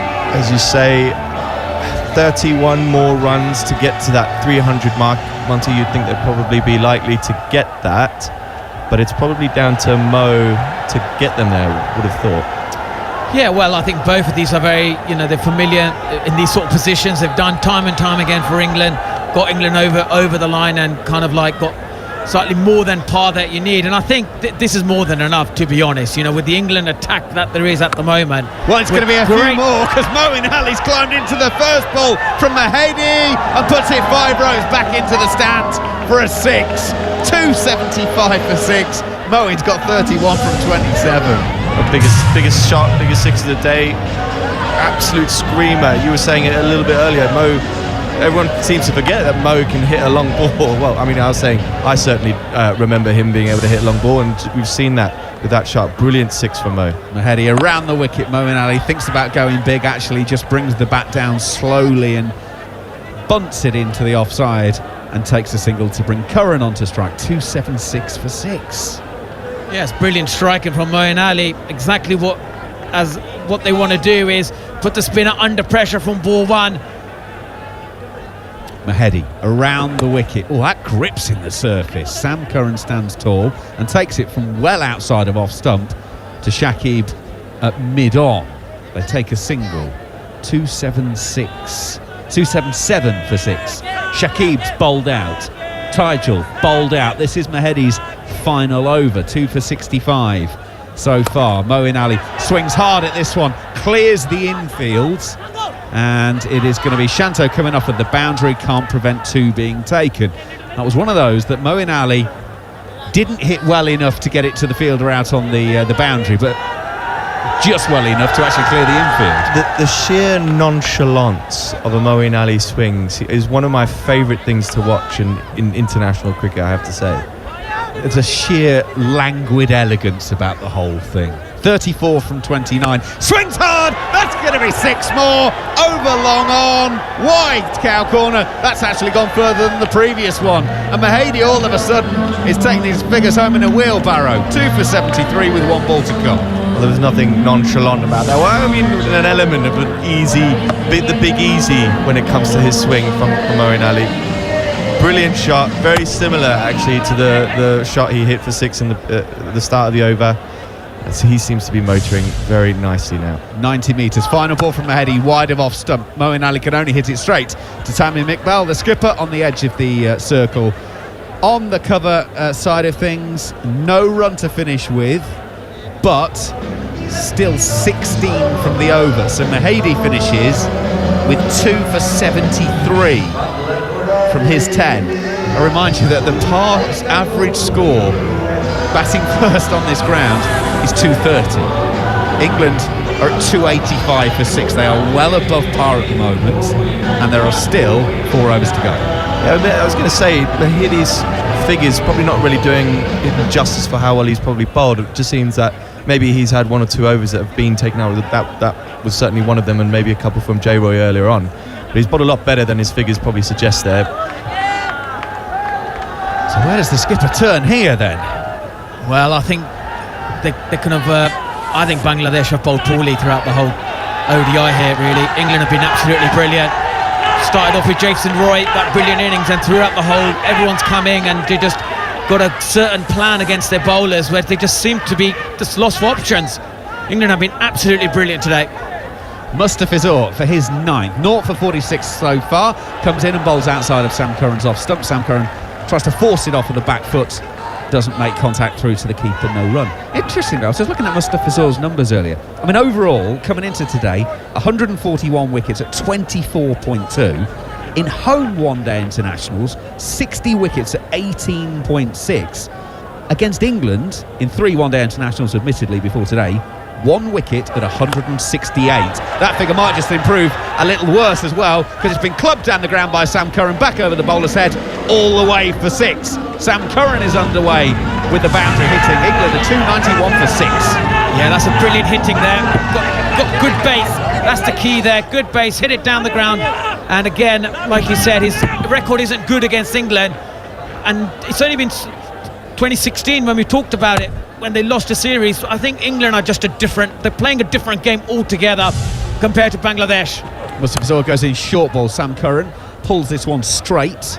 Fielder at deep long on lit, and Das will do the fielding just for a single. It is odd how some bowlers, just against some teams, for whatever reason, it just doesn't work for them. For whatever it is against England, Mustafizur just can't seem to weave his magic. Yeah, and conversely, they also have teams that they usually do really, really well against. So it just seems that England side seems to be Mustafa Zer's bogey side. Moeen waits, gets a short one, it's a slower ball, hooks around, it'll be in front of square, good double teamwork, Afif gets it back in the air, and is still a comfortable 2 taken. Moeen Ali goes along, and he's now 42 from 32, England 294 for 6 here on TalkSport 2. Well, there's a reason why they're T20 champions and ODI, because this is the reason. In Bangladesh, to get to 300 is not an easy task. Just remember, India lost to Bangladesh, and that's why England at the moment are the world leaders when it comes to white ball cricket. Moeen Ali, 42 from 32. Mustafa Zura is on his way for the 5th ball of the over.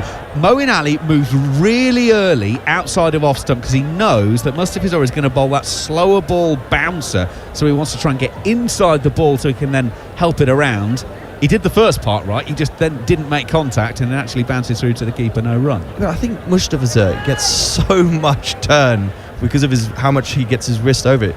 He might as well be bowling off spin, or left hand sort of orthodox, so that the amount he can get that ball to move from his cutters. He's bowling 80 mile an hour spin at the moment. In he goes, outside of off stump. Moeen Ali stands tall on this occasion, can't get it past Tamim at mid-off though, so that is the end of the over. 47 gone, 294 for 6. It means there are 18 balls of the innings to go.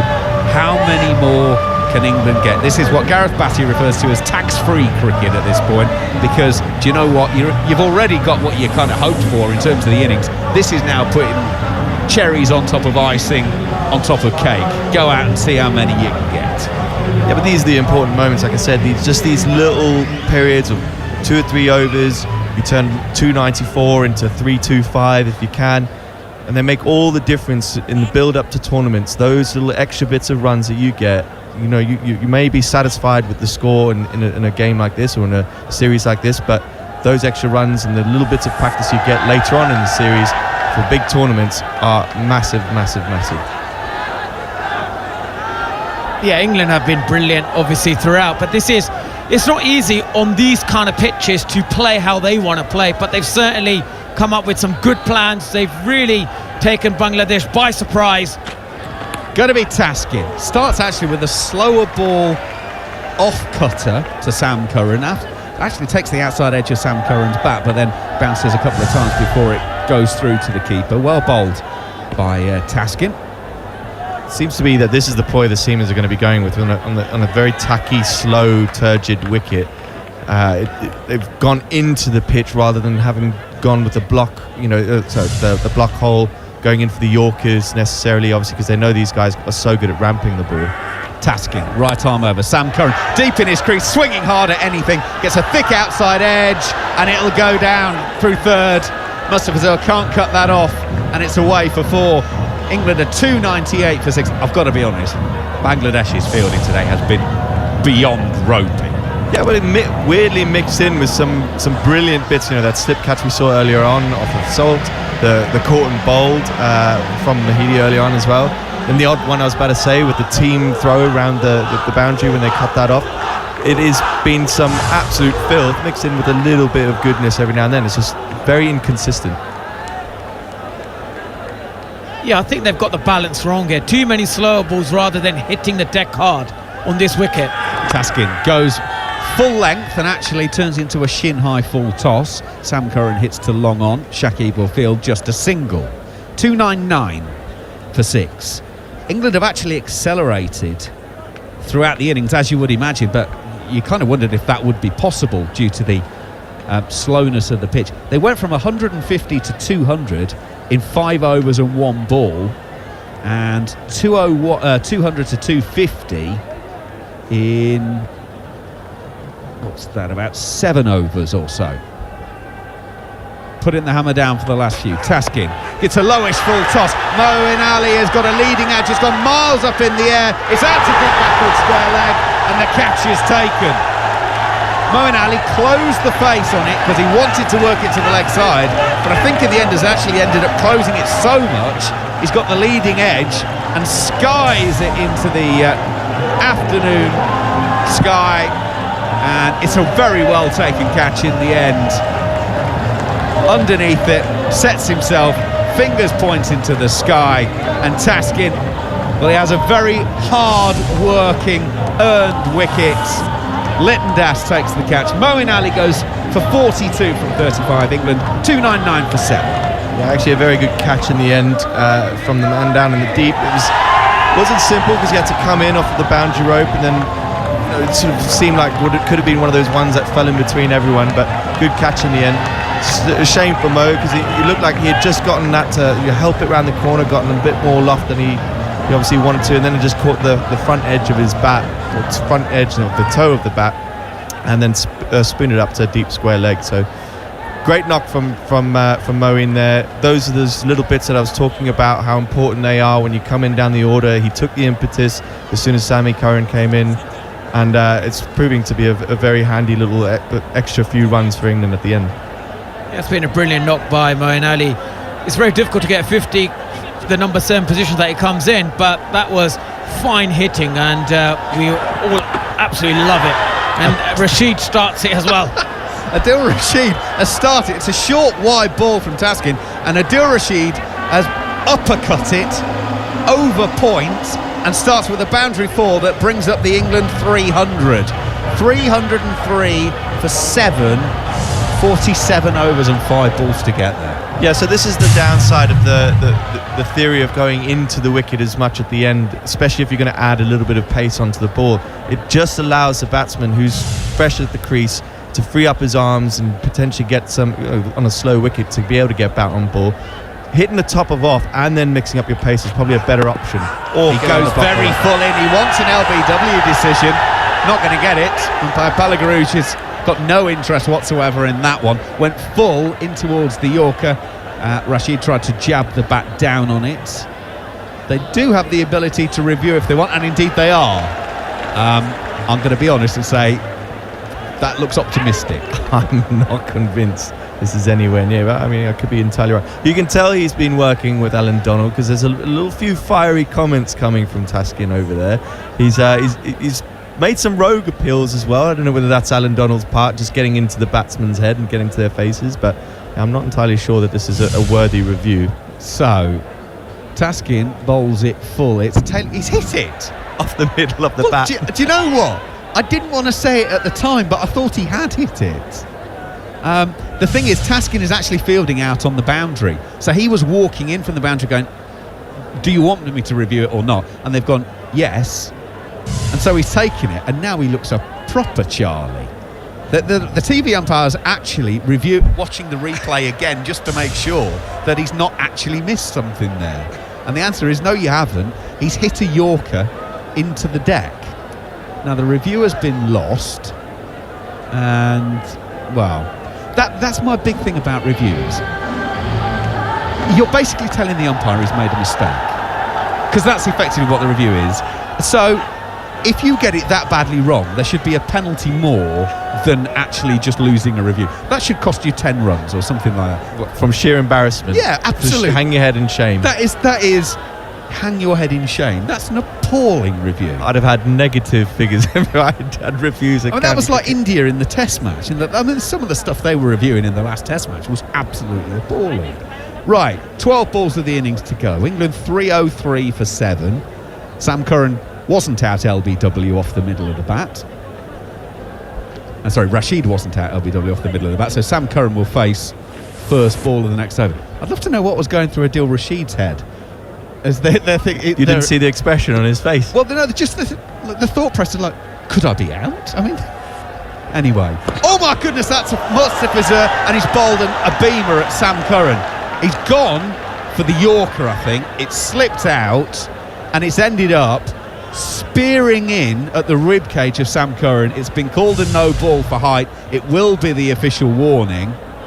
But that one, well, it only started coming down very late on in the process. That's a horrible delivery. I think it's his hand, not his rib cage here. Oh, just hope it's not. He doesn't seem too perplexed by it, so he seems to be all right. Yeah, it's taken him on the glove, hasn't it? It's sort of right up by the splice and the handle. Those are important hands, bearing in mind IPL contracts. They're very expensive hands. I'd be insuring them for a hell of a lot of money at the moment. Absolutely. Right, well, the net result is this is now a free hit, as most of the deliveries would be at this stage anyway, but he can't be out. So what is Sam Curran going to do? Mustafizur is coming in, left arm over the wicket, and bowls Sam Curran, but of course he can't be out, despite the crowd cheering. Sam Curran thinks about a bye, but they stay where they are. That actually was a brilliant delivery. It was probably the ball he was looking for the one before. Yeah, I mean, it was a completely accidental beam, and he's trying to get it right up in the block hole with a little bit of that tail. He's rolling his fingers on it as well. It's beautifully bowled. Exactly where you wanted it in a free hit. You literally can't score from that. I mean, I genuinely don't know I what... don't know these days. You know, it's these guys are magicians. We were talking about the bats, the inventiveness of the shots. Some people just willing to get down on one knee and find sweep 90 miles an hour. It's incredible. Mustafizur on the way, left arm over. Sam Curran backs away, takes it on the full toss. It's not been stopped on the edge of the 30-metre circle, and all it's done is slowed it up slightly, so it still rolls away for 4. 308 for 7. Curran has 18 from 12. Again, another poor piece of fielding, but Monty Panesar, England, all donations gratefully received. Absolutely, and I think Bangladesh haven't been very good in the field today, and they've certainly haven't had their best performance with the ball either. 34s, 6 sixes for England in this. 308 for 7 here on TalkSport 2. I keep saying it's not the easiest pitch to bat on. As I say, 10% at least of those fours, or probably even more, 20% have been from bad fielding from Bangladesh too. Mustafizur goes in. It's a slower ball cutter. It cuts in towards Sam Curran, so he's able to swing his arms around and get it out to mid-wicket. It'll just be a single. Shanto does the fielding. We're halfway through the 49th, 48.3 on the board, and Bangladesh are behind at the moment. They're an over behind, so they face the prospects of having to bring a fielder inside the circle for the last over. That extra fielder, Stuart Meeker, the bowler in the in him is just shaking his head away. That's something else that's going against the bowlers. With as many spinners as you've had and how many overs they've been bowling, to have that happen in a one-day international is sacrilege, in my opinion. Absolutely. There's been very few stoppages. There have been wickets, but nothing out of the ordinary in terms of a game of cricket. Right, Mustafizur to bowl to Adil Rashid. Adil Rashid gets his foot out the way, front foot, and then just dabs it down to third and takes a single. Very sensible cricket from Rashid. He's got 5 from 3. England 310 for 7. And I know dear old Bumble on the telly bangs, but this is down to the umpires, isn't it, as much as anything else? The over rate. Just tell them to get on with it. You know, there's no real need. Yeah, it just kind of sums up Bangladesh today in the field. They've been slow, off the marks. They've been sort of haven't shown that urgency on the field, and misfields. You know, they've been taken by surprise with the game plans that the English batters have shown against spin. Mustafizur goes in, short one. Sam Curran backing away, trying to hit it over point, can't get anything on it. No run. 1 ball left in the 49th, 310 for 7. And I think that's been the key throughout the innings. Look how many singles they've taken. It's been over 100, 107 singles, which just shows that they've been very busy at the crease. They haven't let any of the Bangladesh bowlers settle, and it's been just a tremendous performance today. Final ball from Mustafizur again is that dug-in cutter. Sam Curran pulls it around to the leg side. It'll be fielded by Afif coming in off the cow corner boundary, and it will be a single. 311 for 7. So Mustafizur has finished his 10 now. 0 for 63. So Taskin is going to bowl the last. He's the one of the 5 so far who has an over left. 3 for 52 for the big seamer. Thought he bowled very well there, Mustafizur. He's changed up his pace very well. Got the Yorkers in when he needed to. Obviously, unintentional full beamer at Sam Curran there, but that's probably the only thing he's really kind of gotten wrong throughout his spell, in my view. Interestingly, Taskin is going to start the final over, digs one in towards the rib cage of Sam Curran, helps it around the corner. They've taken one. Rashid's wanting and offering to come back for the second, but doesn't. So it's just a single, 3-12 for 7. Bangladesh did use 6 bowlers on Wednesday. Shanto actually bowled 10 deliveries, went 0 for 9, but they've stuck with just the frontline 5 today. Useful to have that option of just a couple of overs here and there, just to try and break it up if necessary, but they've stuck with the 10 from 5 bowlers today. England going at just under 6.4 and over.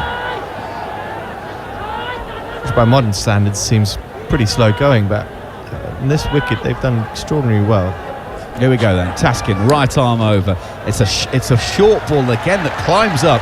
Adil Rashid was thinking of pulling and then bailed out and tried to sort of dab it down at sort of shoulder height down towards third backward point, under-edged it through to the keeper, no run. They don't run through to the keeper on that occasion. Rashid probably now is just going to be swinging at anything. Sam Curran will be coming from the non-strikers regardless. I'm surprised they didn't get him back on strike when they were trying to turn around for that too, Rash. I think that's what he was trying to say to him earlier. Taskin, right arm. Oh, that's a full toss. Rashid hits it straight up in the air. Now, is that going to be caught? Will it be a no ball? Well, it lands safe. It's just a bit of the optical illusion as to whether that was above waist height. Well, nobody seems particularly concerned, so presumably it was tailing down and therefore safe enough. Yeah, it was just touch or go. I don't think it was quite level of a no ball. Obviously, umpire not giving it, but it just seemed that Rash probably wasn't expecting it to come as full. Taskin's been bowling into the wicket so much that the Yorker / full ball has been a bit of a surprise, actually. 3 balls of the innings then. The left-handed Sam Curran on strike. Taskin stays over the wicket to him, and he's in on his way. Short ball. Sam Curran swings hard into the leg side, over the leg side, and into the stands. 6 runs for Sam Curran. He goes to 27. England 319 for 7 with 2 balls of the innings to go. Yeah, that's a 7-6 of the innings for England, and that's a brilliant hit from Sam Curran. You can see why he's got the tag as one of the most expensive players in the IPL. This is one of the reasons, because when it's in his slot, he can hit it out of the ground. 85-metre sixer there. Yep, it was just in his arc, wasn't it? It was just there for the left-hander, and he just over she went wide mid-wicket. Thank you very much, sixer. And that's the danger of the into the wicket kind of philosophy. Yes, I know it can be hard to hit when it's in your favour as a bowler, but overdoing it means that it just sits up on the odd occasion. Penultimate ball. Oh, it's a shin-high full toss. Sam Curran's gone leg side. Is he going to get enough? Yes, he has again. Long on in play, but he, like everyone else, a spectator. Back-to-back sixes. England 325 for 7. This is absolutely brilliant hitting, and it's just feeding Sam Curran right now, and he's certainly delivering. This is another straight 6. Beautiful shot, lovely swing of the bat, and that's out of it. 1 ball to go then. All of a sudden Taskin has gone for 14 this over and he's got 3 for 66. Your figures can take an absolute pounding against England in a one-day international in a blink of an eye. 1 more ball then. We were talking about 280, then it was 300, then possibly 310. They're at 325 for 7. Final ball, it's a cutter. Sam Curran backs away to the leg side, doesn't get anything on it. Their batsmen run a bye, and England are done. 326 for 7 from 50 overs. Sam Curran finishes 33 not out from only 19 balls faced. Adil Rashid 6 from 5. England put on 106 in the last 10 overs. Talk about acceleration. That really has given themselves a fantastic base. All led off by Jason Roy, 132 from 124 balls, 18 fours and a 6. Phil Salt 7, David Malan 11, James Vince 5, Josh Butler 76 from 64, 5 fours and 2 sixes from him. Will Jacks a single from 4 balls, and then the lower order really all combining and digging in. Moeen Ali 42 from 35, Curran 33 from 19, not out. Rashid 6 from 5. England posting 3-2-6 for 7. The bowling figures: 1 for 64 from 10 from Shakib Al Hasan, 1 for 58 from Taijul Islam, 3 for 66 from Taskin Ahmed, 0 for 63 from 10 for Mustafizur, 2 for 73 from 10 from Mehdi Hassan. So 3-2-6 for England to defend and go 2-0 up in this series. Let's start with the runs on the board, though, gentlemen. 3-2-6. I mean, that's a great total, isn't it? Yeah, it seems that it would probably be a little bit too out of reach of Bangladesh. I don't obviously talk ahead because it's a game of 2 innings always. But for me, the big change for England came when Jos Buttler came to the crease and joined Jason Roy. There was a noticeable increase in intensity, the way that they were looking to be able to score runs, manipulate the field. Jos came in and started playing reverse sweeps, dab sweeps straight from the get-go, and that started creating a little bit of energy. And sadly, Bangladesh just didn't seem to have an answer to that. They couldn't get that wicket, couldn't break that partnership, and then by the time Jay Roy or Jos got out, the other guys had a real good platform to be able to kick on and go and score some really big runs. In terms of, we've just completed the first innings in the daylight. Obviously, the floodlights will come into effect during the second innings. Now, sometimes, of course, that can help the ball skid onto the bat. If you're Bangladesh, Monty, you know, what's the talk in the dressing room going to be? Are they saying, right, 10 overs, let's try and be at this point?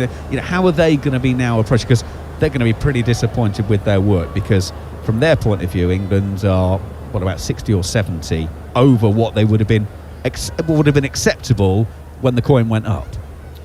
Yeah, look, I think England have got easily 50 or 60 runs more than the pitch is sort of on par. So I think Bangladesh is going to be absolutely disappointed with this, and knowing that their record at home is unbelievable, but they sort of haven't really played England throughout the last 6 to 7 years. So for them, they've got to start hard. They've got to go after the pace bowlers.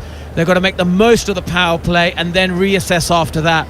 And if it could play in their hands very much with England, because if they lose a few wickets, I think it could be very difficult for Bangladesh to be very close to this target. So they've obviously going to be very disappointed, knowing that the spinners haven't bowled very well, and it all kind of started off with Jason Roy employing that reverse sweep, giving himself a bit more time that we talked about earlier in the day. And like we said, we had a feeling that it was going to be his day. It certainly was his day. It certainly was England's day.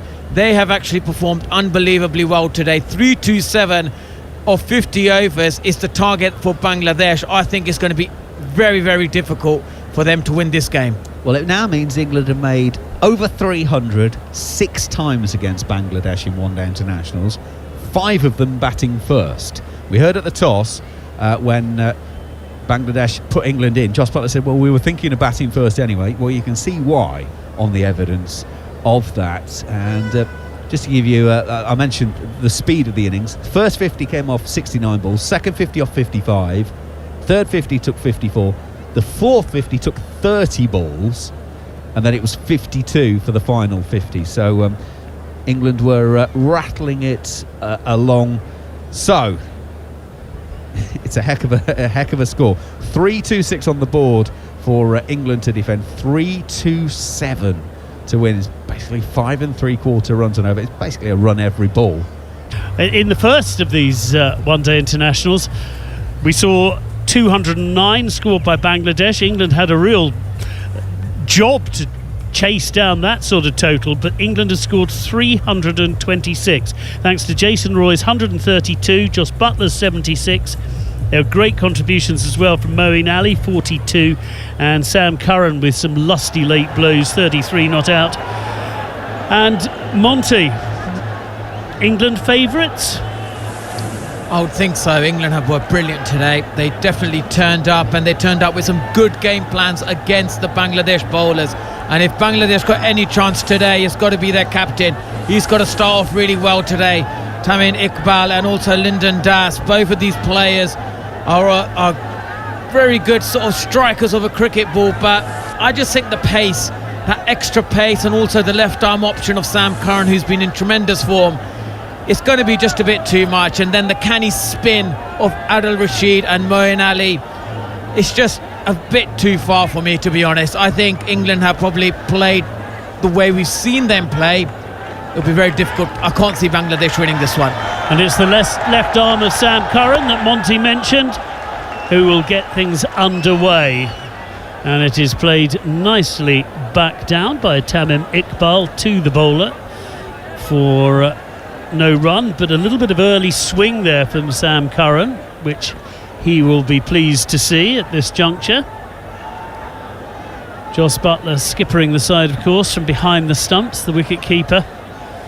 But this is a tough chase on this wicket, and a good start is vital. We heard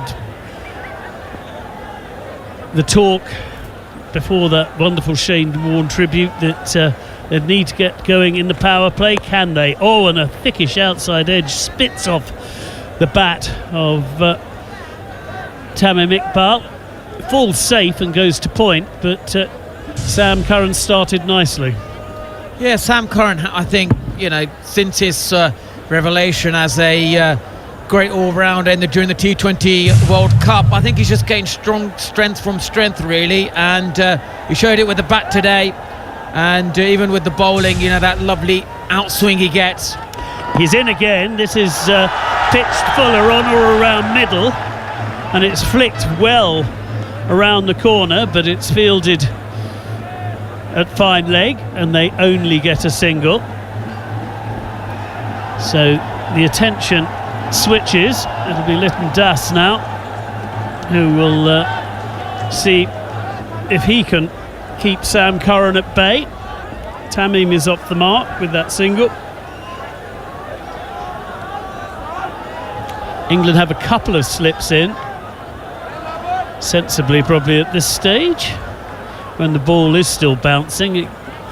Bounce tends to get flatter as the match goes on.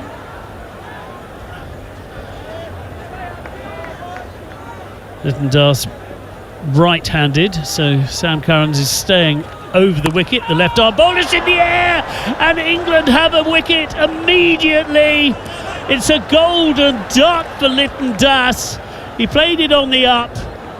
It's flown straight to Jason Roy at point, and the batsman's finding it very difficult to drag himself off. He can't quite believe what he's done, but it was on the up. He went for the drive, thickish outside edge, and in front of his face, Jason Roy, who's having quite the day at the moment with that 132 earlier, takes a catch, and Bangladesh are 1 for 1 in the first over. Yeah, this is absolutely the perfect start England wanted. They wanted to get a wicket, and it was Sam Curran who's been brilliant. He's had a brilliant winter, but this is a nightmare start for Bangladesh. They didn't want to lose any wickets. And the new batsman, Shanto, who scored a 50 in the first one-dayer, comes to the crease. The pressure will be on both of these, but England just can't do nothing wrong today. Been an absolute perfect start for them. It certainly has. No, Shinto batted very well in the first match. It was his first ODI 50, and a decent one it was. 58 he scored. He was one of only two men to get over 50 in that first match, David Malan being the other one for England. His century seeing the side home on that occasion, but he would not have wanted to come in fifth ball of the innings, knowing that it's a rebuilding job. It was an interesting shot selection from the previous bat. And Shanto's gone first. Ball. It's a hat-trick. Sam Curran has struck again. He's now taken 2 wickets with 2 balls. Shanto has been caught behind. Bangladesh are 1 for 2. And Sam Curran is on a hat-trick on his return to the team. It was a lovely delivery. There was a little bit of a way swing. Shanto, with his first ball that he was facing, could only prod outside off stump. The edge has gone to the keeper. Jos Buttler had the easiest job in the world. Bangladesh 1 for 2. Sam Curran on a hat-trick. It has been unbelievable, hasn't it? 2 wickets in 2 balls. Sam Curran could he get his first hat-trick in ODI cricket, and it's just an absolute dream start for this England side. They started off with a fantastic 50 overs with a bat, and now comes in Mushfiqur Rahman, and he didn't expect to be at the crease in the first over, but what a start England had, and what a dream moment for Sam Curran. As there's been talk about whether Sam Curran should be in the 50 over side, and of course the World Cup's coming up, playing in India. Well, he's certainly marking his card that possibly he should be considered for selection with a start like this. So can Mushfiqur survive the hat-trick ball from Sam Curran? Is there going to be a few fielders around the bat to try and make life more complicated? Well, let's see what Sam Curran can summon up. It's the final ball of his first over. He's already found that the swing that he's engendering has removed 2 of the batsmen. Can Mushfiqur survive? Sam Curran is in. There's a leg slip and 2 slips. He goes full, and actually Mushfiqur, he went too full, and Mushfiqur drives nicely. And the ball, as we've often seen, suddenly speeds up as it's heading towards the boundary rope. They should come back for 3. They do come back for 3. A little bit of an anti-climax with the hat-trick ball. It turned out to be a gentle full toss outside off stump. It was played nicely by Mushfiqur for 3. But what a first over! Bangladesh 4 for 2 after 1 over, still needing another 323 to win. Yeah, that target seems very long, very far away for them. And this is unbelievable start. You couldn't ask for a better start. Joss Buttler must be absolutely loving it. And it's been a great day for England already, but 2 wickets in the first over, no one expected that. And we did earlier talk about could Sam Curran be in this team. I think with the new ball, if the ball is swinging, definitely consider him, definitely have him in the side, because he's handy with the bat. And now with Shakib Mahmood coming back after that back injury, he was out of the team for a long time. This is quite a big moment for him, because there's a lot of competition, isn't there? A lot of a bit, yeah. No, you're right. When you think that Jofra Archer has been rested for this particular match, but it's a chance for Shakib Mahmood. What a good chance. And he is in, right arm over the wicket. And Mushfiqur plays the ball out nicely in front of him. Got a good record, of course, Mushfiqur Rahim. He has 842 50s in the 240 ODIs he played before today. Also, it's England as well. Has a high score of 76, and a couple of 50s against England as well. An average is just under 40. And Bangladesh need an innings like that today, and that's nicely bowled outside off stump, but well played by Mushfiqur, who played it firmly, defensively, but it went square for an easy single.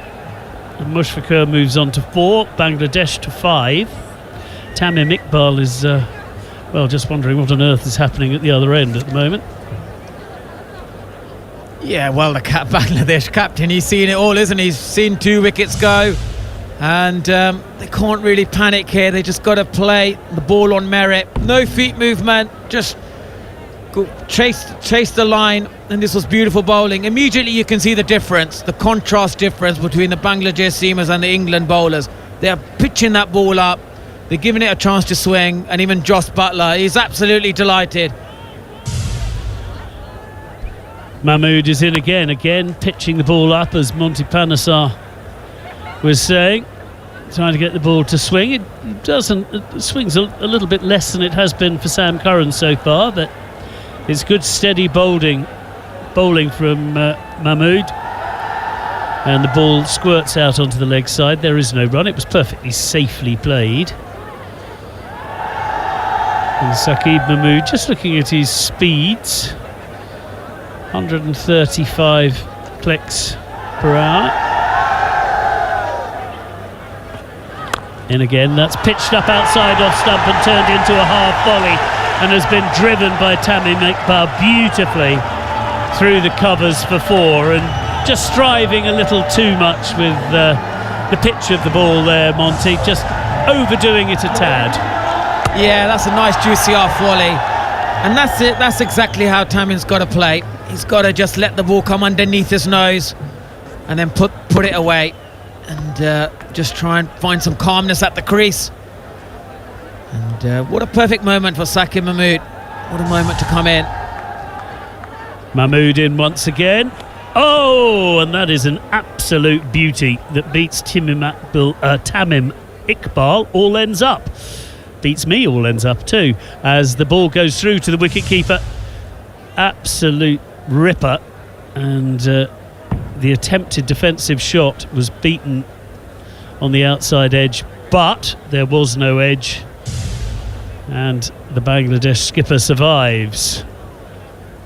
But well bowled Saj Mahmood to bounce back after that half volley with a delivery like that.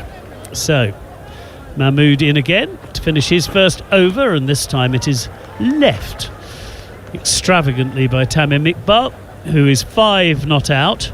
Mushfiqur 4 not out, and after 2 overs here on TalkSport 2, Bangladesh 9 for 2 after Sam Curran took 2 in 2 balls in the first over, if you're just joining us.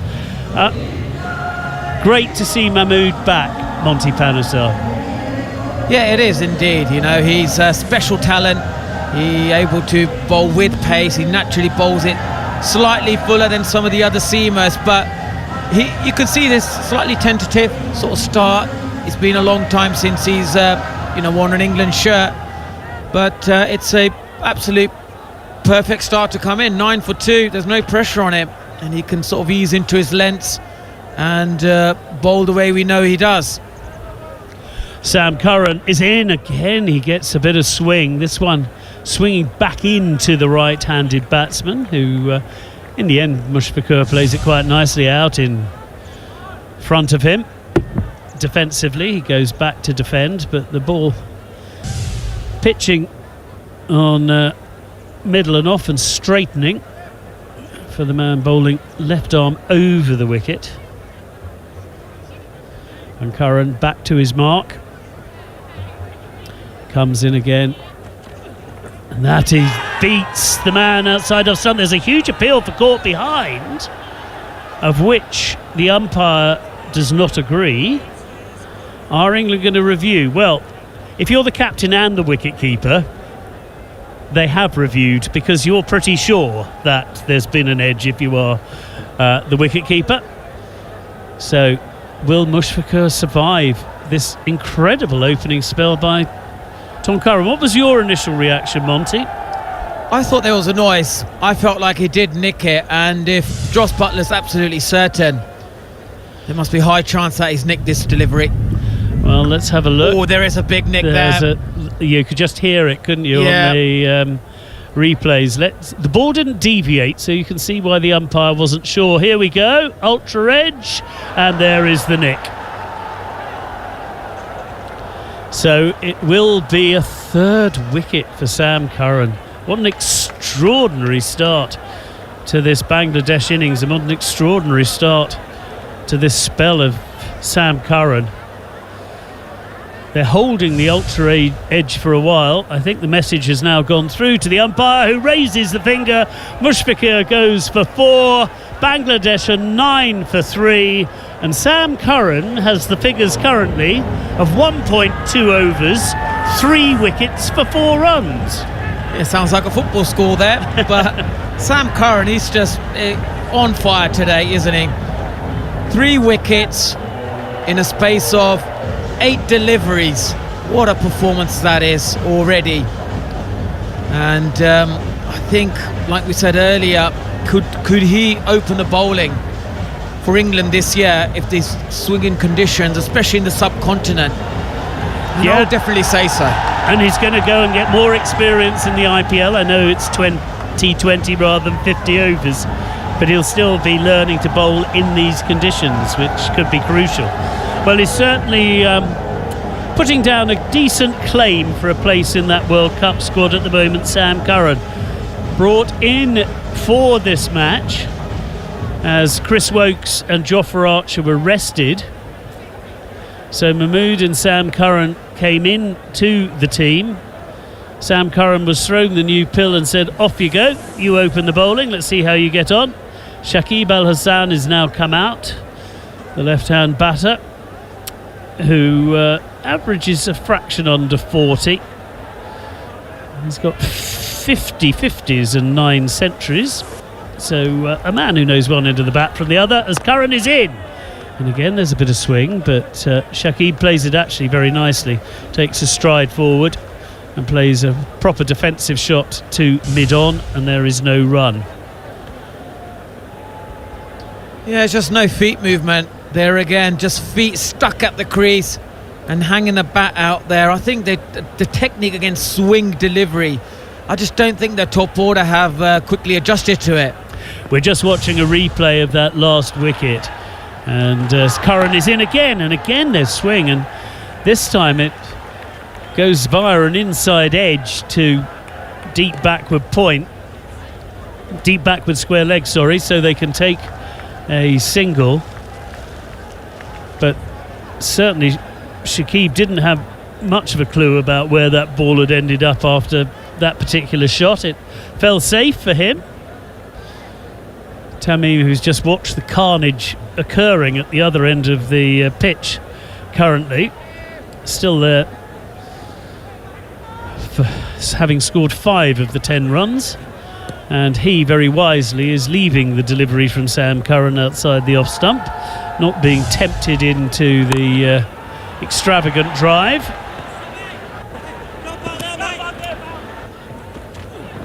Curran's in again, and it's beautifully bowled. And we're just waiting for the next delivery, and Curran is now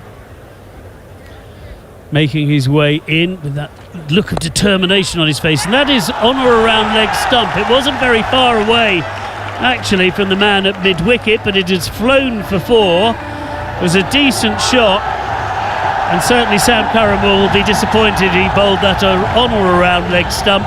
And so 4 at the end of that over means that Sam Curran now has the figures of 3 for 9 after 2 overs. After 3 overs of the Bangladesh innings, and they're chasing 328. They're 14 for 3. Tamim Iqbal is 9 not out. Shakib has got a single. And what a start by Sam Curran. Yeah, it's been a brilliant start, and something that I think Bangladesh throughout this game been very reactive. They didn't react to his swing. They just thought it, hang the bat out there, and Sam Curran has made the most of it. He exactly knew that there's movement in the air, pitched it up nicely, and it's been just a dream start for him. It certainly has, as Mahmood is in again, and there's a wafty drive from Shakib. Luckily he survives, and the ball ends up in the safe hands of Jos Buttler, but that's the second time that people have thought that the ball was there to be hit from Mahmood and seen it beat them outside the off stump and go through to the keeper, but without an edge, which Mahmood, I'm sure, would love that wicket, but at the moment he's keeping things very tidy at that end. Sam Curran is running through the team. The other good thing that Sam Curran now has is essentially a license to keep pitching the ball up. Yes, if he over pitches sometimes and it goes before, it's not that big a deal because they've got so many runs in hand. Absolutely, and that's what he should be doing. Just pitch it up, even if it's a half volley. If he wants to be hit, get driven on the front foot. Doesn't matter if it's on offside or the onside. Give himself a chance. He's bowling brilliantly, and he's done that throughout the winter, hasn't he? He's somehow just found his zip, and he's found that swing that he's looking for. Extra yard of pace to his bowling as well, and I think it helps when he's batting well, when he's got that tag. I think he quite likes, to be one of the main players, put himself in the more important overs, give him the responsibility. Go on, here's a new ball, see what you got, and I think he's thriving.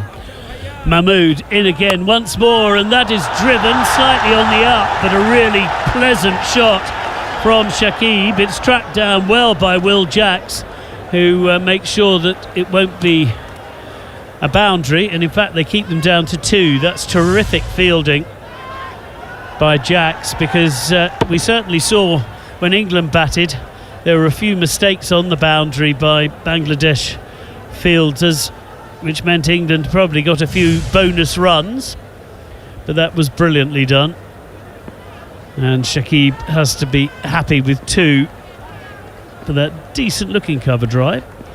As Mahmood, right arm over to the left-hander, who on the back foot punches it out to point. Jason Roy runs round, flings the ball into Josh Butler. There's still a slip in Dawood Malan, so the crowd just really waiting for something to truly celebrate. It's been a funny old day for the home crowd, watching England rack up 327 in their innings, and now waiting for Bangladesh really to get started as Mahmood is in again. Oh, and that's a cracking drive, and that beats Will Jacks.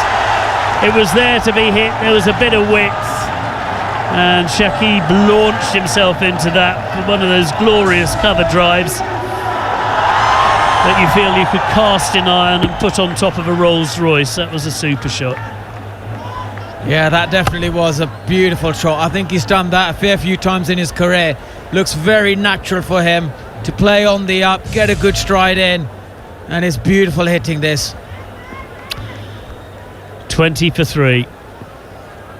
Beaten first ball, 2 second ball, and this time he leaves it defensively outside off stump.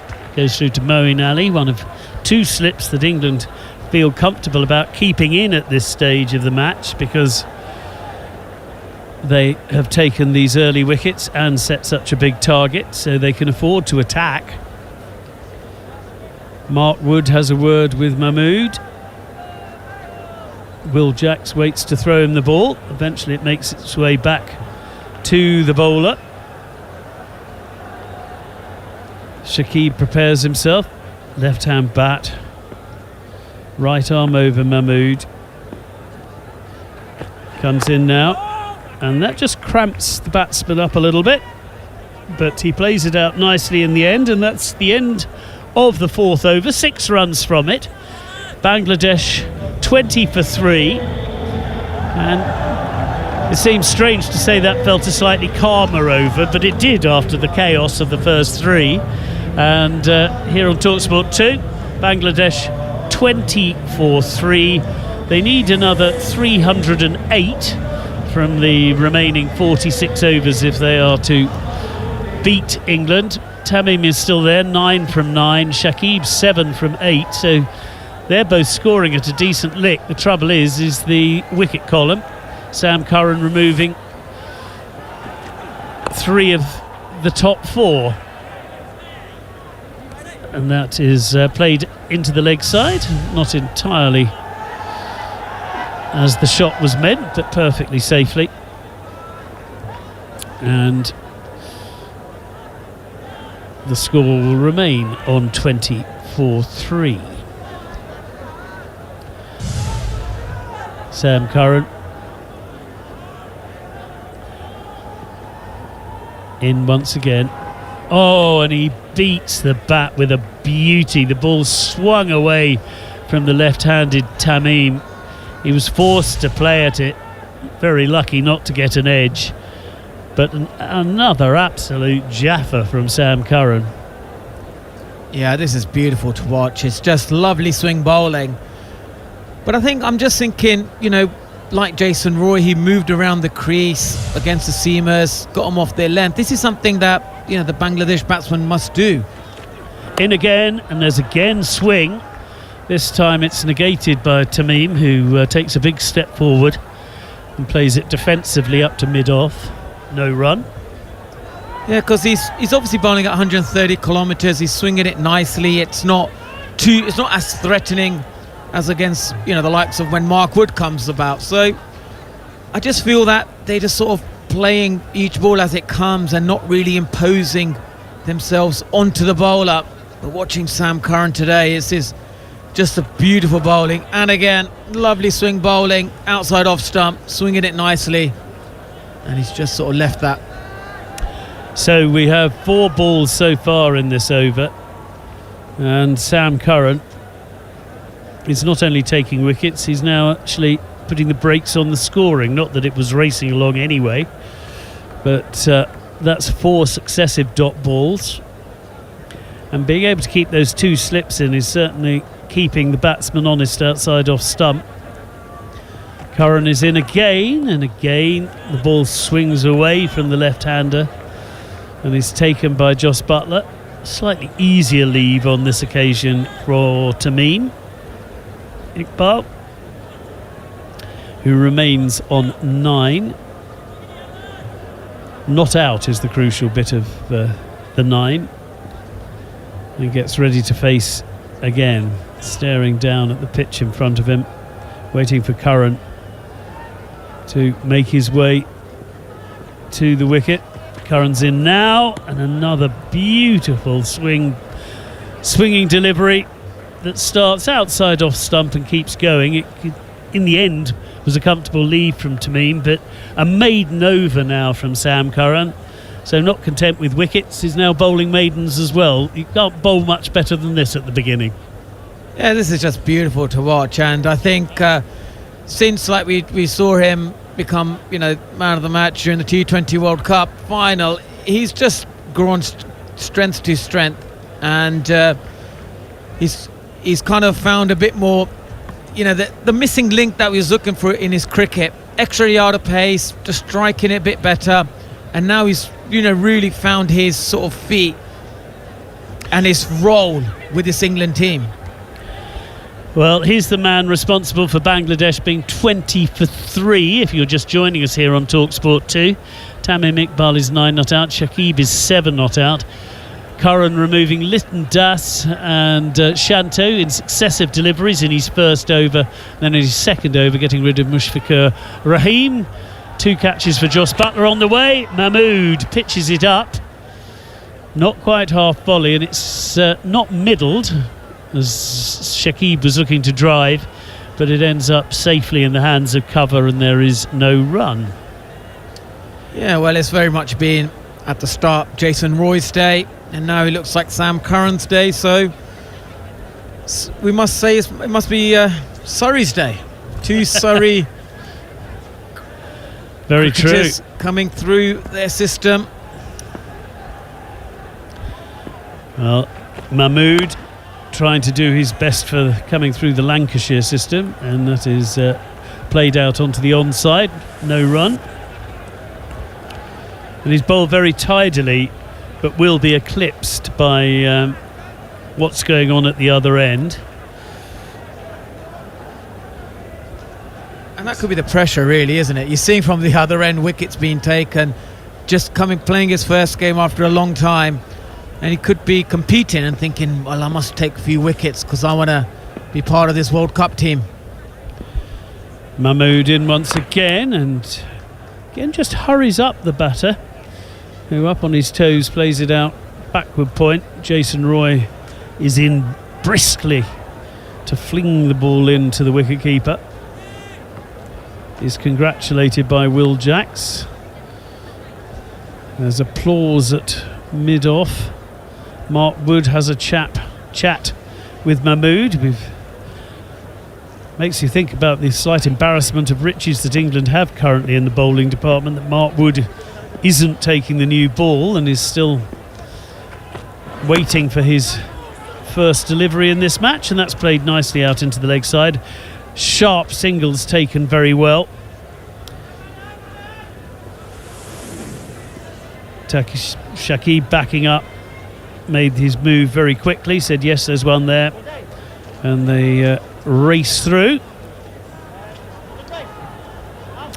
Just looking at a table of wicket takers for England in the current team.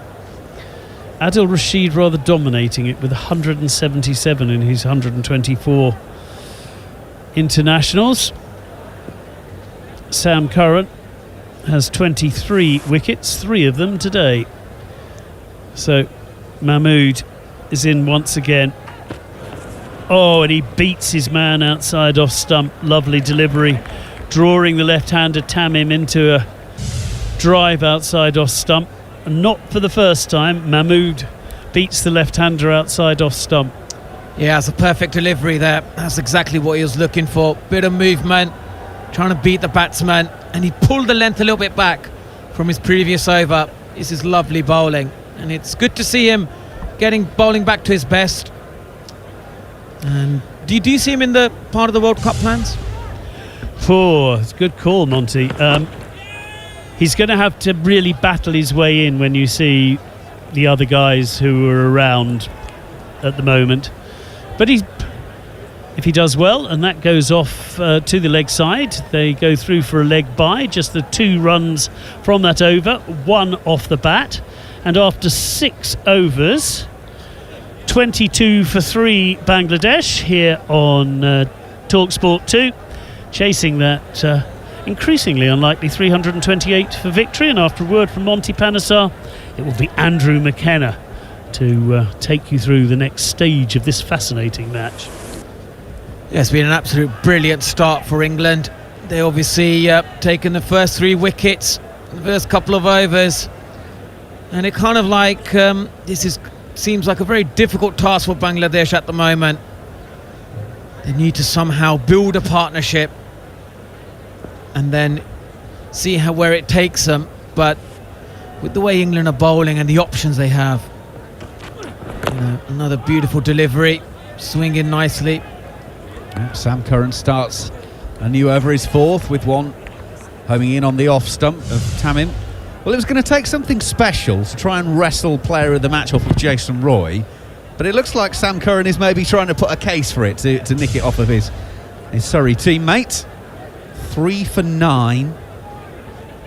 2 caught behind by Joss Butler. 1 caught at point by Jason Roy. The first of those 2 catches, by the way, off Shanto.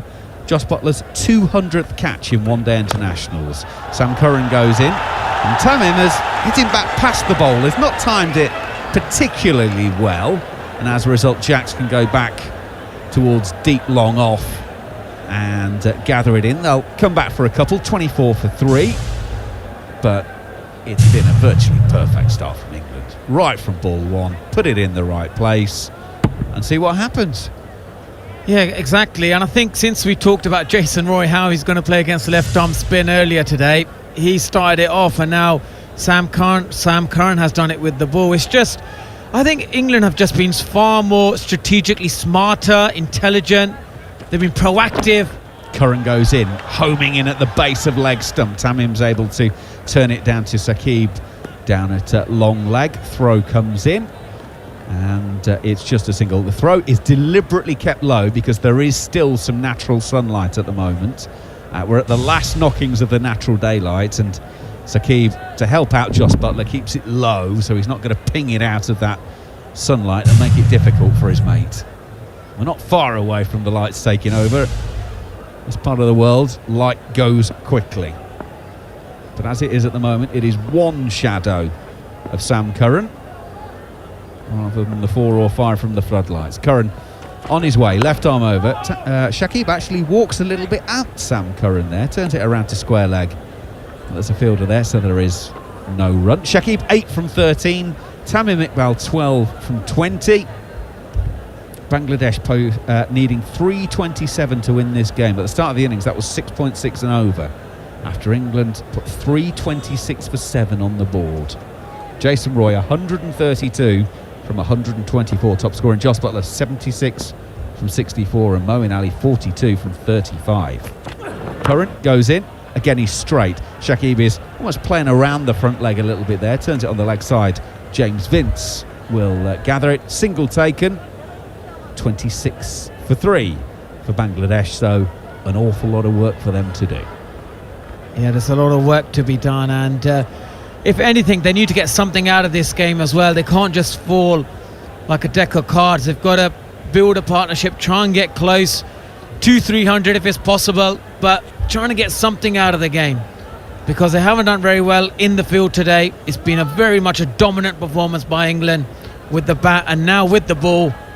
And well, Tamim's going to go on the pull on this occasion to Sam Curran, slightly short of a length, but has hit it straight at James Vince at a square mid-wicket, so there's no run. So 7 overs gone, 26 for 3. Here on TalkSport 2, Bangladesh, of course, needing to win this game to keep this 3-match series alive after England won the first game by 3 wickets. Well, at the moment, England are not only in the box seat, they're taking the box home at the end of the evening as well. They are dominating this one. Bangladesh needing 301 more runs from 43 overs. If you haven't been with us since 5:30 this morning, firstly, where have you been? Set your alarm earlier next time. But you might have missed the news that Australia won the Test match in Indore. 78 for 1 they were in the end. They did lose Usman Khawaja, the second ball of the day, but they were able to see it through. Travis Head and Marnus Labuschagne seeing it through, so it is 2-1 after 3, so 1 match still to come in that Test series, and of course that full Test will be live on TalkSport 2 as well. Shakib Mahmood starts a new over, slightly short and wide actually of Shakib's off stump, hits to point, but Jason Roy will field, and there's no run. Monty Panesar's moved out alongside me in the summarisers, and Abhishek Junjunwala and Stuart Meeker have moved in. Stuart, let's start with you from a bowling point of view. Wow, what a start from England. I mean, it couldn't get better, could it? That man, Sammy Curran, doing it all over again, picking up where he left off after the T20 World Cup. He's moved on leaps and bounds. Obviously lucky enough to have played with him a little bit at Surrey, and sort of always wonder how a career like that will develop, and he's shown just why. Shakib bowls a really good ball, shaping back into the left-handed Shakib Al Hassan. He drops his hands on it, pushes out on the offside. They'll take a single, but really good ball again. 27 for 3. Yeah, he's certainly justifying his IPL price tag as well as every game that goes on. And so we saw the little knock that he had at the end there, coming in and scoring. Was it 33 odd of 19 balls? He's rarely handy with the bat. He's destructive when he really wants to be, especially with those little cameos. And now he's setting them up on the path to a very early victory, we should hope, with 3 wickets early up in his first spell. Tamim Iqbal waits, 12 not out. Oh, that's a lovely shot. Shakib Mahmood just got a little bit too straight, and Tamim has opened his body shape up and almost plays a straight drive through mid-wicket, all along the floor. He goes to 16 from 22, 31 for 3. That's a lovely shot, Abby. Yeah, I mean, it's a very difficult shot to describe. You described it pretty well there, Maka. Played a straight drive through mid-wicket. That was beautiful. It was just slightly fuller. It was in the slot, but to be able to hit it in that fashion and where he hit it, brilliant. Shakib is on the way. Right arm over, roundabout off stump. Tamim's in behind this, playing out to the ring on the cover side. James Vince will do the fielding, no run. Right, we've spoken about the quality of the bowling. In terms of the batting, Litton has reached for one and hit it straight to Roy. Shanto and Mushfiqur have just nicked off. Was there much they could do? I mean, from a technical point of view, Abby? From a technical point of view, you could leave those balls, but you'd leave those in Test cricket, not in one days. One days, you're always keen to get bat and ball, and especially when you're chasing a total of 327. You don't want to lose too many goals, you don't want to miss too many balls, and that's exactly what has happened. It was perfect length and got enough swing to get it a little tickle. Shakib is in once again, turned on the leg side. Phil Salt is the man who is stationed at mid-wicket. And there is no run. 31 for 3 it remains. That's important to pick up on the point there with Sammy obviously being a left-hander, swinging it in, and he was getting some really good shape. And that, I think, was the second wicket that he got where he nicked off, where everyone ignored it apart from Joss Butler. But there was that little bit of a puff of dust off of the wicket, so it just climbed on him a little bit more. I felt for him there because he actually didn't play it too badly. He had to play the line of the ball because it was swinging back into him. It just caught the edge of his bat. Shakib to finish the over. Tamim's in behind this, pushes out into the offside and takes a comfortable single in the end. So 8 overs gone, 32 for 3. The required run rate, I mentioned that it started at just over 6.5. It's already at just a smidge over 7. So this is the problem for Bangladesh. 32 for 3 after 8 when you're trying to make 327 to win. We always knew it's going to be a very difficult task for them in the first place to get 327, and especially when you're 32 for 3, it's very, very difficult to come back from that. You needed a good start, opening partnership. You needed at least one partnership from the top 3 to get going in this game, and also they are a bit behind in the run rate. You can always catch up on the run rate, but when you lose so many wickets in the first 8 overs, it's very hard to come back from that. Absolutely. Right, Curran to Tamim to start the next over. Tamim, big stride forward, and that bat as it comes down looks very broad, and he's showing the rest of his teammates how to do that one. That's just a big stride. Play it defensively. Thank you very much. We'll stay where we are at this end. One thing I did notice earlier today, and they're actually just on the TV pictures, just replaying some of the shots from today. The crease line is so thick. It's like they've marked it with a 4-inch brush. I mean, does that work in your favour as a bowler? Or well, you certainly should be able to get something on the line, but you've got to get it behind the line, of course. Push and run. They'll take a single. Tamim goes to 18. I mean, it's great for a wicket-keeper standing up to the spinners. The batsman's thinking, well, I'm on the line, I must be close. Well, actually, you're still a foot and a half out. I actually used to enjoy it quite a lot as a bowler. I'll tell you why, because often when we played at the Oval, the groundsmen hate... Oh, a free hit. Well, would you believe it? It's a no ball. I've just said about how thick the line is. It's a no ball. Not big enough. They must have feeds to our commentary here, because literally every time we've done it, there's a Sam Curran has overstepped. His heel is very, very close, but you've got to have something behind the line. The line is the umpires or the keepers in terms of stump-ins and run-outs.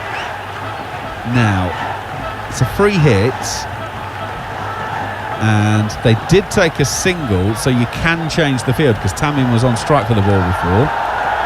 So Sam Curran's going to go in. Free hit to Shakib Al Hassan, who leans back and cloths it over the cover ring, and Phil Salt does brilliantly to pull it back in centimetres inside of the boundary edge on the cover ring. He didn't actually make brilliant contact on that on Shakib, but he sort of got enough of it with enough bat speed and also the sort of concave playing surface, took it away down towards the boundary edge, but Phil Salt does really well to stop that and flick it back, and it's just a couple. Saving a couple of runs, but very poor running, I would say. I think the moment he hit the ball, he was expecting to get a boundary, but it was just a touch of brilliance from Phil Salt. And every run counts, not that it'll count a lot in this game, but the effort is brilliant.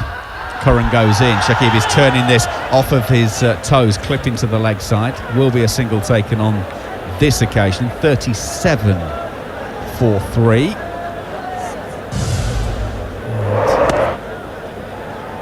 Yeah, you're right. We're just seeing a replay from square, and the first 3 or 4 strides down the pitch from Shakib was a man who's thinking, well, that's going to be 4 runs. I don't need to run too hard. Then it's like, oh, heck, hang on a minute. No, I am going to have to run these. Something about keepers that make excellent fielders as well. What is it in the outfield? Salt obviously keeps a fair amount. Agile, is it that they're low to the ground or used to just diving around all the time? That they're I think you'll find it's just wicket keepers, generally speaking, brilliant. I wonder why you would say that. Not for me to say, obviously, but right, England are shuffling it around. Still a slip in place for Sam Curran, as there should be when he's got 3 for 18 against his name. But short extra is going to go across to short mid-wicket. Tamim is looking to sort of clip almost half volley length from Sam Curran.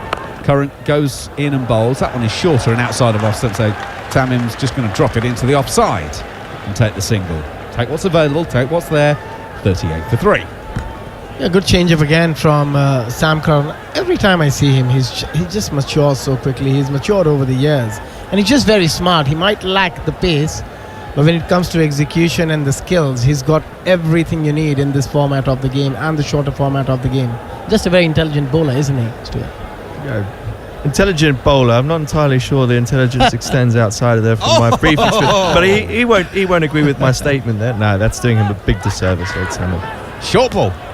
And Shakib gets underneath that one through to Joss Butler. No run. About the only thing that he can't do, Sam Curran, Do you remember back to the series we did in the West Indies, the Test series, when they asked him to open the bowling?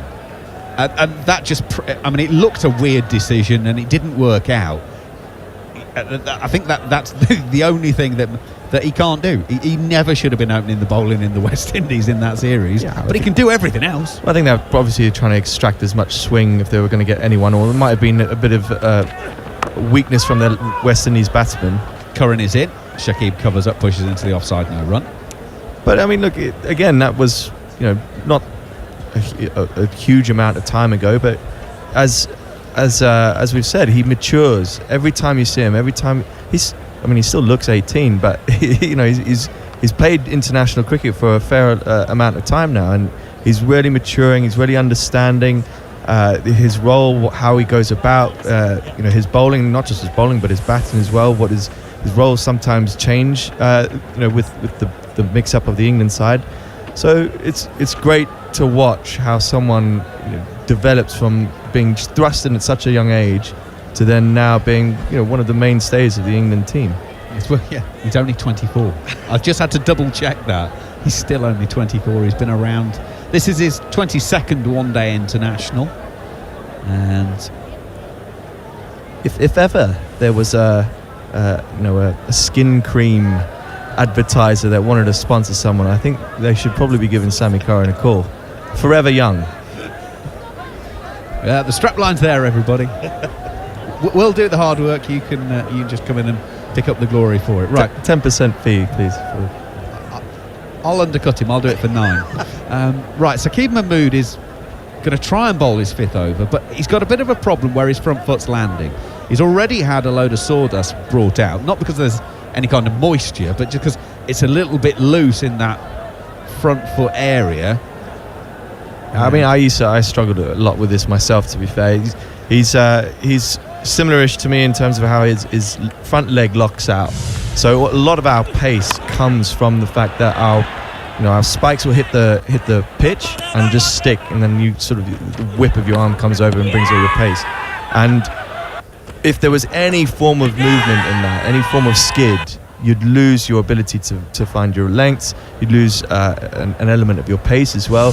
So the pitches that you loved was basically when your foot would stick in the pitch and just not budge at all. So I used to find this particularly frustrating. But I suppose a little bit of preparation, a little bit of understanding that if this is the case, maybe have a spare pair of spikes in your bags with a little bit of a longer spike maybe, or some fresh spikes so you don't end up budging as much. But I feel for him. It's very frustrating, and he's obviously here trying to make sure that he puts his name into the hat and name into the ring for being in and amongst the pick of the bowlers for the World Cup. It's great to know that in the 21st century, in this high-tech world where we can remotely operate cameras on the moon and do all sorts, a problem for the front foot in a bowling crease is still solved by a man with a wooden mallet. That's the noise that you can pick up through the stump mic. A man's come out and given it a good old wallop, just to try and loosen things up, maybe break it up a bit.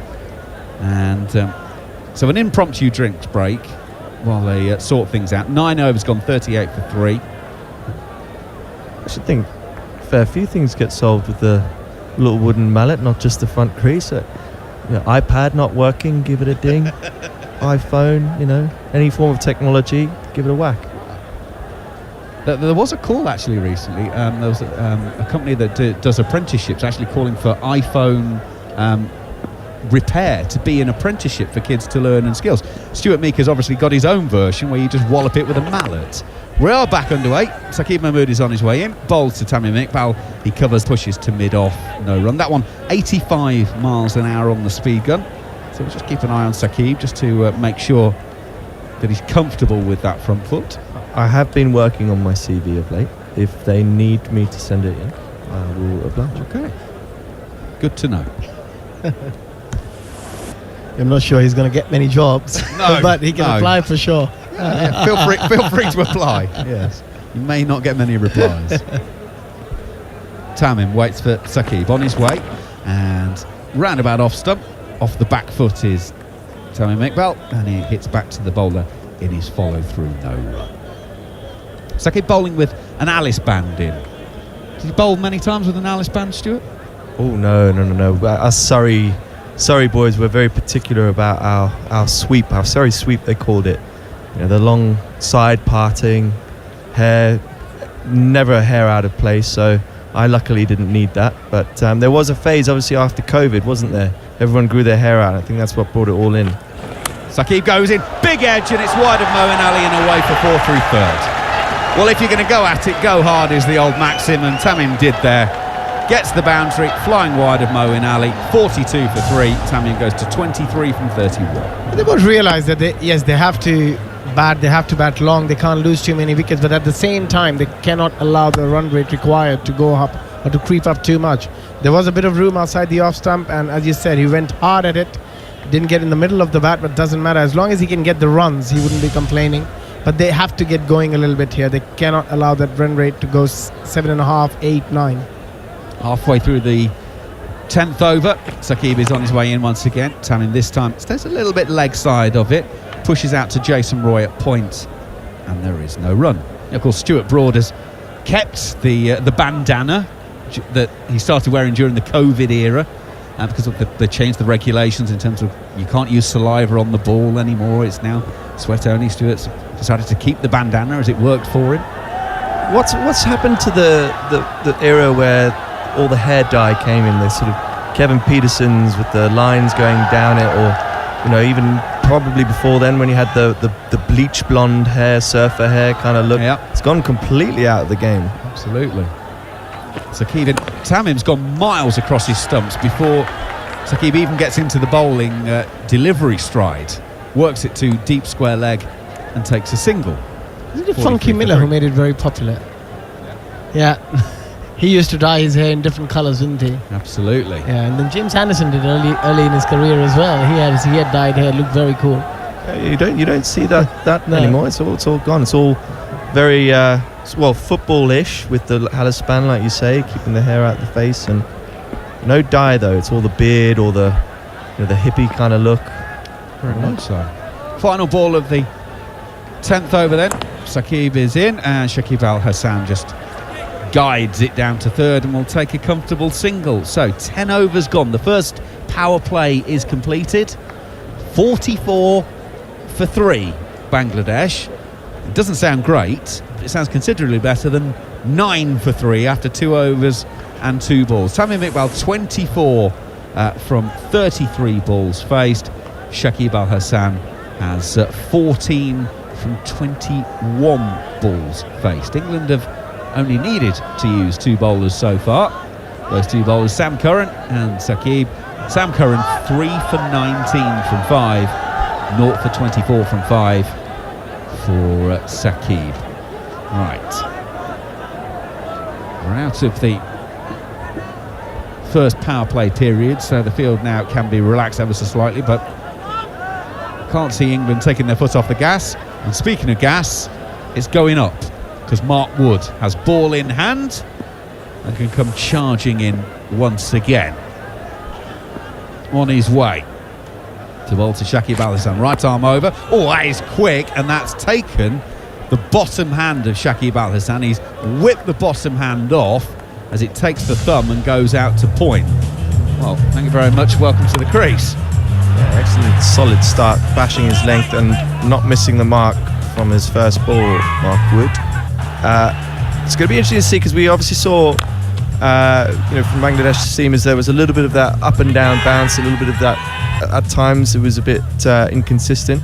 And someone that's going to be able to make the most of that, I think, would someone like Mark Wood. This might just prove a little bit too much. Wood goes in again. Shakib, with no real timing, sort of just clonks it out on the leg side, fielded at mid-on. They will take a single. It's 45 for 3. I just feel that players who are involved here, who have got good contracts or got big contracts in the IPL, they'll always be worried, won't they, getting injured just before the IPL, because that plays in your mind. If you're somebody like Sam Curran, who was on 1.8 million, when that beamer came in and hit his gloves, he must be worried for a second, because if you don't play, you don't get paid, and you never know what's going to happen next year. So absolutely.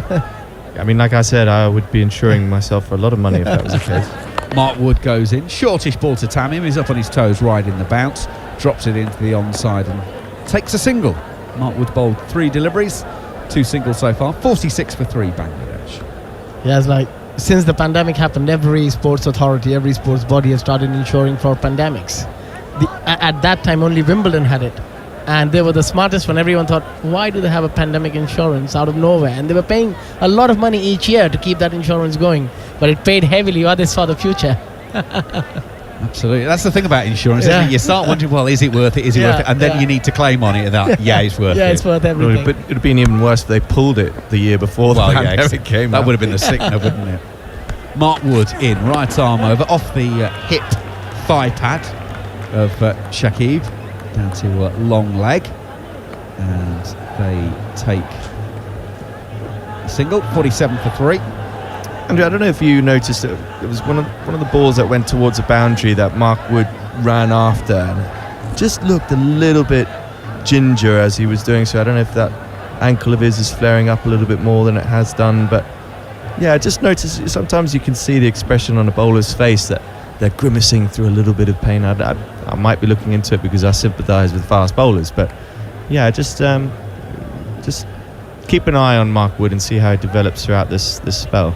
Well, he's on his way in, past the umpire, bowls. Tamim is forward, trying to play it into the offside, but David Malan is there. Cuts it off at short extra, and there is no run. I guess it's that thing, isn't it? When is a fast bowler ever fully fit or not a little bit sore with something or other? You're always managing something, aren't you? But with Mark, we're always that little bit more concerned because he's had that record of play, miss a few, play again, then miss a few. There was that time you almost sort of picked and chose your games a little bit with him. Actually, he's in a really good run at the moment. Touch wood. I want to keep that. Yes, quite literally, touch wood. What are the batsmen doing here? They're getting together and having a little chat about something or other with 1 ball of the over to go. Lights are on so that they're up and at full gas, ready for when the sun disappears, which is not going to be far away now. Maybe giving it a bit. Oh no, and he comes. Here then, Mark Wood outside of off stump, and Tamim plays no shot at that. It's through to Josh Butler, and that is 11 overs gone. 47 for 3. The target, keep reminding you, 327 for Bangladesh, so it's 280 more from 39 overs. But the 3 wickets down, Lytton Das. First ball duck, caught by Roy off the bowling of Curran, 1 for 1. Shanto caught behind, very next ball, first baller for him again, 1 for 2. And Mushfiqur caught behind off the bowling of Sam Curran for 4 from 5 balls, 9 for 3. The wickets going down, 4th ball of the first over, 5th ball of the first over, 2nd ball of the 3rd. England right on top in this one here on TalkSport 2. Abhishek, if you're Bangladesh, batting expert here, but if you're Bangladesh, how do you approach this now? You're a long way off, you're 3 down, you've lost your top order already. How do you go about I guess chasing this? Do you say, well, look, maybe we're already maybe a little bit out of it, so time out in the middle and see if we can build a bit of a platform for a dip at the end? Or do you just go, no, we hanging around, knocking around is not going to serve us, so we need to go out and take the game to England, and then who knows, maybe they might just be put under a bit too much pressure. Yeah, I just think both these players are more than capable to bat and take it deep. I think you break it into 5 overs, and every 5 overs you give yourself a target and try and achieve it. And come back to that. We've got some spin, but it's not Adil Rashid or Momin Ali. It's Will Jacks on as the first spin option, and he's right arm around the wicket. Shakib Al Hasan tries to cut it away, can't get anything on it, and it's through to the keeper. No run. Around he goes. Some nice loop. Oh, there's turn. That's really nice from Will Jackson. He's got the pace of this one straight away. A bit slower, bit more loop on it. And that spun big past the edge of Shakib's bat. That was a lovely delivery. There was a bit of dip, a bit of drift as well. Just got Shakib to come onto the front foot, and then enough turn to beat his bat. Slip in place. Jacks goes in. Oh, no, that's too short. He still did grip in the surface, but Shakib was able to hit that out to James Vince, who is the cover sweeper, for a single, 48 for 3. Again, coming back to the point, yeah, you've got to break it down, and the only way you can even get close to this game is try and take it as deep as possible. If you think, oh, I'm just going to go and lose a couple of wickets now, the game is over. So you've got to try and, as a partnership, they need to battle 30-35 overs and reassess, really. Jax is in. Again, he's now found that line again, bringing Tamim forward, covering up no run. Yeah, and then if you can get close to, after 30 overs, you're 160, 170, and then you've got 20 more overs to score at like 8 and over, there is a chance. Beauty again from Jax, bringing Tamim forward, spins past the outside edge, taken by Joss Butler. Yeah, I was about to say, it's an interesting decision bringing Jaxi on to bowl ahead of Moeen. I understand ahead of Rashid, because obviously left-hand batters. Jax is in, coming forward is Tamim, pushes out on the offside, and they will take a single. That's the over completed. 2 singles from it. Bangladesh 49 for 3 after 12. Boys, carry on with your thoughts. Jared will pick up the ball by ball. But yeah, I mean, obviously they're probably wanting to give Jaxi some experience, some time in the middle, being able to potentially break a partnership, or maybe they realise that he gives the ball a little bit more air than Moeen does when he starts off, so he's likely to extract a little bit more turn. But yeah, if I'm Moeen and I'm, yes, I'm experienced, but I'm the lead off spinner in this side, and I would probably put my hat into the ring as being brought on first. I don't know how you feel about that, but You can look at it different ways. I mean, there can be another thing that they've got so many runs. Give him a bit more confidence. He's just made his debut. Give him a few more overs before, and give him that confidence when they're down and out. And Moeen Ali, I don't think, being a senior bowler, he knows he's played enough cricket. He'll be more than happy. Yeah, you do the job, mate. I'm not required today. I'll save my shoulders for this game. Mark Wood is in back of a length, and this one is turned to deep backward square for 1 run. Jaxi, J. Roy, Meeks, Surrey. You're basically going on the Australian style of I've never left, here. mate. I've never left. They're still the boys. But I'm just saying, not the most creative nicknames there. What's the bet? What was Tim Lindley's nickname? Didn't he not have a better one? Oh, the Viscount. Yeah, the Viscount. That's Lindley. a little bit better. I think Surrey nicknames peaked with him, perhaps, in modern cricket. Like I said, we were known for our haircuts, not necessarily our IQs. Wood comes in again. It's fast at the body, and he turns us around. He's going to come back for 2. Good running there. Josh Butler tries to make it look closer than it was. Shakib dives, but I think they were always safely getting back for that one. Yeah, it's difficult. I realise in these little commentary stints I do, I've got to stay very impartial to the team. But having played with a lot of these guys and knowing them very personally, it's hard to break out of that mould of referring to them by their nicknames and wanting them to do well. And that's just the way I am, Jared. I'm afraid I have to put up with it. I was complaining about the quality of the nicknames, not that you were using them. That's Meeks there, also known as Stuart Meeker. one of the better nicknames. Well thought out. You had another nicknames though, didn't you? Oh, we can't get into those. Okay. Jared, yep. Bangladesh 52 for 3 after 12 and a half overs. Was that nickname given to you before or after the accident? I knew this was coming up. I flimming well knew it. We won't get onto it on air, but if you want to Google Stuart Meeker Hospital, you can. Abby's looking at me. Don't worry, I'll show you later, Abs. We just got a bit of a delay here as Shakib, when he dove, I think he just... something went wrong with his pads, but I don't think he's replaced them. I think he just took them off and put them back on again. Yeah, I don't know. They've looked quite tired, the Bangladesh team, all the way throughout the day. Obviously, they've been chasing the ball around a hell of a lot during their bowling innings, but just as a whole, they've just looked a bit ragged, bit sort of off pace for where they should be. I mean, the way the sweat's dripping off Shakib's helmet, I think, they're pretty tired, and especially after spending 50 overs of getting belted all over the park by the English batters, there's not much left. He might have needed a rest after that too, if we're being honest. Mark Wood into Shakib again. Fast, top of off stump. Sort of half crab forward, defends this out to point, and there is no run. 147 kilometres or 91 miles per hour. Fast enough. I mean, I was a bit surprised when won the toss and chose to bowl just because they lost the previous game. Because in these conditions, in tough conditions with such high temperature and humidity, you rather be fresh when you bat, and the bowlers can get a bit of rest anyway when you're batting. So yeah, I was a bit surprised with that decision. Mark Wood coming in again. Some sort of bird flying behind his head. Shakib didn't even notice it and pushes the ball out to deep point. They take one. Meeks, you look like a man who understands birds. Can you give us an idea on what that was? I am no tweeter or twitcher. I think Tim Lindley was one of those, actually. Enjoyed getting the binoculars out and spotting them from the balcony. And I do mean birds. The avian kind. Runs a coffee shop now, doesn't he? Yes, a very good one, actually, all the way up in Yorkshire. And he's done very, very well. Coffee on the Crescent, if ever you're up that way, give him a shout. He'll love to talk to you about cricket. Wood, short. Flicked around the corner by Tamim Iqbal fairly easily. Again, just out to the sweeper, and there's one run.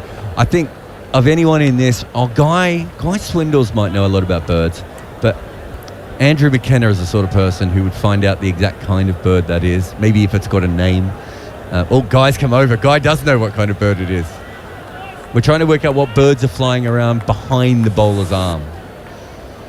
It's an easy decision, and if you're in the UK, it's most likely a pigeon. Yeah, it's definitely not a pigeon, though. This thing's made for speed. Have you seen it? Yeah, I think that's global. Even in India, it'll be a pigeon. Wood comes in again, and this is smashed to mid-off, but Mahmood is up in the circle. The end of the over, 54 for 3 after 13. Tamim on 28 of 41. Shakib on 20 of 31. Talk Sport 2, Jared Kimber, Abhishek Janjanwala and Stuart Mika. I thought it might have been one of those birds that they have to stop all the pigeons and the seagulls from coming down onto the ground. The hawk. Yeah, only because of the way it was moving around. Yeah, no, it's let's say it was larger than a pigeon, smaller than a hawk or kite, or I don't even know. They've got a couple. There was one of those at the Oval for a while. Yeah. The groundsman decided to bring him in because he was eating all the grass seed. I paid attention to the groundsman now and then. Jaxie comes in. This is outside off stump. He tabs this, the short third. He's got a slip in place. They're backing him. Bowling is off-spin around the wicket to the two left-handers here. Moeen Ali, somewhere in the field, is going, you guys do realise I can also bowl to left-handers. Stop giving my understudy a chance to take wickets. Good ball by Jax here. It was full, flighted, spun a little bit. He pushed it out to short cover. There's no run. He's bowled well. He's bowled at a very good pace where he's allowing the ball to get a bit more purchase from the surface. You've seen it turn quite drastically at times. This is down the leg side. It's flighted and flicked away, but it'll just go out to the sweeper at square for one run. Guy Swindles has come up to me with the most excitable note I've ever seen. He's saying it's the Black Drongo is what we're seeing, which is a better nickname than anything we've ever heard from any of these Surrey players. It does look like a Black Drongo, I would have thought. We want the scientific Latin name, please. Will Jacks just gets this a little bit too straight. Shakib can't beat short mid wicket though, as he turns his wrists on this. Partnership is now 46. The Black Drongo, one of my favourite birds, Abby. Top 7. What's the number 1? This one is outside off stump. It spins and it beats the bat. And Butler appeals for a stumping. They're going to have a look at it, but I don't think he moved his back foot at all there, but we'll have a look. Big fan of the tawny frogmouth, Meeks. Never come across a tawny frogmouth? I've heard of that one. No, absolutely not. Another thing for someone to Google. We are going to go upstairs, but as I said, I didn't think he moved his foot. Did you see anything, Abby? Yeah, I don't think so.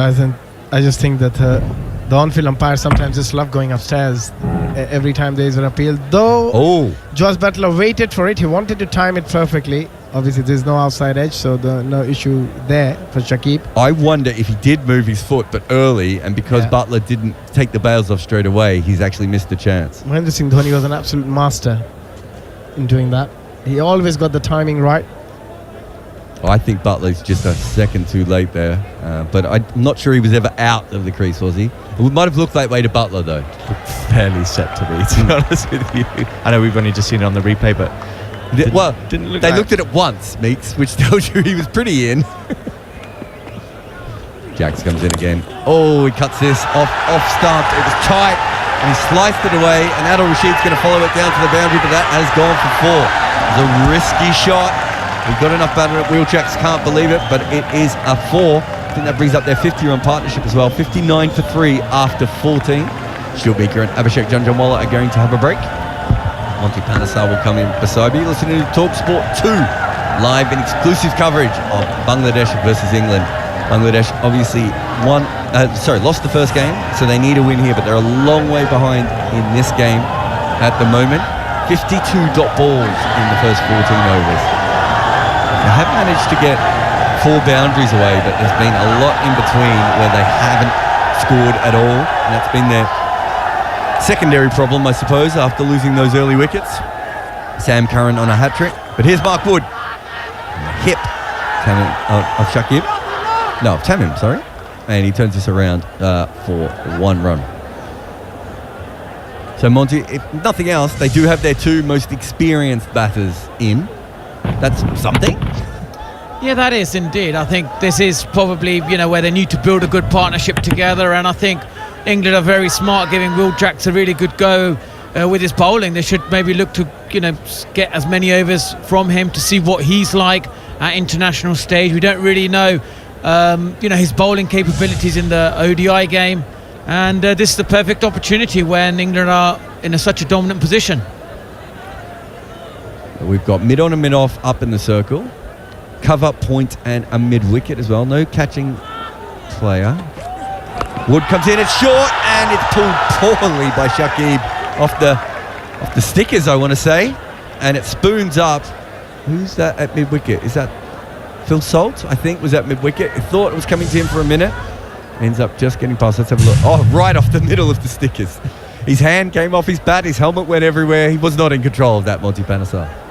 He was certainly beaten for pace there, and I think that's the difference, isn't it? You have someone who bowls 150 kilometres, 90 plus, and it just gives so much confidence to the England team, and also Joss Butler as well. And being at Bangladesh, they know that he's a huge threat.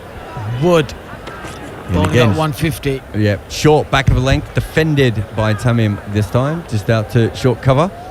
I'm a little surprised he doesn't have a slip in play, just because we saw Taskin bowl with a slip for a lot of time. Perhaps if we see a new batter, we might see something differently. But weirdly enough, you couldn't. Of all the things you could say about Bangladesh, I think they let 19 runs through on misfields, and I think Crickfizz is being friendly to them from what I saw. But 19 runs through on misfields. But the one thing that they did do is they did try and create pressure. It just didn't really work. Whereas England, this is a fairly standard one-day field at this stage. Yeah, England have been brilliant in the field, and it kind of sets the tone for them. And with Bangladesh, and that obviously a real quick bouncer, and you can see wide as well. Yeah, and you can see the difference. When Mark Wood's bowling, it just adds that extra excitement to the fielding team. And the way he's going to get the ball to generate off this wicket, you probably won't see any of the other seamers do it. And that's the excitement. And what a great addition to have someone in your bowling lineup who can just bowl 90 plus at will. Tamim facing up again. It's 30. Fast ball, top of off stump. He comes forward, defends that to mid-off. There's no run. 62 for 3 Bangladesh. They are a long way behind in this game. They need 327. They're behind in terms of wickets, and they're behind in terms of run rate. Yeah, they've pretty much been behind in everything, to be honest. I just think that they've been outsmart by the England side. The England had certain game plans against their spinners. They felt that if we don't get out to their spinners, put them under pressure, I think Bangladesh have, throughout the last sort of 7 series, they've haven't lost, and they've relied heavily on spin. Wood. Stumps. Sort of defends this around the corner, does Tamim Iqbal. Kind of off the front foot though, but there's a single there out the square leg. Again, over 90 miles an hour, just 90.5. I suppose you don't want to split hairs. Once it's over 90 miles an hour, it's probably too quick. Yeah, it's a bit too quick, to be honest. You want to take a one step deeper into the crease. They're good players. These Bangladesh cricketers, they're good cricketers, but it's just the planning, how strategic the England team have been, and they've done that wherever they've gone to different conditions. They've always been ahead of the opposition, and that's recently happened since. Wood, short, back of a length, and it's just steered down to third for one. End of the over, into the 15th over, in fact, 64 for 3. That last one was a little bit slower, just 87 miles an hour, but Wood's gone for 13 runs in his 3. That's going to be drinks here on TalkSport 2. Jared Kimber and Monty Panesar. And again, out comes the fruit platter for the Bangladeshi players, smaller than they had when they came out to field. I want to ask you something, because I want to tell a story. What would you say your best catch in professional cricket was? Can you remember off the top of your head? Ed Cowan. That was at mid wicket. Perfect. As he hit it, I thought to myself, what does Jonty Rhodes say? Get on your toes, dive in the air, and then he'll probably go for 4. Right? That's what tends to happen most times in my experience as a fielder. But this time round, I was in the air like Jonty Rhodes and got it in one hand. Brilliant catch for those who haven't seen it. Diving at square leg. Absolutely great. So I'm very good friends with Ed Cowan. And I saw him a couple of days after that catch. And I don't know if you know, but he was on the verge of being picked for the Australian team. And he was hitting them pretty well that day. And he thought to himself, if I can get to 50, 60, even get 100 here, I'll definitely get a test cap. And then he smashes a pull shot. And Monty Panesar pulls off the greatest one-hand catch of all time. A Paul Collingwood catch, a Jonty Rhodes catch, as you said. And I talked to him afterwards, and he said, my career might have been ruined by a Monty Panesar catch. Well, I'm sorry if he's listening today.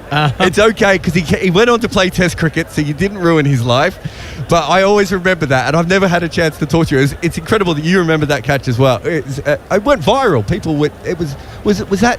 No. What year was that? Yeah, that 2011-12. Was it 11-12? Yeah, that's the year when we won in Australia. Yeah, that was. I couldn't believe it myself. And I remember also Graham Gooch telling me, we'll put you up the order as a night watchman. Next morning, I want to see how you bat, really, get stuck in. And the next thing I know, I had a short ball from Peter Siddle, kind of pulled it, top edge, got out.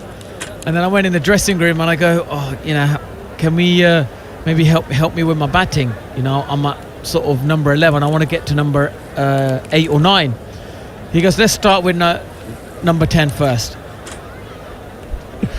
That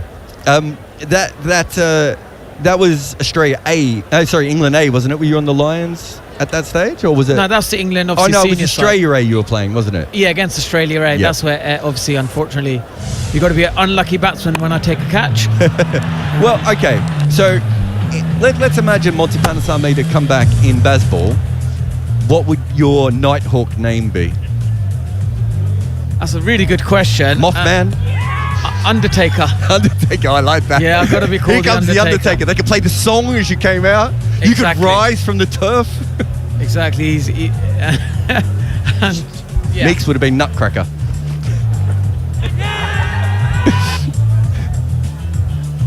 Well, there's a few interesting names going around.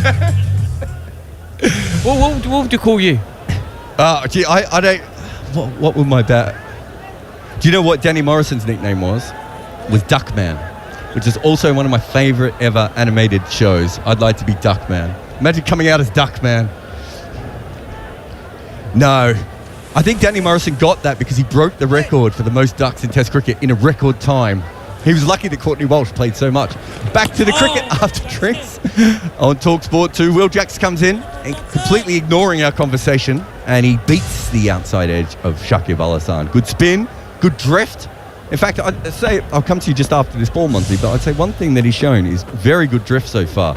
This one is swept, a little bit off the bottom of the bat, but it's going to go out to the sweeper, and they're just going to take one. That's the one thing I've noticed with Will Jacks in the 2 games so far, is the drift that he's got, especially from someone he's not quite a full-time spinner, is he? Yeah, I think it's your attitude as a spinner. I think what he wants to do, he wants to give it air, try and get it above the eye line, and that's his method. So he's not scared of being hit, but this is beautiful bowling. That was a beautiful delivery. Pitched on middle, spun across, got the outside edge of Tamim, and it just dribbled out to point, no run.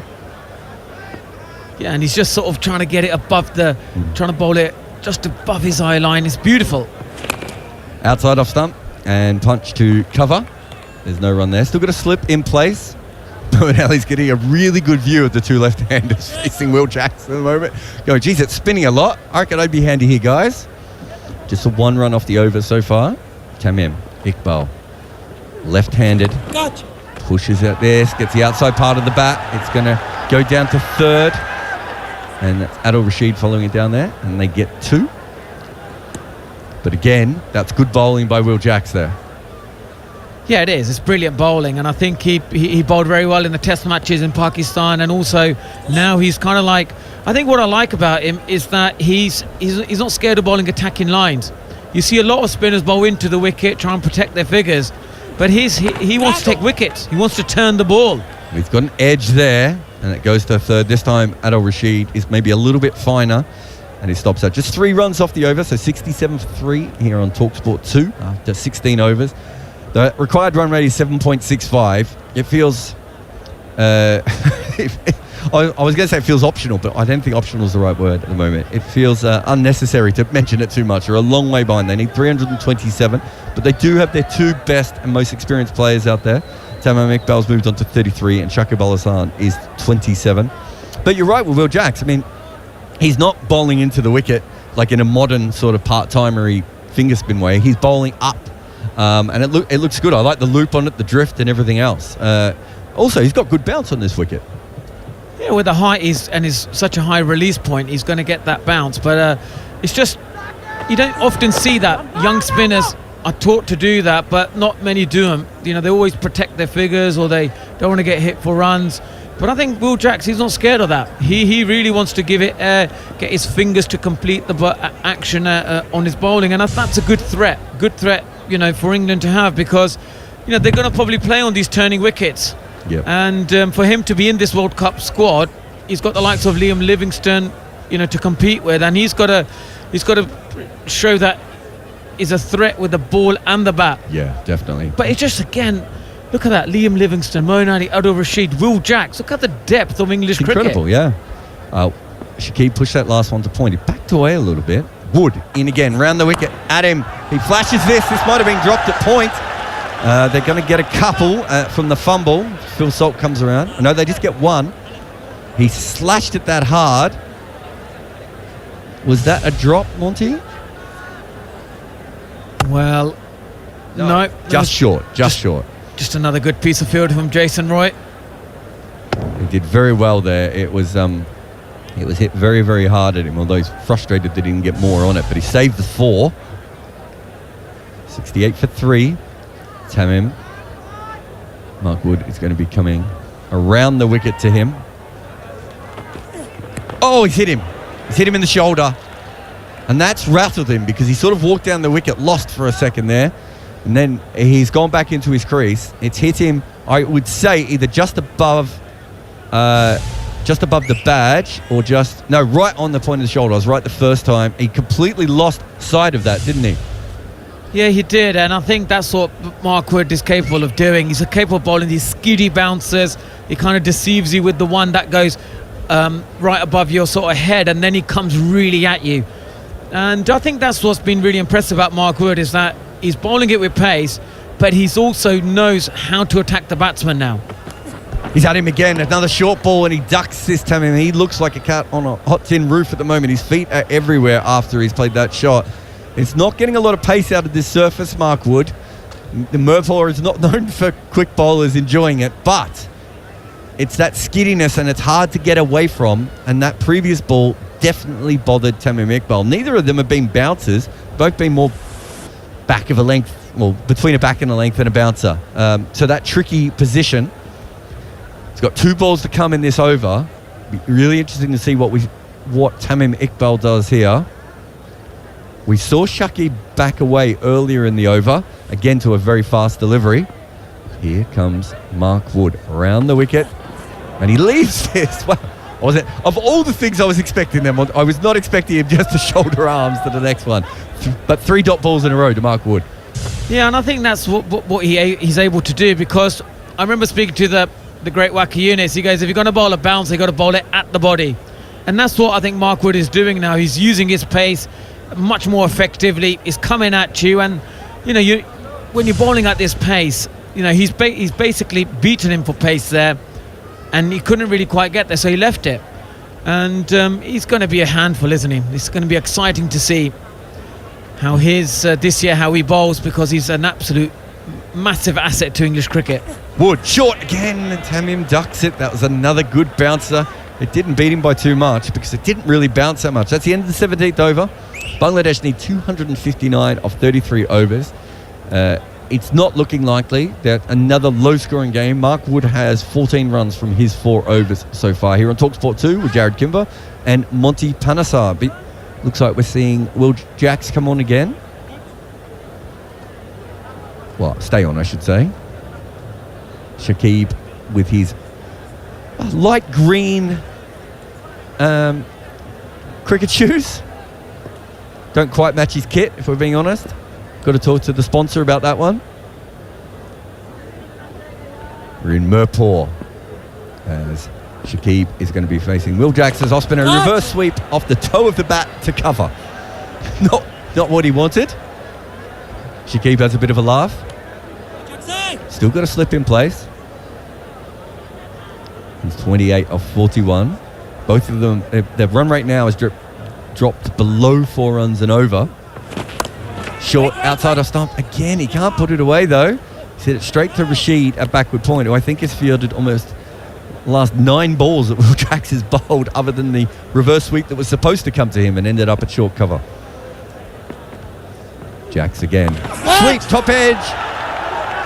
Not going to carry. Goes down to Phil Salt on the boundary. They're taking on his arm. Phil Salt thrown to the bowler's end then. Tamim Iqbal was ball watching and jogging. Unfortunately went to Shakib's end, but they come back for 2. A little bit of risk in that, but they're going to have to score somehow. Yeah, they've got to take some risks. They've got to use their feet or start playing the sweep shot. We saw earlier with the England side, they took some risk with the reverse sweep and they paid dividends. But I think here they're just letting him bowl, and he's sort of getting into a nice little rhythm. So they've got to take some risks, place differently, trying to get him to bowl the ball. Not his best delivery, but slightly shorter, a bit flatter, because they're the sort of deliveries that don't really turn as much. But they're obviously having a discussion, and they're trying to work out how to combat him, because it's the shape.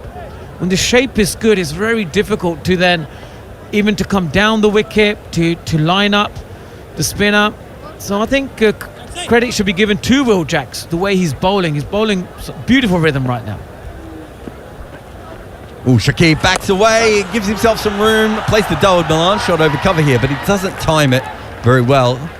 Goes out of the ring, but Vince comes around easily and he just gets a single. That's a lot of risk to take for a single there.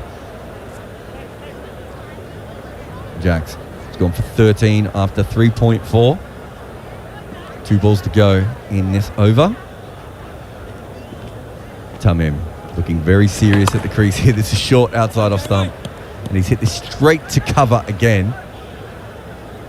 I want to say he's looking frustrated, but he's not at the moment. He still looks a little bit shaken up from what happened with Mark Wood in the previous over. Twitches a little bit at the crease. Familiar squat of his, and he defends this in a weird manner back up to Will Jacks. The end of the over, just 3 runs off it.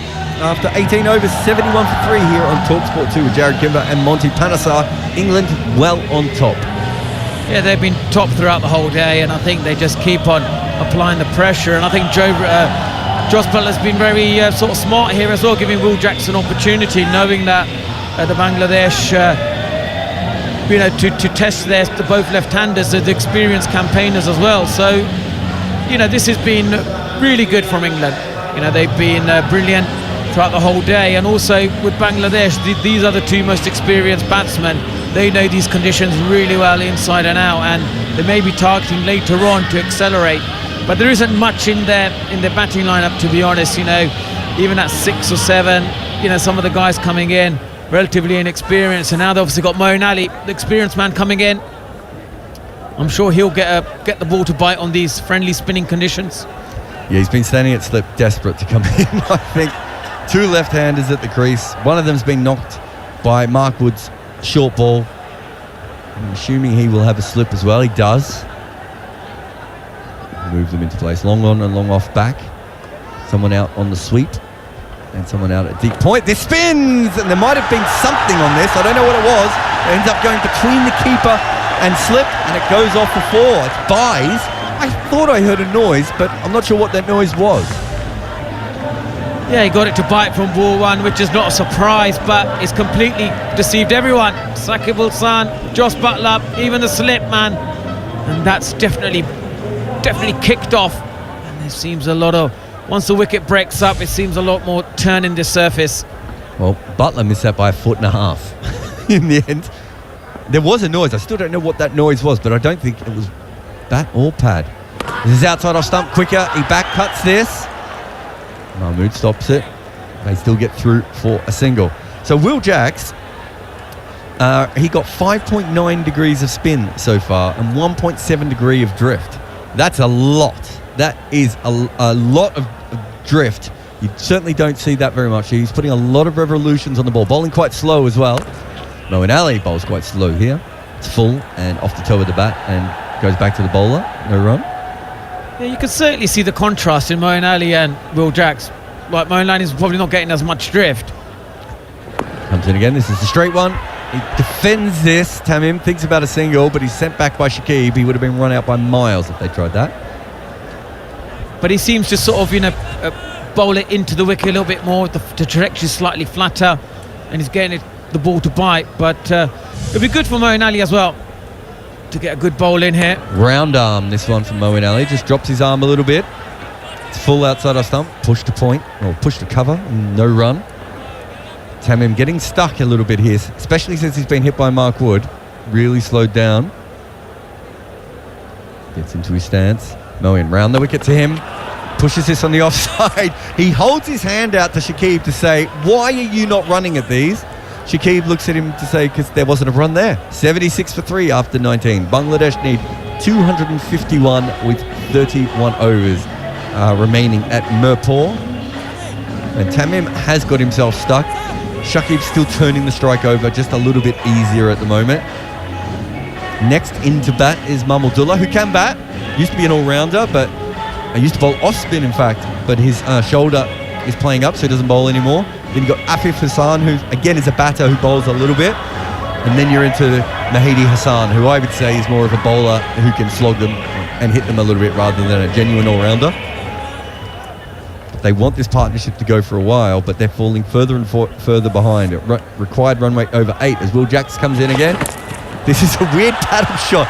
Not quite a sweep, but he's walked outside off stump and just sort of turned this to fine leg. And Shakib will pick up 2. Interesting shot. Yeah, they've struggled to rotate the strike when the ball is kind of pitched up, so they're trying to manufacture singles, trying to see wherever they can get runs from. Shakib backs away, gives himself room. There's apologies for anything you may have heard over the effects mic there, as Shakib cuts this ball out to point for 1. And I like the attacking mindset, isn't it? They've got the slip in there. They haven't really, normally they take, that sort of person out, but they really have a lot of belief in Will Jacks. He's flighted this, he's come down the wicket, Shakib, and he's sliced this, but it's going to go out to deep point to Vince again, and it's just going to be 1. He came down sort of on the leg side of that. I'm not sure if he was originally probably trying to hit straight, and then he tried to hit it over cover and ended up getting it almost to point. Yeah, again, Will Jacks, bowling wide of the crease, getting beautiful shape on the delivery. And that's the indication. He's a very experienced player. Oh, this could be out. LBW goes for the big sweep. He's given. He's reviewing it straight away. Or Tamim has suggested he should review it. I'm not exactly sure why. It seemed to pitch straight to me, pitch in line and straighten. Did you see any bat on that? Well, that looked really close to me, to be honest. And if he's missed that, that definitely is out. And again, huge credit to Will Jacks for just keeping up and keeping it up there, putting Saqib Al Hassan, under pressure. Just seeing now, so good off spinner out of the hand. Certainly pitches on the stump, certainly straight. Or it might have just touched some glove on the way through, but otherwise it looked pretty straight to me. Yeah, that looks very adjacent. Looks like a close call there. And as it's going through, I think the ball's past the gloves then. He may brush the glove. Got to have a look at That's all that can save him, though, surely. Otherwise, that's hitting the stump. Certainly umpire's call, I would think. Gets past the bats. Just goes near the glove. Oh! And it just gets a little bit of glove. The interesting thing about that is Shakib didn't review as quickly as Tamim told him to. So Tamim saw that at the other end, the way the umpire didn't. But good review by Bangladesh there. Good bowling by Will Jacks, but just a little bit of glove has saved Shakib Al Hassan on the sweep. Yeah, brilliant bowling. And I'm really enjoying his spell here. He is bowling with He backs away and slog sweeps this. Good contact, and he's beaten deep mid-wicket as well. He gave himself some room. I'm not sure if the slog sweep was what he was going for, but Will Jacks followed him, and so in the end he just swung through the line, gets it over mid-wicket's head and out to the boundary for 4. Yeah, this you kind of predicted that this was going to happen. He was going to play the slog sweep. He did it previous ball, slightly gloved it, but this time round he's got a good bat to it. Ooh, he could get a bit of a hesitation move as he was going to come down the crease, then he doesn't. He ends up just poking the ball out to point. 84 for 3. And this is what I've really enjoyed about Will Jacks. He's been hit for 4, but the next ball he still keeps it up, he still gives it a go, and this is what we talked about earlier. His attitude towards spin bowling is absolutely brilliant. He is not afraid and doesn't get discouraged when he gets hit for boundaries. He gives it air, and the fans are loving it. There's a full house in Dhaka at the moment. Did you ever play in Bangladesh, Monty? No, I haven't played in Bangladesh. I would love to play because obviously passion for cricket's amazing. It looks unbelievable, the atmosphere, full house. Even though Bangladesh haven't had a great day, they're still there, aren't they? They're still there. Yeah. The fans are still there, very loyal to their team, very passionate about the game of cricket. Monty, I'm going to have a spell and I'll leave you with TalkSport 2's Chief Drongo Wrangler, Guy Swindles. Yeah, I'm not going to be able to forget the famous Bangladesh bird as Moeen Ali comes in and is driven nicely by Tamim into the covers. The field Phil Salt is there though, sweeping, and they'll keep it to a single. And this has been some fight back by Bangladesh, you have to say. 9 for 3 and now 85 for 3. Tamim and Shakib, two of the most experienced players of course, and it's Shakib who digs out that delivery from Moeen Ali into the point area, and then there are overthrows. It was a loose throw back to Moeen Ali, who couldn't pick it up, and it's gone through to fine leg, where the ball is eventually thrown gently to Moeen Ali, but 2 unnecessary runs when there was only just 1 there originally. And that again is punched into the covers. Looking more and more comfortable, these 2 batsmen, Monty, at the moment. Yeah, they are indeed, and I think they're beginning to adjusting to the spin, which is obviously slightly early doors. It was like gripping a lot, and now they're sort of adjusting to that and the pace of the wicket. Moeen Ali, and it's launched high into the sky. Has it got enough legs? No, it hasn't. It's a fine catch in the deep by Vince. The crowd got excited. They thought Tamim had gone for the maximum, going to hit Moeen Ali back over his head, but a steepling catch has been taken very well indeed by James Vince on the boundary, and that fight back that we were talking about has come to an end. But they had to go for it. It's an 8 and over chase now. Yeah, they had to, but I thought it was a slightly unnecessary. He could have maybe just kept on hitting the ball down the wicket. It wasn't quite there. He deceived him in the air. I think more than anything, Moeen Ali done him in the air. Beautiful bowling, and Tamim Iqbal goes for 35 of 65 deliveries. Yeah, just when he needed to accelerate, the wicket goes. So Mahmudullah comes out. Shakib is still there, 42 off 53 and going nicely, but big pressure now on Mahmudullah to try and keep things going as far as Bangladesh are concerned. I think I'd probably put the mockers on for Bangladesh's. There they were on the charge. Fantastic partnership, but now that has come to the end. But that 8 and over is the problem. Yeah, just and that was Moeen Ali's 99th one ODI wicket. Yes, brilliant performance from him. He's been such a wonderful contributor in the white form game, T20 and the ODI stuff, and it's great to see that he's obviously finding his form with the bat today, and now obviously with the ball. But I think just when you came on to join us, that's when Bangladesh lost their wicket. Yeah, absolutely. I was there for the previous 3, then I was there for the 4th. Mahmudullah, decent record, averaging in the high 30s. And that was a decent catch for James Vince. It was up in the air a long time. He had to make sure he was in the right spot and took it very well in the end. So Mahmudullah ready to face Moeen Ali.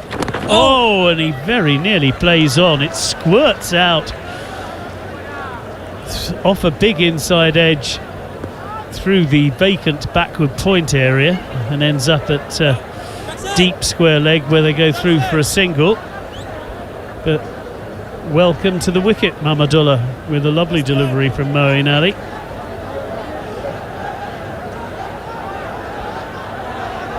England taking wickets with seam early on, but now, as Bangladesh before them, turning to their spinners. Yeah, it's been brilliant, both the spinners today. Moeen Ali in, and again there's some turn, but the left-handed Shakib defends stoutly. And that is the end of the 21st over. Monty Panesar is going to take a small break, and a thoroughly deserved one. Abhishek Jhunjhunwala joins me. Abby, yeah, interestingly set at the moment. England still as red-hot favourites. Interestingly set for England. I mean, yeah, the thing is, the moment you lose 3 wickets in the first 3 or 4 overs, it's very difficult for you to come back, make a comeback from there, especially when you're chasing 320 odd. When we're chasing 200, 210, yes, there is an opportunity for you as a batting unit. You need 1 or 2 partnership that can get you there. But when you're so far behind, I mean, 2 players have to play the best innings of their life for Bangladesh to even have a chance to win this game. Yeah, it's interesting. It's different from Test match cricket where we saw teams 21 for 3. You have time to get back. Absolutely. But here, if you're having to score at 7 and over, there's no time to get yourself in and readjust. Yeah, especially on a pitch like this. Will Jacks is in, and that's swung away by Mahmudullah, and that's a really good shot, and he's got his first boundary. Sweet slog through mid-wicket for 4. And he did get hold of that very nicely indeed. He picked it from outside off and slammed it through mid-wicket for 4. And if you're going to die, you might as well die trying. Yeah. Jack's in again. Mahmudullah this time is cramped, but they decide to take a very quick single. Good backing up on this occasion by Shakib. Now, while we were watching, Jared was commentating with Monty, we were noticing that people are backing up quite vigorously and are out of their crease possibly a little early, and whether or not England should warn. But on that occasion, certainly Mahmudullah wasn't. He was in the crease when he started for the single that they have taken very comfortably. Nicely played by Shakib. 6 runs from the over so far, 95 for 4. The target, remember, 327. So a lot. Essentially, it's 8 and over the target. The batsman steps away as Will Jacks was just about to deliver the ball. So everything is reset. Blows on his fingers. Will Jacks extends his arms and gets ready to bowl, and it is played back to him defensively by Mahmudullah. I mean, yeah, as a bowler, you're always expected to warn the batter if he's leaving the crease. I don't see a point in warning, to be honest. We'll have the man-cad debate. We will have the man-cad debate. Jacks is in, and it's the attempted sweep shot didn't get a lot of bat on it. I wonder if it is a leg by. No, he did get an inside edge onto pad and then through where leg slip would have been. A lovely seam position, very good. Yeah, wasn't it? And it was off the gloves onto shoulder in the end. Lucky that fell safe. Jacks is in, and there was big turn there. Pitch just outside, off stump to the left-hander, and turned sharply away. And in fact, Shakib only just reached it as he pushed it out to point. Yeah, the slower the bowlers have bowled on the surface, it's got more grip, it's stuck on the pitch a little bit more, and then the sharp turn. So it's been difficult. And Bill Jacks have bowled really, really well, even though he hasn't got a wicket yet. He's gone for 27 of his 6. But whenever he has bowled the ball in the right areas, it's been very difficult for the batters. And hence, Bangladesh, I mean, they didn't have a great start. Sam Curran, brilliant in his opening spell, picking up 3 wickets in his 5 overs for just 19 runs. And since then, it's been very difficult for Bangladesh to make a comeback. Now 221 required of 28. I mean, I can very happily call it that's not happening. Yes, it's now 8.25 runs an over required. And you're right, Will Jacks has bowled very nicely, 6 overs for 27. Most of the bowlers have been tidy. Moeen Ali gives it a little bit of air. It's driven back by Mahmudullah, but straight back to Moeen Ali. I mean, I don't mind being wrong in the prediction. Then we'll end up seeing one of the best games in the history of one-day cricket. Absolute, a real thriller. Let's see. Oh, a beautiful delivery by Moeen Ali. On this occasion, it held its line and went past the outside edge of Mahmudullah's outstretched bat. And Jos Buttler whipped the bails off, but the back foot was safely anchored behind the crease. This time, steps out to drive nicely Mahmudullah, but finds Adil Rashid at the extra cover position, and there will be no run. So again, when the spinners are bowling and it's tidy and you suddenly find another over has gone, and this turns from outside off to, well, almost to outside leg. There was certainly some turn for Moeen Ali there. In the end, there was no run again. He's in again. This time he's going round the wicket to the right-hander. Sorry, over the wicket to the right. No, round the wicket. I got it right the first time. And it's 5 dots now in this over. So a really steady over for Moeen Ali. In again. Oh, and he beats him outside the off stump again. So a maiden over. Superb bowling from Moeen Ali, who has figures of 1 for 6 from 3 overs now, which is mightily impressive. 96 for 4 Bangladesh after 23 overs, chasing 327 here on TalkSport 2. Mahmudullah, after that early 4, now has 6 from 11 deliveries, and Shakib pottering along nicely, 43 from 56, but it needs to be 56 from 43, really. I think they need a lot more than that, even if they want to chase this mammoth total down. But again, going back to the previous over from Moeen Ali, was an absolute brilliant over. And the subtle variations, some ball he was making it turn, some just going straight through with the arm. And as a batter, you're always in double mind. You don't know which line to play. Should you be playing for the turn? Should you be looking for the straight run? That's why he's been brilliant. And now comes the main man, Adil Rashid. I know. It's extraordinary, isn't it? He's not coming on until the 24th over. You managed to survive Jacks and Moeen Ali, and then Adil Rashid comes on. I would love to watch him bowl now. He's going to just play around with the mind of the batter. He's going to bowl those googlies, those sliders, and we'll see a massive turn as well from him, which we saw in the previous match as well. Adil Rashid is in, and immediately we see that turn. Well played by the batsman, Shakib. He went back to the leg spinner and flicked it away backward of square for a single, but there is already turn for Adil Rashid.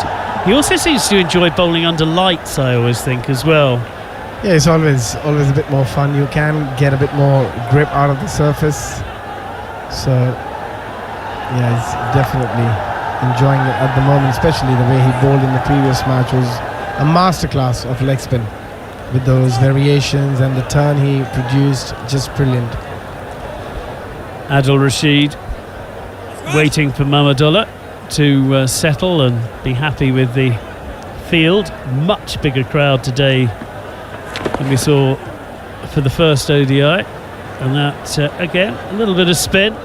Turns from leg towards middle. And Mamadullah very happy to just play a little defensive dab into the leg side. And settles again. Jos Buttler standing up, of course, to the spinner. There's air from the bowler on this occasion, Adil Rashid, and in fact probably just over-pitched a little. And the ball is slapped out onto the covers. And a single is taken. Yeah, not sure we'll see a big crowd on Monday, though. Because once England wins the series, which is inevitable now, it'll be very difficult for Bangladesh to win it from here. But yeah, I mean, that part of the world, people love their sport. Rashid, and that's slapped away by Shakib. It's going to go for 4. Nothing on this occasion that James Vince can do to stop the ball.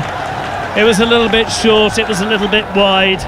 As Adil Rashid still finding his way in this spell. And the batsman took full toll. Good shot. It was a lovely shot. Also the way he played that ball, he allowed the ball to come a bit more. Shakib on 48, slaps it through the covers. That should be his 50. And is greeted, as you can hear, with wild applause. A 50 that came off just 59 balls. 106 for 4 Bangladesh. And in the context of what was been going on at the other end, that's a really, really solid innings. Brilliant innings. 51 50s he's got in his career. That's a lot of 50s with 900s. Oh, and he goes again, long. Oh, it's just short of the fielder out at deep square leg. And that could have been 50 and out for a second, but an expensive first over as far as Adil Rashid goes. 11 runs from it. Couple of 4s for Shakib. He brings up his 50, which included 5 boundaries. And the score is 107 for 4 now after 24 overs. So nearly halfway through the Bangladesh innings. The run rate definitely over 8. So the last over is really what they've got to do from now until the end of their innings if they're to stand a chance. Yeah, we need to do it for a shorter period. I'll come back to that. Moeen is in and a little bit short and punched away into the vacant leg side area, and they take a single. Mamadullah. Yeah, when you have to 7. Sorry, Abby. No, when you have to score 8 and over for 8 or 10 overs, it's very doable with 6 wickets in hand. But when you have to do it for 23 overs with 6 wickets in hand, it's a completely different scenario. It's so much difficult. Moeen Ali, who's bowled beautifully, and there's a reverse sweep. A bit of a shout for LB. I think it was bat on to pad, but certainly the reverse sweep from Mamadullah was largely ineffective. Buttler was excited for a minute or two, but nobody else particularly was. And Mamadullah remains on 7 not out here on TalkSport 2. And that's a little bit of air from Moeen Ali, and it's pushed back to him by the batter. And Moeen Ali, very tidy bowling so far. He's in again and just tucks up the batsman, who goes back and plays it nicely onto the leg side, where they walk a single. There were never 2, but there was always a very, very easy 1. Sometimes as a batter in these situations, it can be very difficult because you start thinking about too many shots. You've got to be smart, you've got to have the presence of mind to just pick 2 or 3 shots which are strong shots, and then go and back those shots rather than trying to do everything. And that's where you make a mistake, you lose your wicket. Shakib, you feel, is key to Bangladesh getting anywhere near the England total. And as we keep saying, that is unlikely given this wicket doesn't usually, I think the average score on it was 244 or something like that, and England scored 327, so they were way above par.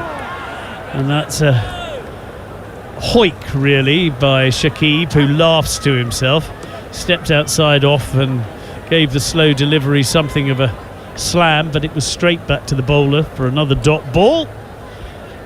And that is the end of, I think that's the end of the 25th over.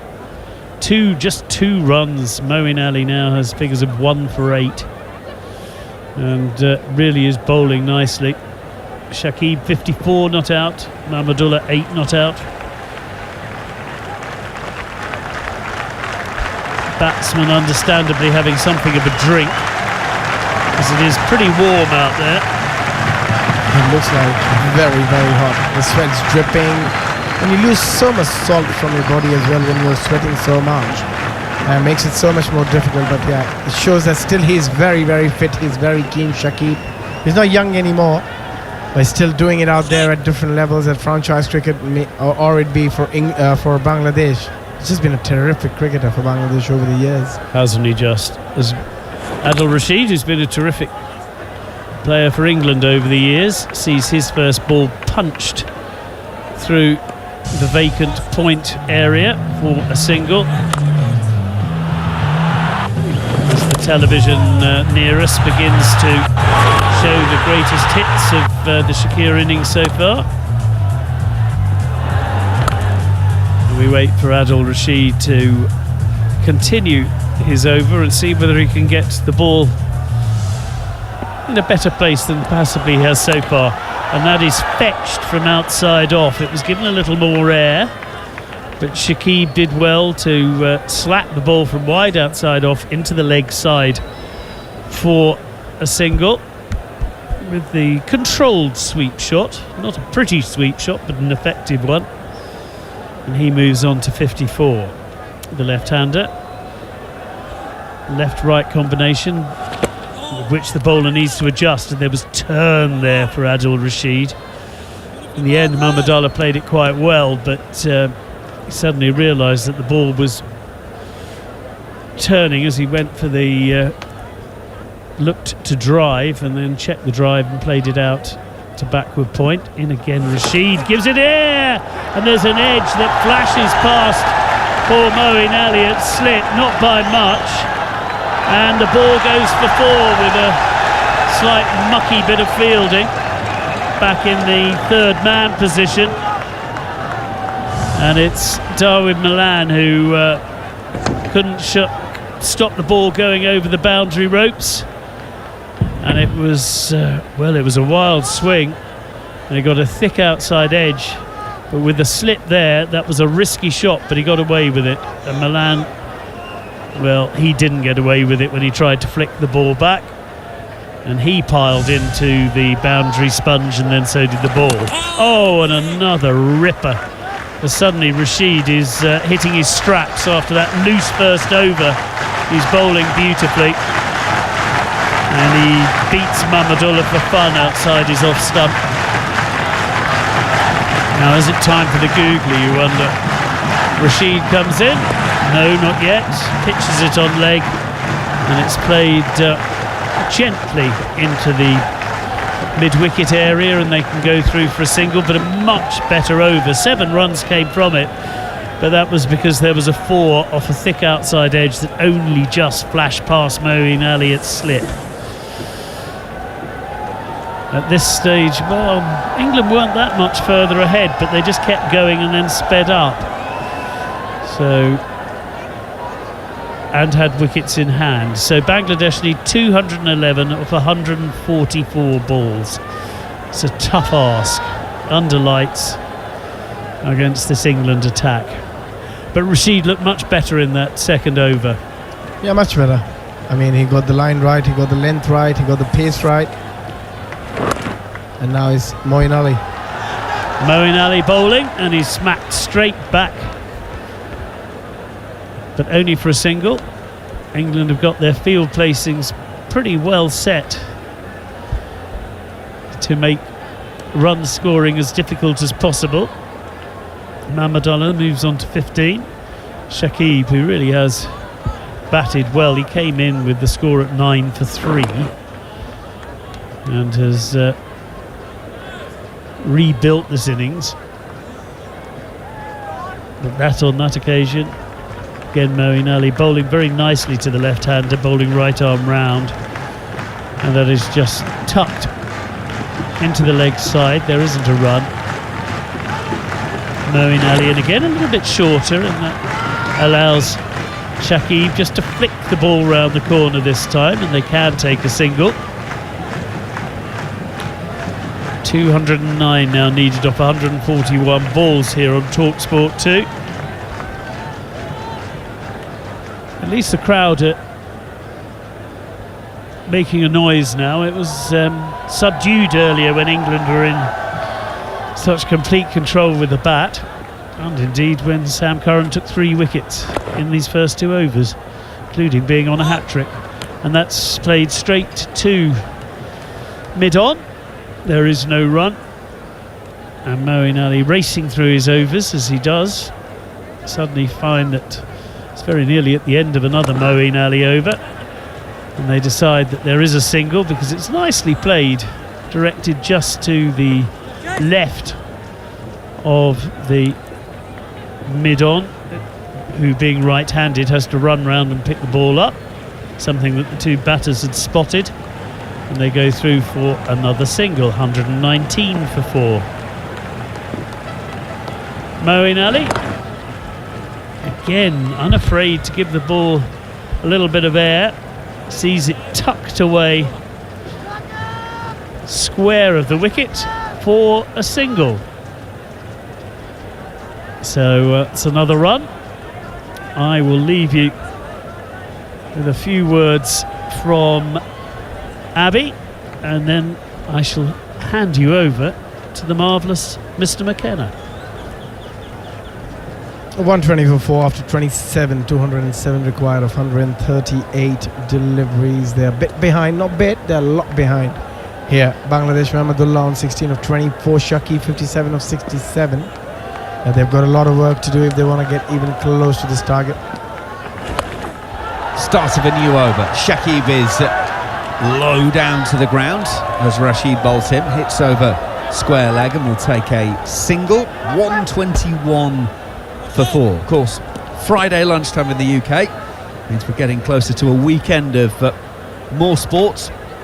Plenty of football across the TalkSport network tomorrow with game day here on TalkSport 2. Arsenal against Bournemouth at 3 o'clock. Manchester City against Newcastle on TalkSport. It's the 12:30 game, and there's also a live Premiership Rugby game tomorrow, 5:15. Harlequins taking on Exeter. That is coming your way on TalkSport 2 as well. Rashid bowls to Mahmudullah. Googly on this occasion. Mahmudullah turns to mid-wicket, no run. 121 for 4, so 206 needed from 136 balls. That's the equation. Mahmudullah, the right-hander, waits for Rashid deep in his crease, and I do mean deep in his crease. Plays this one back to Rashid, back down the pitch to him, no run. In front of the arm slider, he didn't bowl a lot of these in the previous game. He bowled a lot of loopy deliveries in the previous game, but today he's bowling a slightly quicker, using his variations. That's given a lot of air, and it's a big leg spinner. And Mahmudullah again is set deep in his crease. Waite was on the back foot and tried to get underneath it and go over the offside. Wasn't able to, and it's through to Joss Butler, no run. Yeah, that was very loopy. That's exactly what he did in the previous match as well. It's like they're hearing us every time we're commentating, Naka. They've got a mic piece on. Absolutely. They're tuned in. Rashid in. Short leg spinner. Mahmudullah hits through point, and it will be a walked single. So Mahmudullah goes to 17, 122 for 4, and brings Shakib Al Hassan back on strike, 58 not out. It's been a very dominating performance today from England, both with bat and with the ball as well. Sam Curran started the proceedings exactly how England wanted it, and since then it's been very difficult to score runs for Bangladesh batters. Shakib gives himself some space, backing away, hits though not well enough, caught by Sam Curran at mid-off on the edge of the 30-metre circle, and Adil Rashid celebrates. That's his first of the evening, and that could be the massive one that breaks this wide open as far as England are concerned. 122 for 5. Shakib Al Hassan gave himself some room, but clothed it, didn't get hold of it, and Sam Curran had to take 2 or 3 steps to his left-hand side, takes a simple catch. Shakib goes And Adil Rashid has another 122 for 5. Very smartly bowled again, just slowing the pace down, just tossing it up, inviting him to go over that mid-off fielder, and just not getting anything in that shot. Shakib played a very well played innings, 58 of 69 deliveries. We knew it's going to be hard, never easy to chase 226 on a grabby pitch where the ball is holding, spinning, but still a very good effort by Shakib.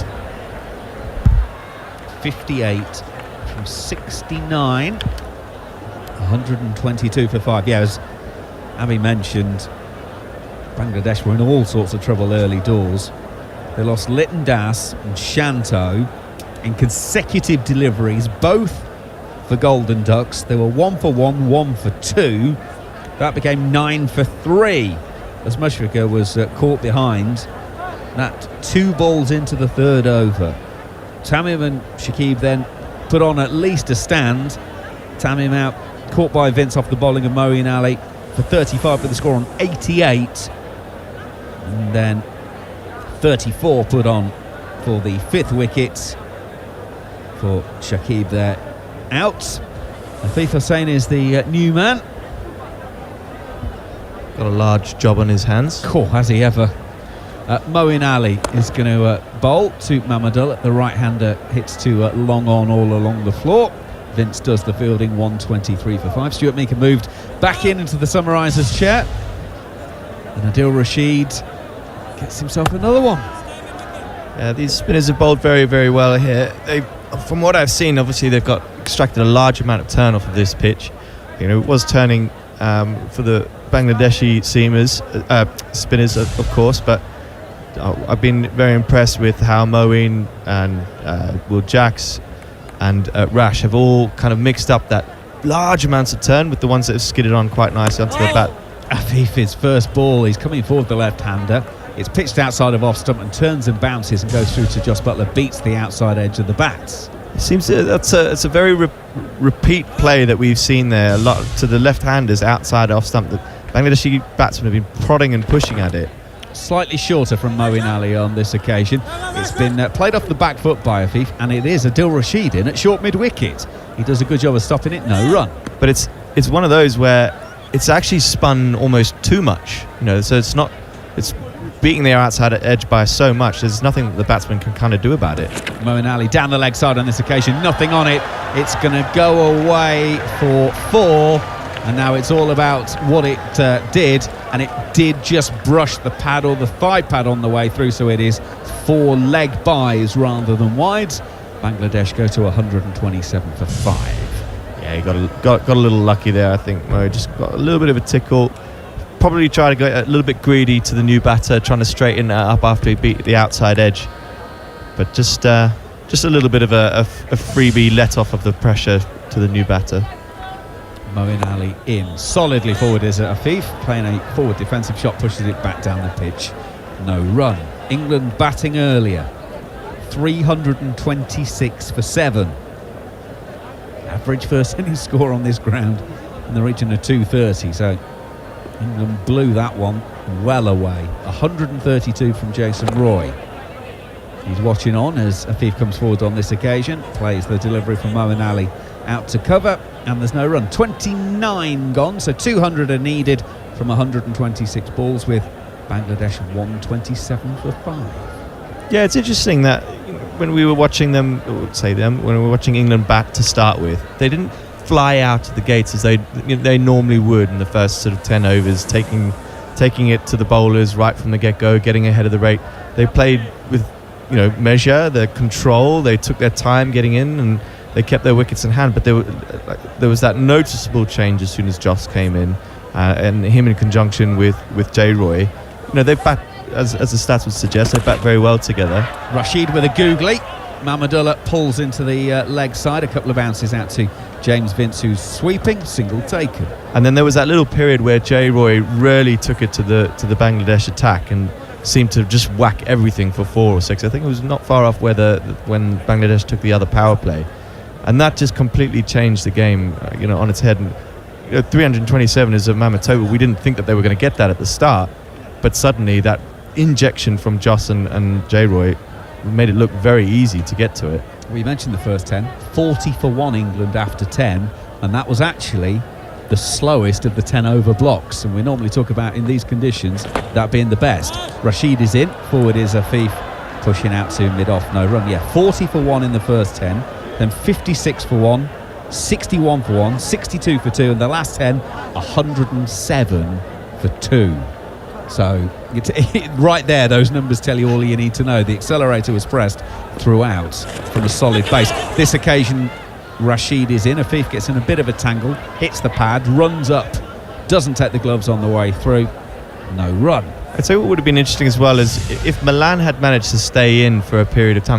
Now, this is the one thing I always feel for Milan, because he gets a bad rap compared to some of the other England batsmen who can absolutely accelerate at a pace. Rashid in, Afif deep in his crease, pushes back to the bowler, no run. And if he were to have been in during that period, would England have accelerated as quickly as they did? Would they have ended up with 327? That's sometimes the case that people use against Milan, but his stats obviously are so much in his favour. You can't sort of exclude him from the side because he can play in all scenarios. Rashid gives this one a bit of width, an opportunity for Afif to free his arms, but all he ends up doing is hitting it to Sam Curran at mid-off, and there is no run. One ball left of the 30th over. Bangladesh have put, 44 for 2 so far in this block of 10. In goes Rashid, googly. Again, sort of chopped down towards mid-on, but won't beat Jason Roy, and that is the end of the over. So 128 for 5 after 30 overs, so 44 for 3 in that block of 10. And England, well, they're always likely to be on top in this game, and of course they are 1-0 up in this series, therefore win today, they will definitely take it. They'll be 2 up with 1 to play. And we keep talking about it, the last 10 home series for Bangladesh in bilateral series, only 1 defeat, and that was against England back in 2016. That series, by the way, was also on TalkSport 2. So maybe Bangladesh aren't going to invite us back in future if we carry on doing this. Moeen Ali to start the new over. Mahmudullah turns to mid-on, no run. Well, maybe TalkSport are their bogey commentary side as well as England being their bogey team. Maybe if, I don't know, they've got a game against Australia or South Africa, they'll get us in specially to do it for them. On this occasion, Mahmudullah is turning to Jason Roy mid-on. And there's no run. Yeah, see if we can maybe work our effect on the opposition. I was just thinking, it'd be nice to see a little bit of innovation from the Bangladesh team. Yeah, Mahmudullah just tries to guide this from Moeen Ali to third. Can't beat Mark Wood, who's inside the circle, no run. You know, so we saw Joss come in, and literally from the get-go he was playing his paddle sweeps, his reverse sweeps. There hasn't seemed to have been too much of that from the Bangladesh side. Moeen Ali goes in, taking on the front pad is Mahmudullah, no run. Which just allows these spinners to be able to bowl at them and sort of move them around the crease, be able to, they're not really under pressure. Obviously the scoreboard is obviously dictating a lot of that, and even if they were to be innovative, it's not going to put too much pressure on them. Moeen Ali goes in, it's just chipped back on the onside by Mahmudullah.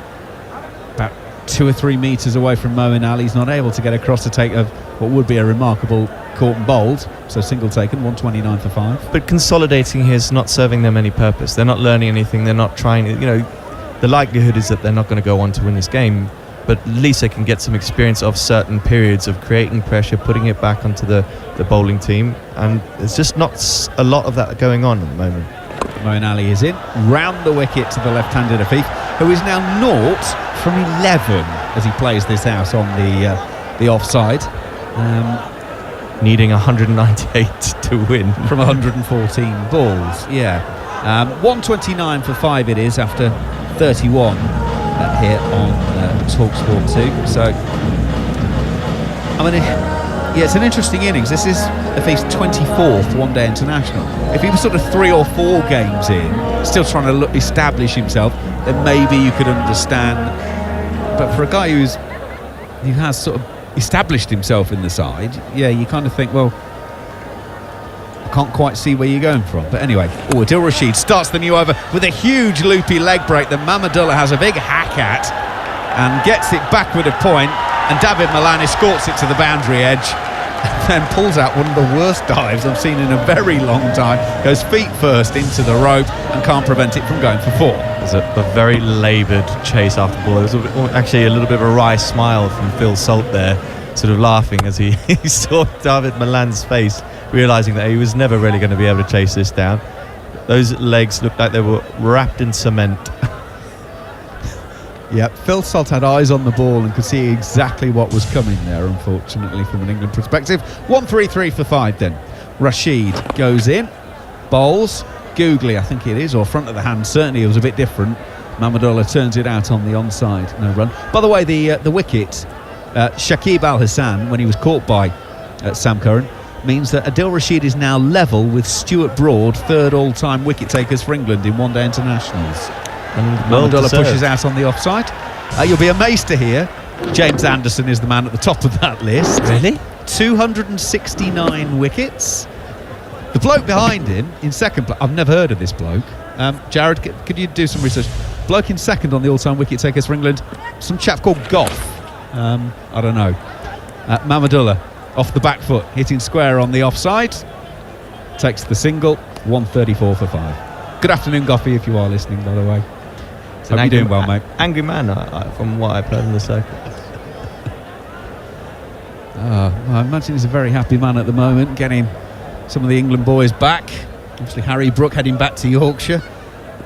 I don't think they'll see a great deal of him in the next few years, the way he's playing. Afif, well, he's off the mark, ladies and gentlemen.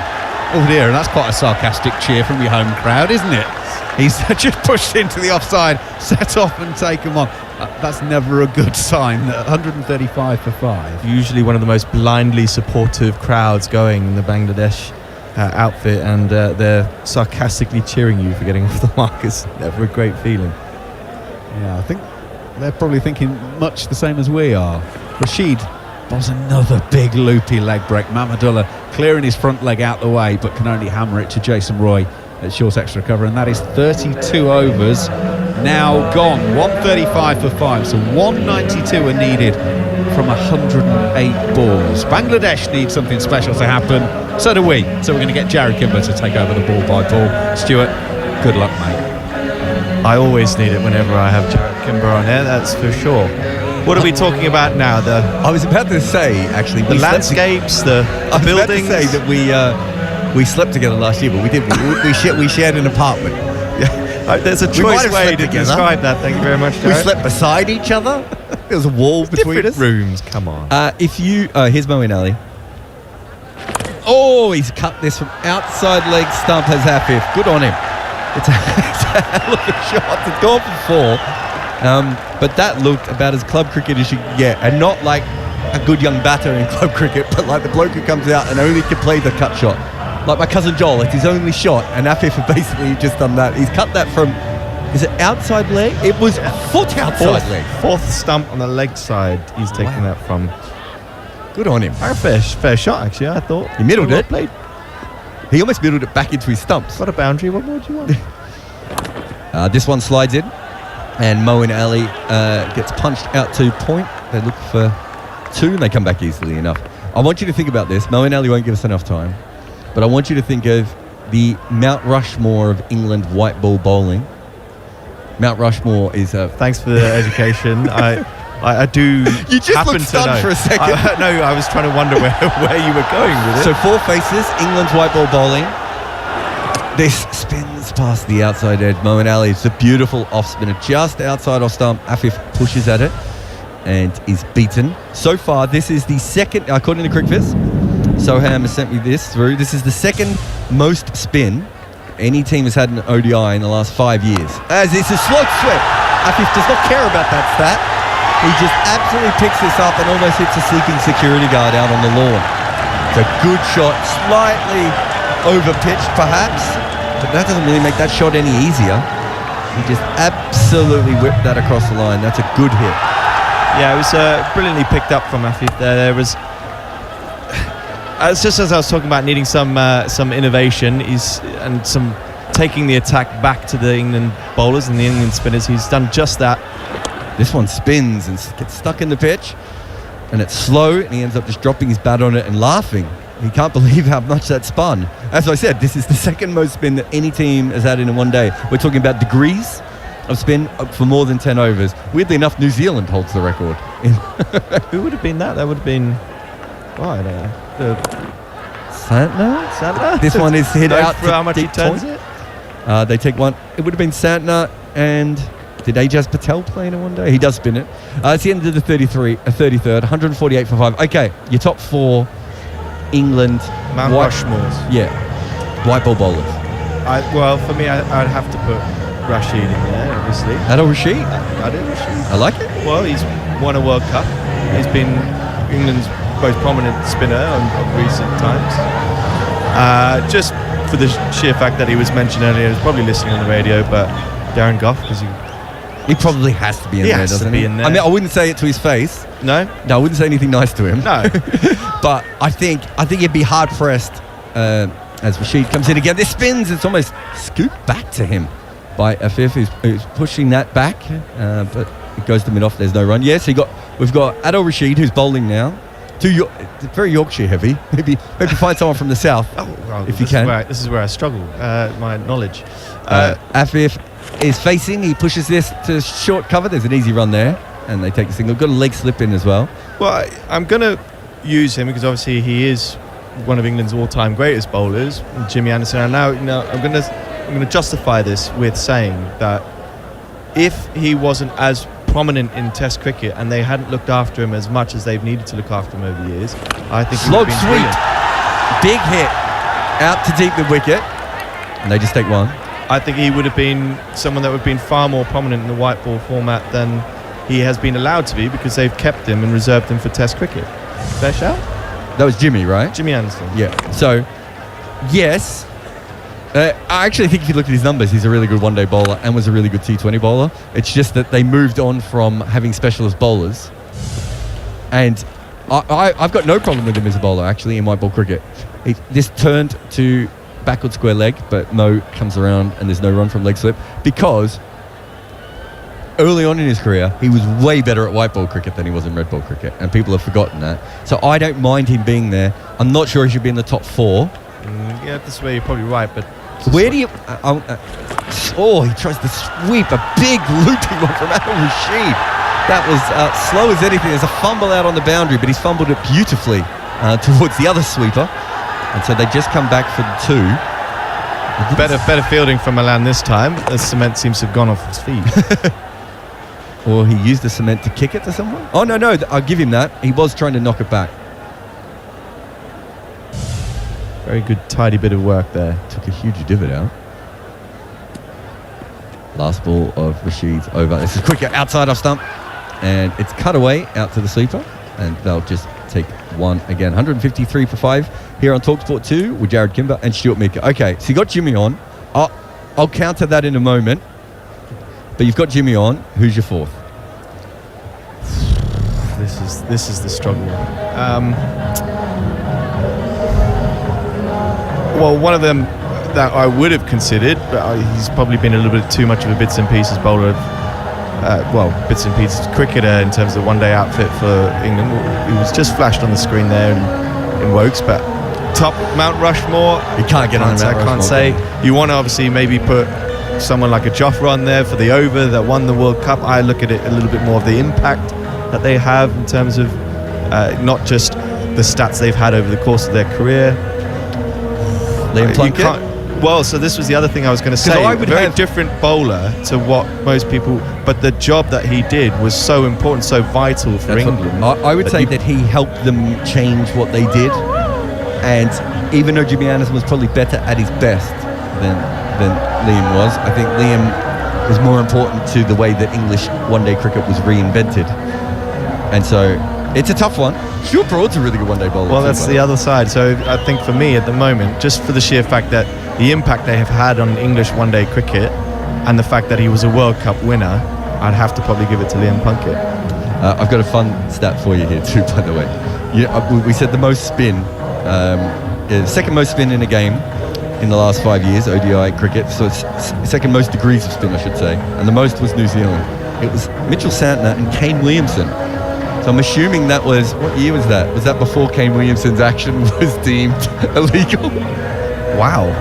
Because there's no way he's doing that with a straight arm, I wouldn't have thought. Well, that's a serious statement from you there, Jared Kimber. No, he was done for his action. Yeah. He doesn't bowl anymore, I think. To be honest, his elbow's injured now as well, so I don't know if they're all related. But no, Kane had a terrible action. Do you not remember when he was first bowling? I don't like that accusation around. It looked like if Johan Botha had been hit by a crowbar. Brilliant player, one of my favourite players in the world, but come on. You certainly don't mince your words, do you, Jared? Okay. No tact. So you're not sure? You haven't got your fourth bowler yet, by the way. Yeah, I did. I said Liam Plunkett. Yeah, I said Liam Plunkett. Well, no, that's because you interjected. I would have said Liam Plunkett. All right. Who have we missed? I did say white ball bowlers as well. I don't know how confusing that is with England actually started one-day cricket with red ball, but Ian Botham, 145 wickets at 28. Patchy, but obviously brilliant at times. So Wokes has ended up with, he's got more wickets than Ian Botham, roughly the same average. The one that we both missed, and I think we made a mistake here, is Flintoff. Flintoff, very good point. 178 wickets, 168 wickets at 23. He's remembered more for Test cricket, but probably was a better one-day player when he wasn't, on a pedalo. You just sort of think of him more as an all-rounder. Obviously, the impact he's had with the bat in the one-day setup. Obviously, everyone knows him as an out-and-out brilliant bowler, but when you talk about Mount Rushmores of bowlers, I've picked out-and-out bowlers there, not necessarily all-rounders, if that makes any sense. Yeah, I think Flintoff gets in ahead of both of them. Is a funny one. In the Pune Stadium, they've got all these great, a bit like we've got in the TalkSport studios, they've got these great photos and great shirts of players, and they've got a beautiful picture of Keith Miller, and they've got a random name of another Australian cricketer that they put up by accident underneath it, and then it's like Sanal Gavaskar and Richie Beno, all these great cricketers, and then it has Ian Botham, and you go up and read it, and it says Ian Botham, brilliant Test player, not particularly good at one-day cricket, and then it goes on forever on this plaque of saying how he wasn't that good at one-day cricket. So what a random thing to say. Why put the picture up if you didn't like him that much in the first place? Just honest. Yeah, but he did have a very interesting career in one-day cricket. Mahmood is coming back on. Went for 24 runs in his first 5 overs. Got a couple of edges that went past slip, but didn't take any wickets. Doesn't have a slip in here. Bowls a length ball outside of something, maybe even back of a length, and it's knocked up to mid-on, and for no run there. Let's have a look. Swanee's an interesting one. He took 104 wickets at 27. I think he was a very good one-day bowler, but I don't think he's quite Mount Rushmore. The one from the past, which I just wanted to look up his numbers, was Bob Willis, 80 wickets at 25. He didn't play a lot of one-day cricket. Very different generation, obviously, in the type of cricket that was played. But that's still a good record in a day when people weren't attacking him as much.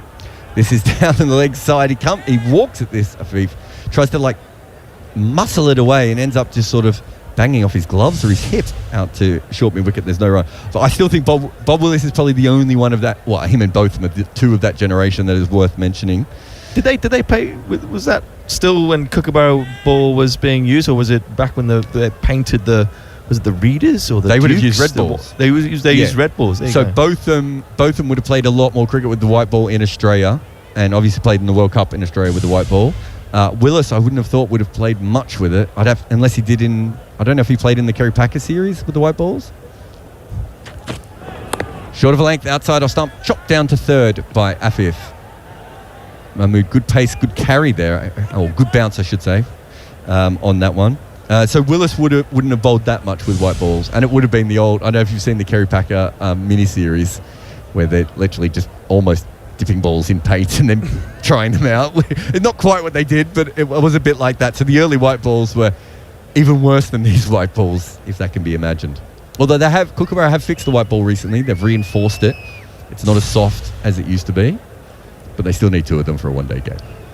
Well, I mean, that actually hasn't reversed all that much. I would have thought it would probably do a little bit more than it has done so far this game, but we'll see if Mahmood can get any. He doesn't on this. And he's just going to lose a single here. Ball was hit back into the crease from Mahmudullah, but it bounces over Mahmood's head, and then Rashid comes around and he can't stop them from getting a single there. So they go through 155 for 5. Yeah, Tuscan got one to reverse, didn't he? Because he was so happy with the reverse, he reviewed a LBW that was off the middle of the bat. Well, see, I was watching him, and it looked like he has a bit of a natural angle into a right-handed batter anyway. There were a couple of times when he troubled Jason Roy with natural swing just because of his wrist and the way he came down on the ball. So it might have just been that because of his angle and that slight angle in to the right-hander, it looked like it reversed. Mahmood back of a length, hit across the line, short mid wicket, there's no run there. Just on, we'll finish our Mount Rushmore. Jofra's not on it. Well, again, so impact, if he didn't bowl that final over in the World Cup, would you even consider him, because he hasn't obviously had the... He's missed 2 T20 World Cups now where he could have had good impact. Or guys come in, guy's got a name. So I had a look at fielder phrases. He averages 32 in one-day cricket. I just think everyone else is a little bit more Mount Rushmore-y than him, but I think he deserves to be in the conversation. Plus, I once smacked him for 4 at Wormsley, so... I hope you're not listening, Phil.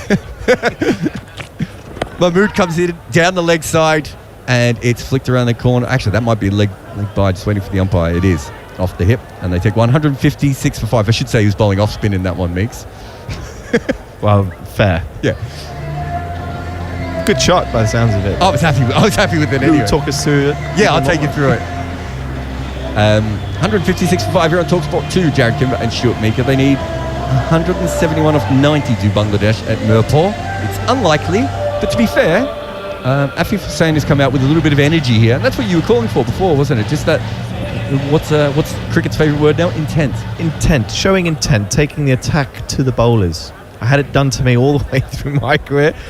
That's what I like to say. It was nothing to do with my bad bowling at all, Jared. But no. Who was the one-day player you bowled at who had the least intent? Think about that as Adil Rashid comes in. Leg slip in place, wrong in. He just drops his bat on this Afif to short mid wicket. The sort of guy that you thought I could probably get away with about 3 or 4 dot balls before he wakes up here. No. They were all, I don't know, do not name names. Everyone showed intent to me, and I'm not very glad for it. This one spins down the leg side. That has hit the stumps, and the bails have not come off. That was spinning down the leg side. It hit the pad, bounced outside leg stump, and somehow came back to the stumps. I don't know if it was a wrong and no. It was a leggy. Let's have a look. Oh, it's done the thigh pad trick. So for people who don't know, the thigh pads are curved, and when the ball hits straight on, sometimes it rolls around the back of your thigh. It's a really interesting design. Short, outside off stump. Afif, he backed away, he put Adil Rashid off, and Adil Rashid bowled a poor ball, but unfortunately he's hit it straight to the point. So it hits the thigh pad, gets stuck under the thigh pad, and comes back onto the stumps. Oh, I tell you what, Jared. Now there is a stat that sounds right up your street. How many wickets have fallen as a result of that? 7. No, this one is driven from outside off stump through the covers for 4. He beats short cover out to extra cover. It was a beautiful strike. It was over-pitched, but very well played by Afif there. You joke about it, but that sounds like the exact kind of stat that you might know. I wish I did know that. I know that. I don't know. Have you ever come across John Houghton, the cricket writer? He's written a lot of books. He wrote Boycott's book recently.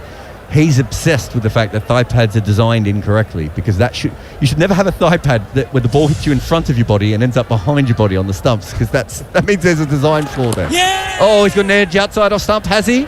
Well, Fifth has it. Yeah, he has. He's been given. He's been given. He's pushed at this. Strong hands. He's been batting good over the last couple of overs, but that one didn't spin as much as he thought it was, and he's pushed through the line, and he's been caught behind. Another big wicket. To be fair, they're massively behind the game. They really probably wanted him to get some runs here, and he is gone. England well on top here on TalkSport 2. I'll tell you what, the crowd has absolutely done me there with their silence.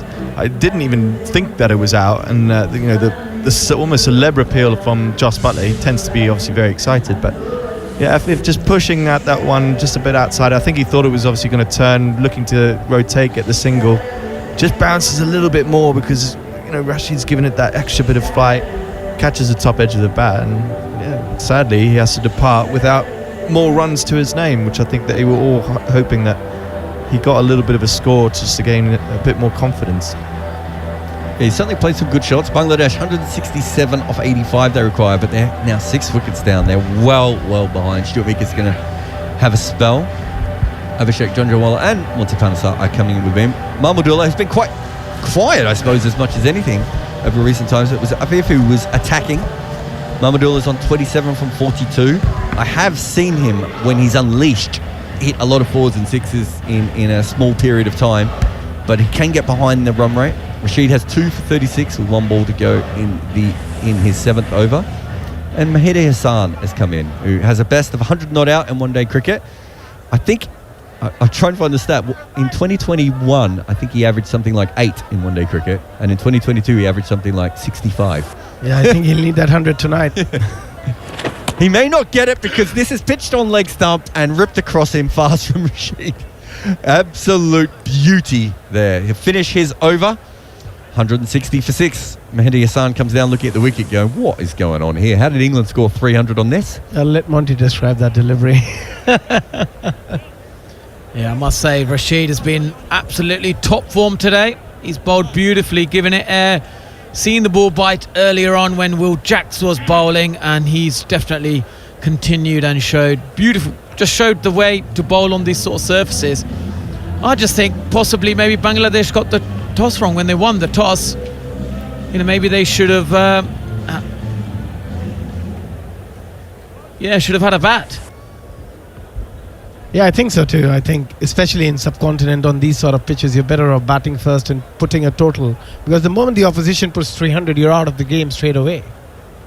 And that's what England do a lot, of course, as well. Mahmood comes in, back of a length, cross seam delivery, pulled out to the deep square, and they'll take one there. Look, I wonder if they've had a lot of success batting first, making that 230, 240 and defending it. I wonder if they thought coming into the World Cup against a good team, it'd be worth challenging themselves, because they're not, just doing something different. I think they could have done it in the last game after winning this one. They should have won this one first. That was their first mistake. And not lost the series here, rather than losing the series in the second match. Yeah, they could have, if they wanted to do an experiment, it should have been in the last match. Mahmood, mid-on is up. Back of a length, just outside off stump. And he's hit to point. There's no run there. He's bowling sort of the Liam Plunkett overs here. Different kind of bowler, of course. Not quite as heavy a ball. More of a skiddier bowler, but he's bowling cross seams, hoping to get a mistake.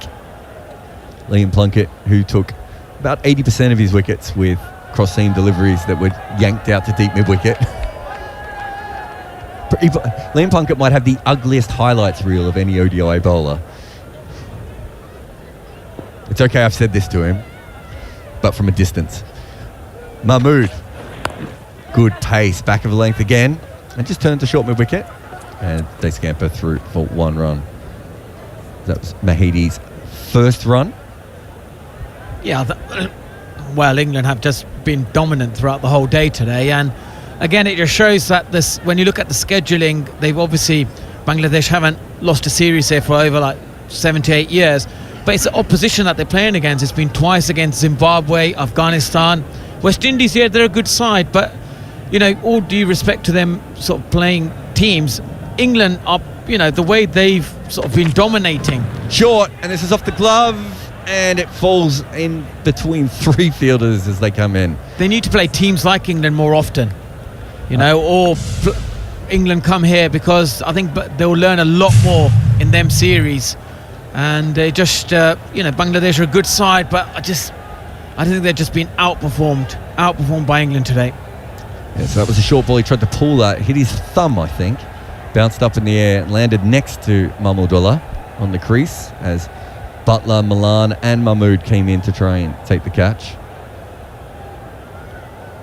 He's 28 of 44. I think Mahmood will continue with this back of a length bowling.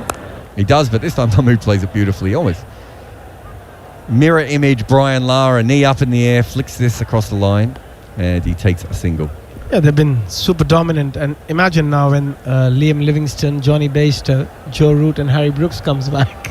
What happens to this side? Where do you fit all 4? Well, I think a lot of us assume that Ben Stokes is going to unretire when the World Cup comes up as well. So, fun times. Yeah, it's going to be it's a good headache to have for selectors, but anybody who gets dropped would be very disappointed from this side, because after playing such good cricket in Bangladesh, they would think that they would make it in the top 11. Mahmood, full straight, moves across the line, Mahedi. knocks this to mid-on. Decent shot, but there's no run as that fielder is in the circle. 163 for 6 here on TalkSport 2 with Abhishek Janjanwala and Monty Panasar at the... not sure if that last over was from the Mr. White detergent pounder end or not.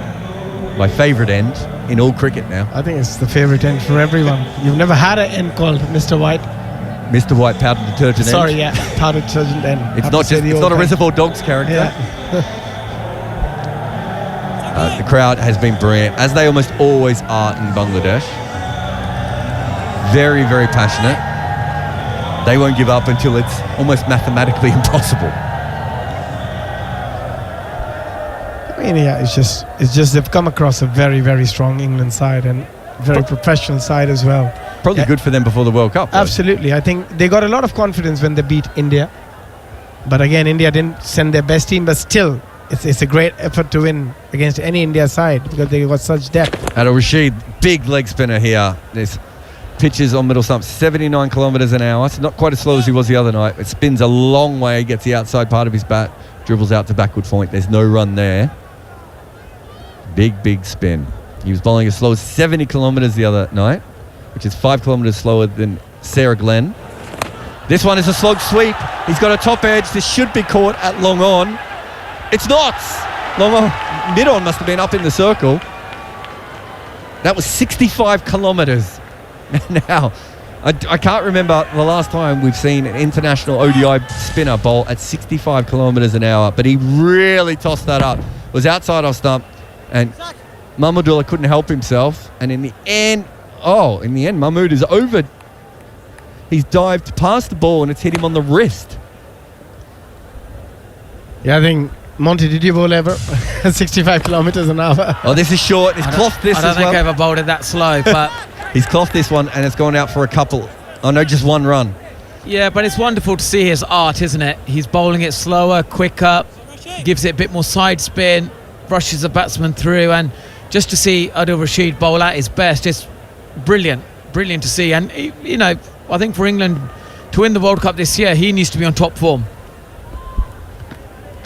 Drongo flies overhead as this is a wrong and outside off stump, pushed to point. No run. Yeah, I think he's going to be one of the most important players, the key player for him. We don't know who's the other spinner is going to be, if Moeen Ali is going to be in the side. But yeah, he will play a massive part if they want to win this World Cup in India in October, November. Oh, that spins sideways. That's pitched on middle stump. And to be fair to Mahedi, he was waiting for that, and he almost waited to see how far it was going to spin, and then played the cover drive from wide outside off stump. He would have played 3 shots. The amount of time it took for the ball to arrive to get to the batter, he could have easily played 3 shots. The only person I've seen bowl this slow in international cricket as a men's spinner is Craig Brathwaite in Test cricket. Oh, there's an edge, and it's out. Rashid gets his man. Mahmudullah, he teased him so many times. Twice he hit the ball up in the air. He could have been caught on either occasion, but this one was flatter and quicker. Spun a little bit though still, and it got the edge, and it was a good tidy catch at slip as well. And Bangladesh have lost another wicket. He was trying to turn this on the leg side, and it's ended up with Moeen Ali at slip. Good bowling by Adil Rashid. Yeah, brilliant bowling here from Adil Rashid. Just getting the ball to pitch just slightly outside leg stump, getting a beautiful arc on the ball, getting Mahmudullah to play towards mid-wicket, and he's been caught at slip by Moeen Ali, his probably best mate in the side. So it's wonderful to see. I think he just hurried him up a little bit. He bowled a couple of very slow deliveries and suddenly bowled that quicker delivery, and there was a sharp turn along with that. And Mahmudullah again, the moment he saw that ball drifting onto his pad, wanted to play on the onside, getting a leading edge, and a very easy catch to Moeen Ali. Very good skills from Adil Rashid again. Well, the Drongos are coming in now, and so is Taskin Ahmed, and so is Guy Swindle. You've been waiting for that, haven't you, Jared?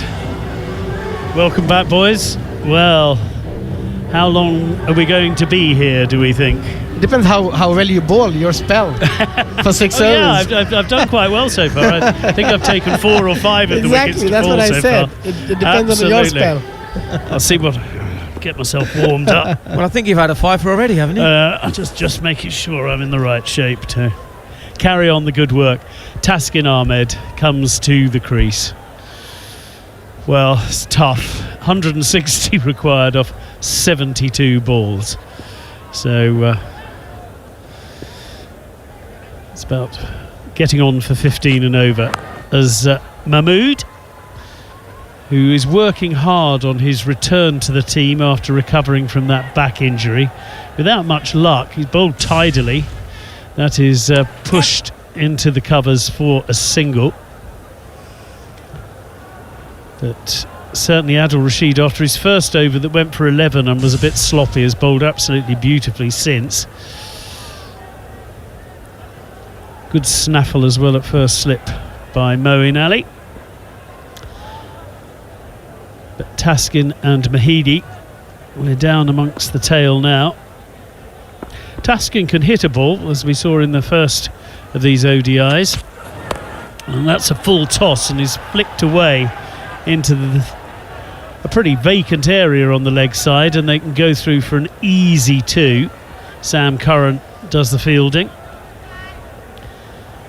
and that's just what you want first ball, a nice gentle full toss on or around leg stump. That's very tidy. So the pressure off Taskin a bit.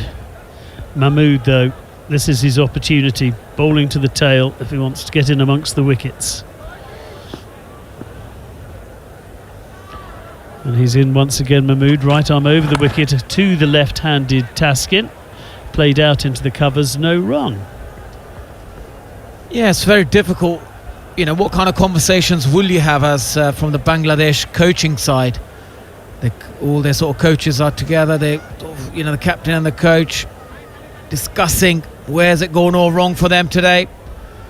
But I think it's more about looking at England, how well England have played, how well they played against their spin, how well they did at the start.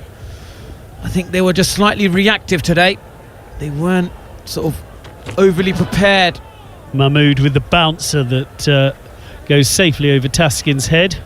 Yes, where it went wrong for Bangladesh, almost putting England in, was because even Josh Buttler couldn't. Are you sure? He wasn't. He couldn't quite believe what they'd done. But they did put England in. England batted beautifully. Wonderful century from Jason Roy. Fabulous half century from Josh Buttler, and good hitting late on by Moeen Ali and Sam Curran as well. 320 on this wicket always looked too many, and that is bunted back over the head of Mahmood, who just couldn't stick his right arm up high enough in his follow through for the court and bowled, but it was hit so high up the bat and falls safely, luckily for Taskin.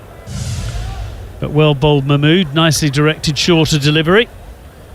Yeah, I think Tamim got swayed by the look of the pitch rather than the doing of the pitch when he went for the toss. A lot of times that can happen to the captains. You look at the pitch, you think, oh my God, I don't want to bat on this one. And being an opener, that really plays in your mind. Yes, of course. Well, Jason Roy is an opener. He did, in fairness, he did scratch around a little early on, and it was difficult for the first 2 or 3 overs, but once he got himself in, boy did he enjoy himself earlier today. Mahmood is in again, and that's wide-ish, and bounces pretty shoulder high outside off stump to the left-handed Taskin, who's upset with himself that he missed out on the cut shot. But the score at the end of 39 overs, 170 for 7. We're just seeing a table of Adil Rashid moving up to 3rd on the all-time list of England wicket takers in ODIs. I know Jared was running through his Mount Rushmore of England one-day bowlers earlier today. And I have to say, my outsider, Phil de Freitas, makes the list I'm happy to see down at the bottom. And also he's the only spinner in the whole list.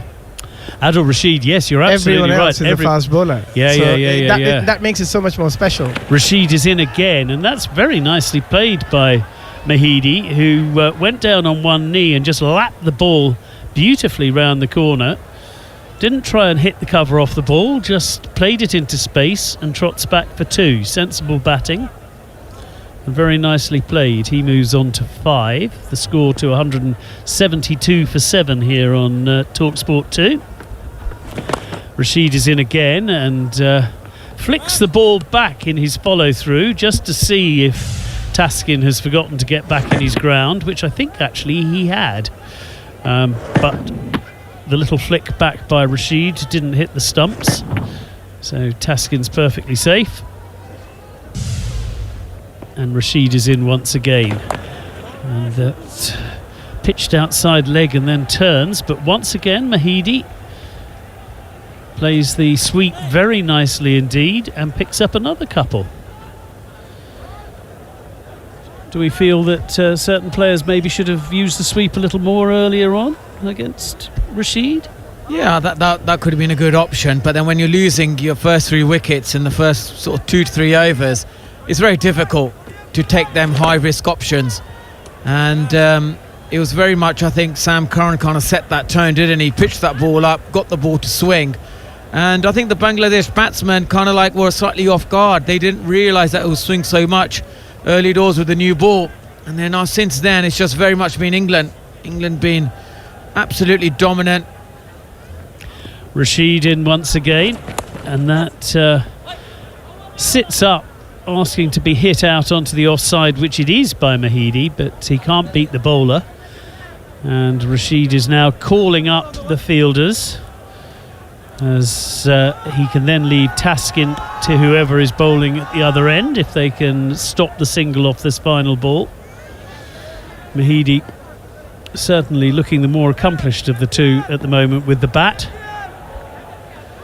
And Rashid senior enough in the team that he can make his own bowling changes, and that squirts out into the offside, into the covers. There is no run, so it will be Taskin who will be facing the next delivery. Just to let you know, we'll bring you 2 more live and exclusive Premier League commentaries across the TalkSport network tomorrow. Here on TalkSport 2, you can hear Arsenal against Bournemouth at 3 p.m. Well, over on TalkSport, it's Manchester City against Newcastle at 12:30. Now, that is second against fourth and is set to be quite the match. So listen out for that on TalkSport. Leaders Arsenal on TalkSport 2. Bangladesh need 153 from the final 10 overs. That's not happening. Yeah, apart from that, England will be looking to finish this game as quickly as possible to get some more rest. It's been a very hot and humid condition, and yeah, it's not easy when you have to play such a long game in those conditions. It can be really, really draining. Well, Mahmood is set to continue. Good captaincy from Josh Butler, giving Mahmood his full 10 overs by the looks of things to get him back in the groove. And Taskin wallops that. It's brilliant, and it just clears a fabulous effort by the fielder in the deep. It was Phil Salt who went one-handed, a bit like Ben Stokes in the World Cup when he went up one-handed and somehow plucked it down from inside the boundary. Well, Phil Salt's good, but he's not Superman like Stokes, and he just couldn't drag it back down. But a good hit, and 4 runs are added to the total, 4 runs to Taskin. But Phil Salt did give it a heck of a try out on the boundary to unstop it and to catch it. Gets his breath back, and Taskin gets ready again. And he's quite right, he may as well attack now, there's nothing to lose. And he has another big swing at this as Mahmood has switched to round the wicket to the left-hander after what happened on that last delivery, which was fractionally, probably about 30 centimetres away from this being a 6. But Mahmood going round the wicket just to try and tuck Taskin up a bit. But you've got to attack now, haven't you? Well, there's no point hung for a sheep as a lamb. And Taskin can give the ball a bash if it's there. Mahmood is in again, and Taskin smashes him straight down the ground. It's not the prettiest shot of all time, but it's mightily effective. It's that pull stroke bunt straight down the ground, baseball style, for 4 more. Yeah, this is good hitting, and obviously Mahmood is trying his ever so best to get a wicket, to cramp them up, but sort of to trying to get something out of the game. Taskin is definitely swinging hard, and he's already hit 2 boundaries in this over, and Bangladesh maybe at the backhand got something positive to take away from the game. I'll ask you in a minute if you think that bowling short is possibly the best thing to do in these circumstances. That is swung away again. It's hip high by the time it's bounced, and Taskin mistimes it and pulls it to mid-wicket, and there is no run. He's keeping it very simple. Keep your right foot out of the way and give it a wall up and see what happens. So pitch up, go Yorker go for a length. Yorker, yeah, absolutely. With the way he's batting at the moment, he's looking anything length and short, where he could just free his arms, go onside. You got to try and bowl him a block hole delivery, or go really, really short. Go for a proper bouncer. Mahmood is in again, and there is that proper bouncer outside off stump. And because Taskin had stepped quite some way outside leg stump, it looked as if it was pretty wide of the batsman, and it was, but it wasn't a wide. It was well inside the line because he'd stepped so far outside leg. But it is the one bouncer for the over, has been signalled by the umpire. So he's listening to you, Abby. Yeah, he's just got to get the execution right. Hit him on his head. So Mahmood, final ball of his 9th over, and that is pitched up on and around off stump, and is played out in a very formal fashion into the offside, and they go through for a single after the big hitting earlier in the over. So not a bad over for Bangladesh. They scored 9 from it, but when you need 15 runs and over, the run rate's climbing despite those 2 fours. But Taskin will be enjoying it on a personal level. He's moved on to 11 here on TalkSport 2. Bangladesh 183 for 7 in reply to England's 326. Yeah, Bangladesh probably need a few more big overs, but this is a huge task. I've never seen in an ODI someone get 144 runs in 54 deliveries. But I think, like they tend to say, they've got another one day to go, and if the tail can get something out of the game, it's not so negative when they go into the dressing room. They can get some sort of encouragement out of the game. Adil Rashid to continue, and a reverse sweep from Mahidi, and some good football from Adil Rashid. Initially the reverse sweep wasn't nailed at all, it just bobbled off the body into the leg side. Sorry, Taskin, and Taskin was thinking about going for the quick single, but Adil Rashid was racing in behind his delivery and very nearly hit the stumps with his right-footed attempt, but Taskin had got back, and this is on leg stump, and Taskin has swung it away, but straight to Milan out on the boundary rope, and it will just be a single, but a decent hit by Taskin, who has a good eye. What's it like, guys, playing in a match where you kind of know you've lost, but you have to kind of go through the motions? Yeah, I think as a batter, you just try and make the most of it. You try and enjoy yourself, and just try and hit as many good shots as you can. It's gonna be very difficult. It's far-fetched to get that total, but you still try and do the best you can as a player. Rashid bowls, and that is down the wicket from Mahidi, but I think he's picked out a fielder. He has. And Ahmed on as a substitute fielder, the young Leicestershire 18-year-old, or is he 19 now? I know he was 18 when he played for England in the earlier series in Pakistan. He is a talent. He is still 18, Makar informs me, and he's on as a substitute fielder, and he takes a very nice catch in the deep, and England have another wicket. Adil Rashid has another wicket, as he's now in pursuit of Darren Gough in 2nd place in the all-time list. I think that's 5 for you. Yeah, I'm doing well. I'm doing well. Mahidi Hassan Miraz then out for 7. He played nicely, but in the end had to go big. And Rashid now has figures of 4 for 45 in his final over. And Monty, that's good for, if you're a spinner, you're pleased with a 4 for. Absolutely, and I think Rashid kind of started it off when he got the key man, Saqib Al Hassan, where he gave it that air. Whenever he gives it air, slows it down, he encourages the batsman to attack him, and he always gets them out. He deceives them in the air, and that's what I like about Adil Rashid, is that he's always looking to take wickets. And it's been a fine bowling performance today, and even in that top 10 list, he's the only spinner, which is something, to be said, that England have struggled to find really good spinners in the ODI cricket, but Adil Rashid is definitely one of them, who'll end up probably being probably the only spinner for a very long time to be in that list. Yeah, I think if Shinwan was watching it, he'll be very happy. He always wanted the spinners to turn the ball and be attacking. His only motto was, if you're a spinner, you can't be bowling quick, then you might as well bowl medium pace. So yeah, he would be very happy the way Adil Rashid has been bowling.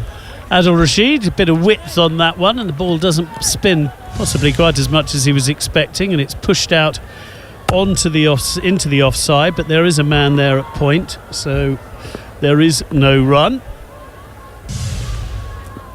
Rashid in again, and he bowls a googly on this occasion, and it's nicely played in the end by Tajul, but defensively, which isn't really what's required at this time, but then they're not going to win, so you may as well bat for a bit.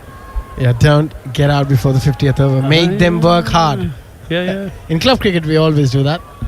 Make sure you don't get all out.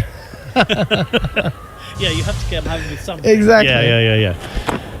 And that's again a nice delivery from Adil Rashid to the left-handed Tajul. And Rashid has finished his spell, and what a good spell it is. 4 for 45. 11 from his first over. He looked slightly undercooked, but he's taken 4 for 34 from the next 9 and bowled absolutely beautifully, and will be very pleased with his work. Moeen Ali has also bowled beautifully. 8 overs, 1 maiden, 1 for 27, and I think 13 came off one of those overs alone. Yeah, just a quick one. I've been watching Adil Rashid for a long time, but I think this is something new. I've never seen him bowl this slow. Maybe it's because of the condition. Monty would be able to tell us a bit more on it.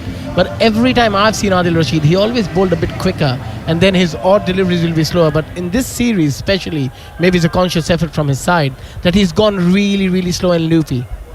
Yeah, look, I think he's allowed to do that, because when you've got Will Jackson, Moeen Ali bowling, they can be the more defensive role, and then Adil Rashid can be the guy who can actually attack. And you don't mind if he gets hit for a few boundaries, but as long as he's taking wickets. And I think that's the kind of method, the philosophy that they, England are trying to sort of work out. If we play 3 spinners, what could be Adil Rashid's role, what would be Moeen Ali's? And I think this suits England. Sam Curran is into the attack and is immediately smashed back on the up through the covers by Taskin for a really good 4. That was a cracking shot. Yeah, that's a wonderful shot. Again, going back to the same point, and as a bowler you would be able to tell us more on that. It's very difficult to bowl slow and control it, isn't it? It's easier to bowl quicker and have that a bit of control, but to go slower and still have that sort of a control, it's quite hard. Yeah, it is hard indeed, and it all comes down to the management, the coach, the captain. If they buy into the philosophy saying, we want you to bowl it slower, if you get hit for a 6, I don't care, I want you to take wickets. Curran in again, dug out, and they go through for a single. Sorry to interrupt you, Monty, off you go again. And I think that then that obviously encourages Adil Rashid to say, well, I'm not going to lose my place in the team, and obviously he isn't. Look at the record he has, but they want him to be that wicket-taking option. They don't want him to be the guy who contains bowled 10 overs, let's say 0 for 45. You'd rather have him take 2 or 3 wickets, and suddenly it changes the whole game. Yeah, perfect. Yeah, exactly. So smiling Sam Curran running in once again towards Taskin, who clicks him very nicely off leg stump, but there is a man, Mark Wood, down at fine leg, who keeps them down to a single, and now will allow Sam Curran a go at Tajul, the number 10 batsman. Taskin rather belying his number 9 position in the batting order twice in this series so far. He's looked really good. But it will be, sorry, I muddled up the single. It will be Taskin to face, the left-hander. And Sam Curran fact, we've got a plethora of left-handers, 2 left-handed batsmen and a left-handed bowler. So left arm Sam Curran, who started so brilliantly, and he gets Taskin swinging, and the ball just missed the under edge of the bat on its way through to the wicket-keeper. So Sam Curran again just tempting the batsman, banging it in short and saying, go on, have a go if you want. Curran, who took 2 wickets in 2 balls in his first over. Numbers 2 and 3 in the Bangladesh order out for Golden Ducks, and that is pitched up and punched away. It's a bit of bit of seam movement for Curran, but Taskin was onto it, but could only find mid-off. And there is no run, it's another dot ball. Curran gets ready again to bowl to Taskin. 190 for 8 now. Curran in again, and that's Fuller, and it's smashed down, and that will be 4. There was no chance for Vince at mid-on to get round to cut that one off. And well batted Taskin. He's moved to 21 from 18. Sam Curran has had his figures just dented slightly, now has 3 for 29 off 6. And Bangladesh, well, they're going out with a bang rather than a whimper. They're not going to score all the runs, but Taskin giving it a good dart. They're definitely having a good time there, and why not? You've got a license to just go for it and try and make the most of it. He's still got 7 overs. If he gets a 50, it'll be good for his own confidence. Well, this is his highest score in one-day cricket. So well played.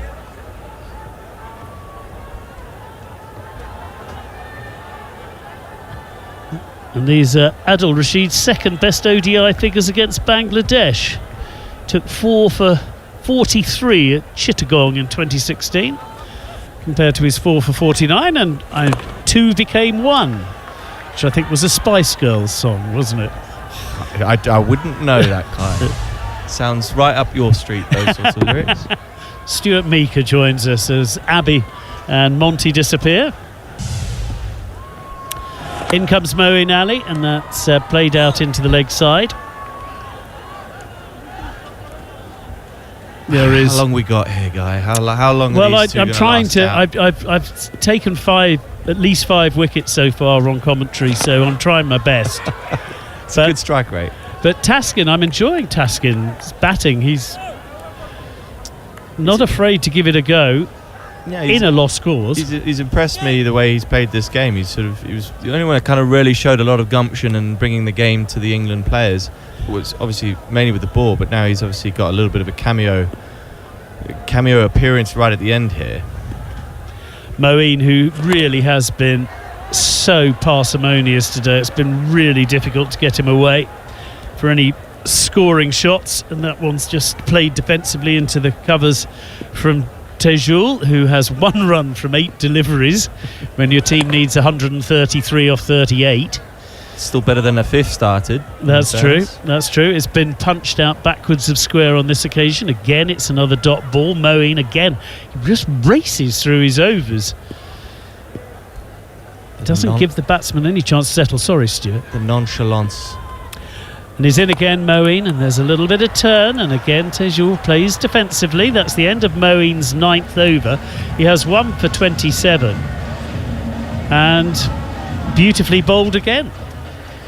He's the most unflustered cricketer in the England side at the moment. Just the way that he strikes the ball, even when he's smashing it 20-30 yards over the boundary, barely even looks like he's broken a sweat, made any effort. It's just a nice casual swing of the bat.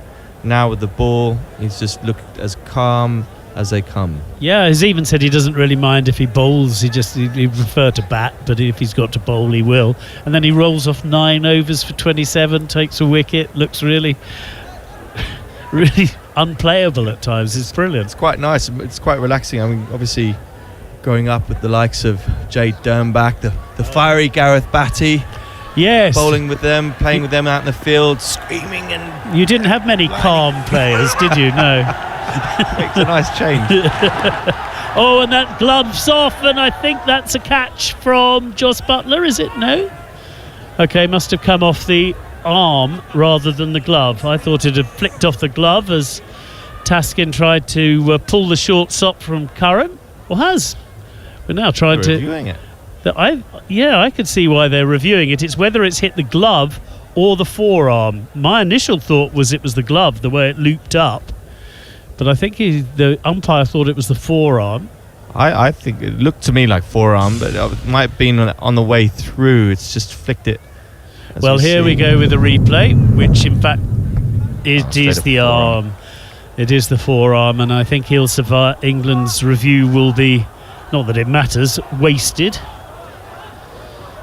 We're just having a look from sideways on, and he was through the shot so early that there was no way the bat or glove could in fact hit it. He'd finished several days before the ball actually went through. Yeah, but that's why I thought they were checking to see whether it was on the way back round when his glove. I actually caught it on the next ball. Yeah, no, we're having a discussion with Ultra Edge, but I think it's quite rightly going to be given not out. And Stuart Meek immediately spotted that was the forearm. I was much more optimistic. Hopeful. Indeed. But it remains 194 for 8. Taskin remains on 21, not out. And Sam Curran is in again. And well, he's almost trying to get out now, Taskin.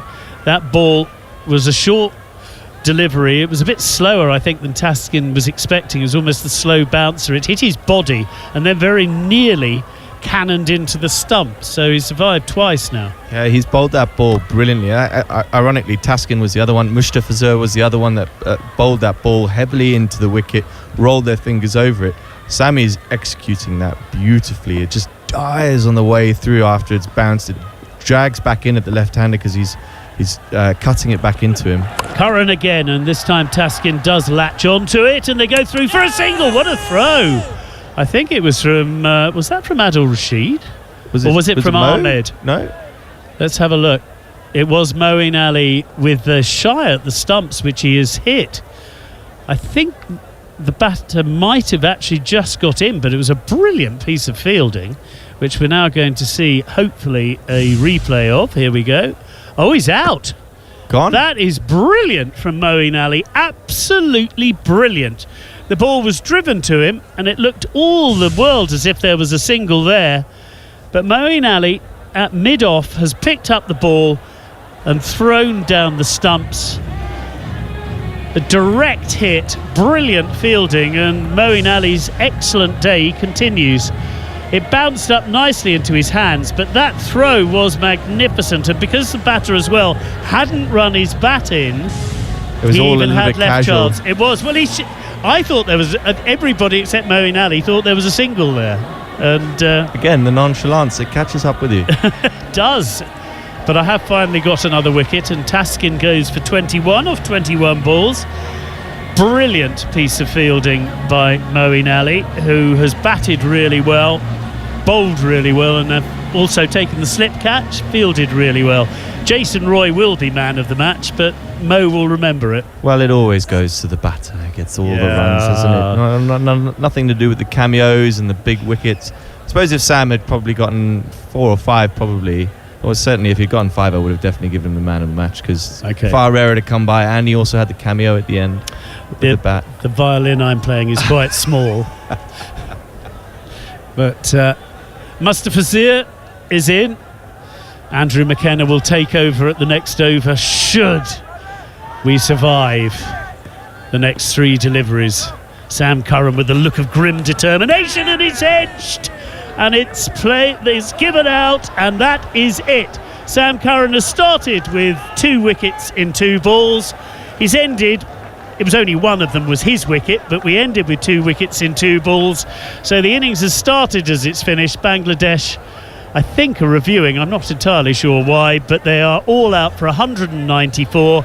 England win by 132 runs. A brilliant performance. We saw a magnificent century from Jason Roy, a wonderful knock as well in the 70s from Jos Buttler, as well as fine cameos in the death from Moeen Ali and Sam Curran. Sam Curran then started with 3 wickets for 9 runs in his first 2 overs, including 2 in 2 in his first, and that really set the tone for the rest of the innings. All of the England bowlers did well. Adil Rashid with his 4 for 45, probably the pick of the attack, but there were 4 wickets too for Sam Curran. And with England winning by 132 runs and indeed winning the series. It's the first Bangladesh have lost at home in a while, and England have won this by a country mile.